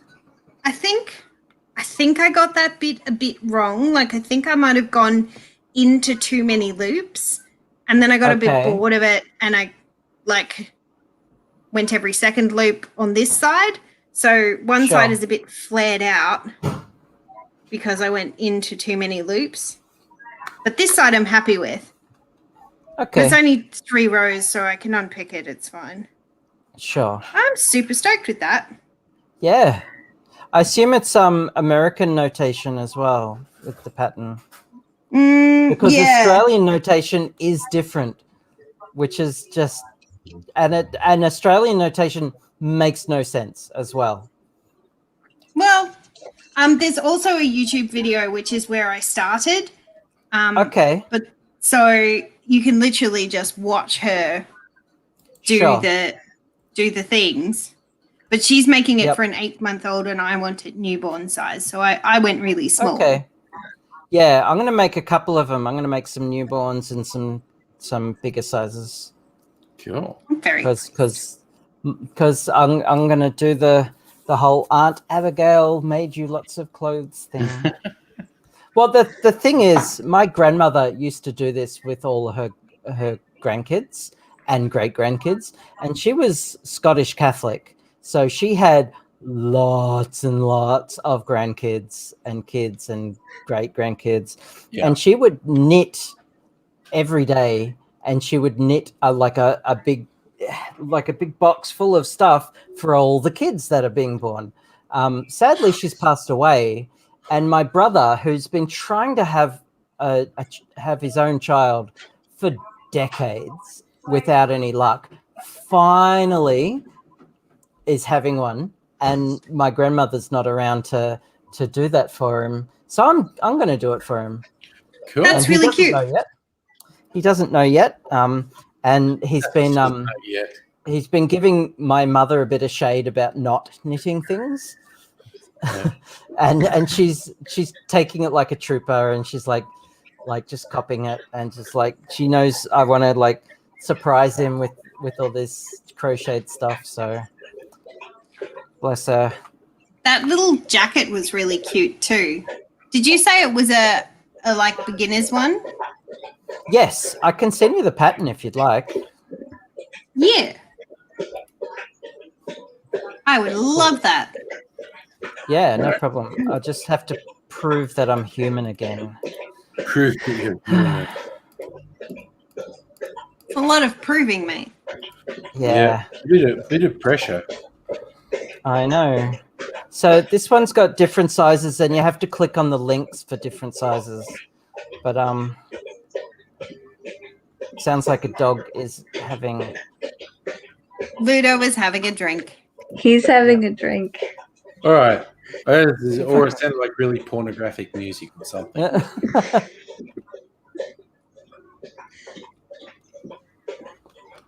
Big dog. What are you saying? What? Ludo. Yes, Ludo, come on. There's always a cat. Ludo. Ludo. Okay.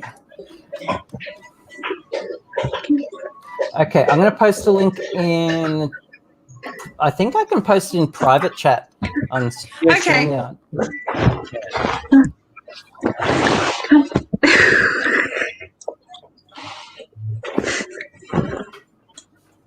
This is the larger size, the link I've posted, but there are other links for smaller sizes if you want them. Thank you so much, Abigail. No problem. This pattern uses half double crochet. But it also on this website they have lots of useful instructions on how to do lots of stitches. So awesome. Oh, I can make myself one? Yes, there's an adult size one. Yeah, I'm finding the crocheting to be really quite soothing. And like it is, I churned that out in what? 3 hours? It's not so bad. Yeah. Pretty good. And that's the first ever attempt, right? I got to about here and unpicked. So, yeah. I'm really pleased with the toe. It's so cute. That's so cute. Like, look at it. That's very cute. Right, I need more of my friends to have the babies. I can definitely make more of these. If I had a girlfriend, I would certainly try really hard to have babies. Keep trying, you know. To work at it. Yeah. This is for a coworker of mine, who's due to have a baby, and then a couple of my other friends. My best friend, I'm starting to suspect something. So I'm just going to start crocheting. I think Angry's dozing off. Yes. Yeah. Yeah, it's late. You want to go to bed, Angry? No, I'm actually. We've lost Angry. Of my various apps on my phone. Have you? We lost you for a bit. What have you lost? You. Oh, okay. Yeah, just okay, some cool. bad bandwidth. Gecko, I'm just crocheting. Bad bandwidth issues. Yeah, that's good. No, I'm playing of the various apps on my phone. I have one called Simpsons Tapped Out, which is a virtual Springfield. You remember like Farmville on fucking Facebook and shit? This is like a Simpsons version of Farmville. Okay. Where you just tap repetitively and mindlessly. The reason that I'll never work a government job is I got to level 700 on Farmville. And when they said, you're going to have to reapply for your job, I said, thank you, and didn't. And then they were like, but you didn't reapply for your job. I was like, yeah, I don't want to work here anymore. Yeah, I want to get the fuck out of Dodge. Yeah. And apparently nobody had ever said anything like that before. It was completely like... Yeah, public service people tend to be really married to their jobs. Well, I was 23 and I was the boss of people who had children that were older than I was. And I was not having a good time. No. And also I had managed to automate this one lady's job while she was on long service leave. So technically she was not required when she came back. Oh, yeah. And that did not go down very well. Shit. It's amazing what Control F on a spreadsheet will do for you. Sorry, you're making me snort laugh. Jesus. Yeah, they had never, ever considered it. We had a recidivist, which is a library technical term for a person who doesn't return their books. Yeah. So we had a recidivist list, and it was 13 separate spreadsheets, one for every month plus last year. Yeah. Okay. Mm-hmm. And so she went on long service leave. I combined the 13 separate spreadsheets into 13 tabs in Excel and use a control find function to search the person's student number instead of individually checking every single month's worth spreadsheets. Jesus.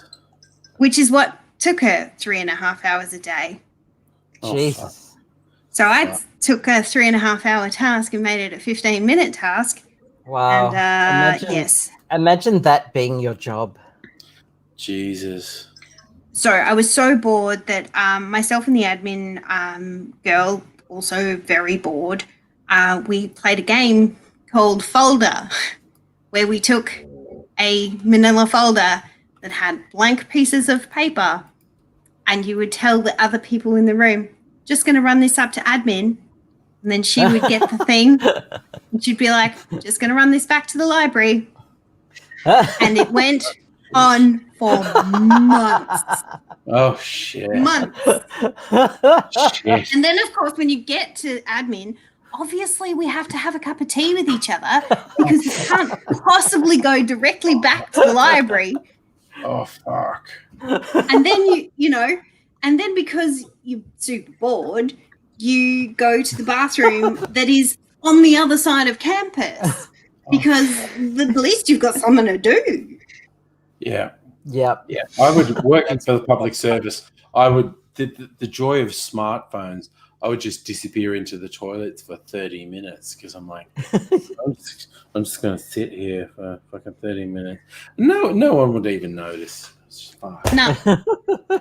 I sat at the front desk of the library and played Farmville for 3 years and nobody said anything. Yeah. So when they said you have to reapply for your job, I said, no, thank you. Yeah. I'm bored and I want to go work anywhere else. I used to work for a company who, it was a software company. We wrote software for local governments. And there was a fair amount of nepotism involved in this company I worked for, which, I mean, automatically meant there was no promotions happening for me at any time. But one of the boss's sons was in charge of the workflow for the programmers, which was me and one other guy. And he had to do everything himself. And so like he was micromanaging all these other projects and would barely ever get a chance to onload work to us. So I even went to the boss, the owner of the company, and said, look, I'm bored. There's no work coming my way unless we hassle him constantly. Please help. I wrote software in my spare time just for me because I was so bored. One guy designed his own wiki. Like it was just that bad. I eventually left because I was just bored. Oh shit. Yeah. That's the really funny thing. So in the government, yeah. you have to absolutely like have an exit interview, and they're like, "Why are you leaving?" Like, we treated you nice and stuff, and I was like, "I'm bored, bored. Yep. I am way too intelligent to do this for the next 45 years because it was my graduate job first out of uni." Yeah. Time to move on. And they're like, "Oh, that's like, we don't understand." It's like, I've been here for 2 years and I've been saying I'm bored the whole time. There was that one time that I got to do some copyright research and then the librarian threw all my research in the bin, at which point I was like, fuck you. Fuck the horse you rode in on. Wow. I hate you. Oh, damn. Wow. I did notice in the chat Stella saying she was listening to us while she was driving back. And she did just want to say, Kirsten, outside of help desks, she'd never heard anyone use PEBCAC before. Yes. I've used it, yeah. So I did a minor in computer science. So cool. I never worked a help desk, but I definitely hung out with a couple of dudes who did. Yeah, problem exists between keyboard and chair. Yeah. Yep. And an ID pen error.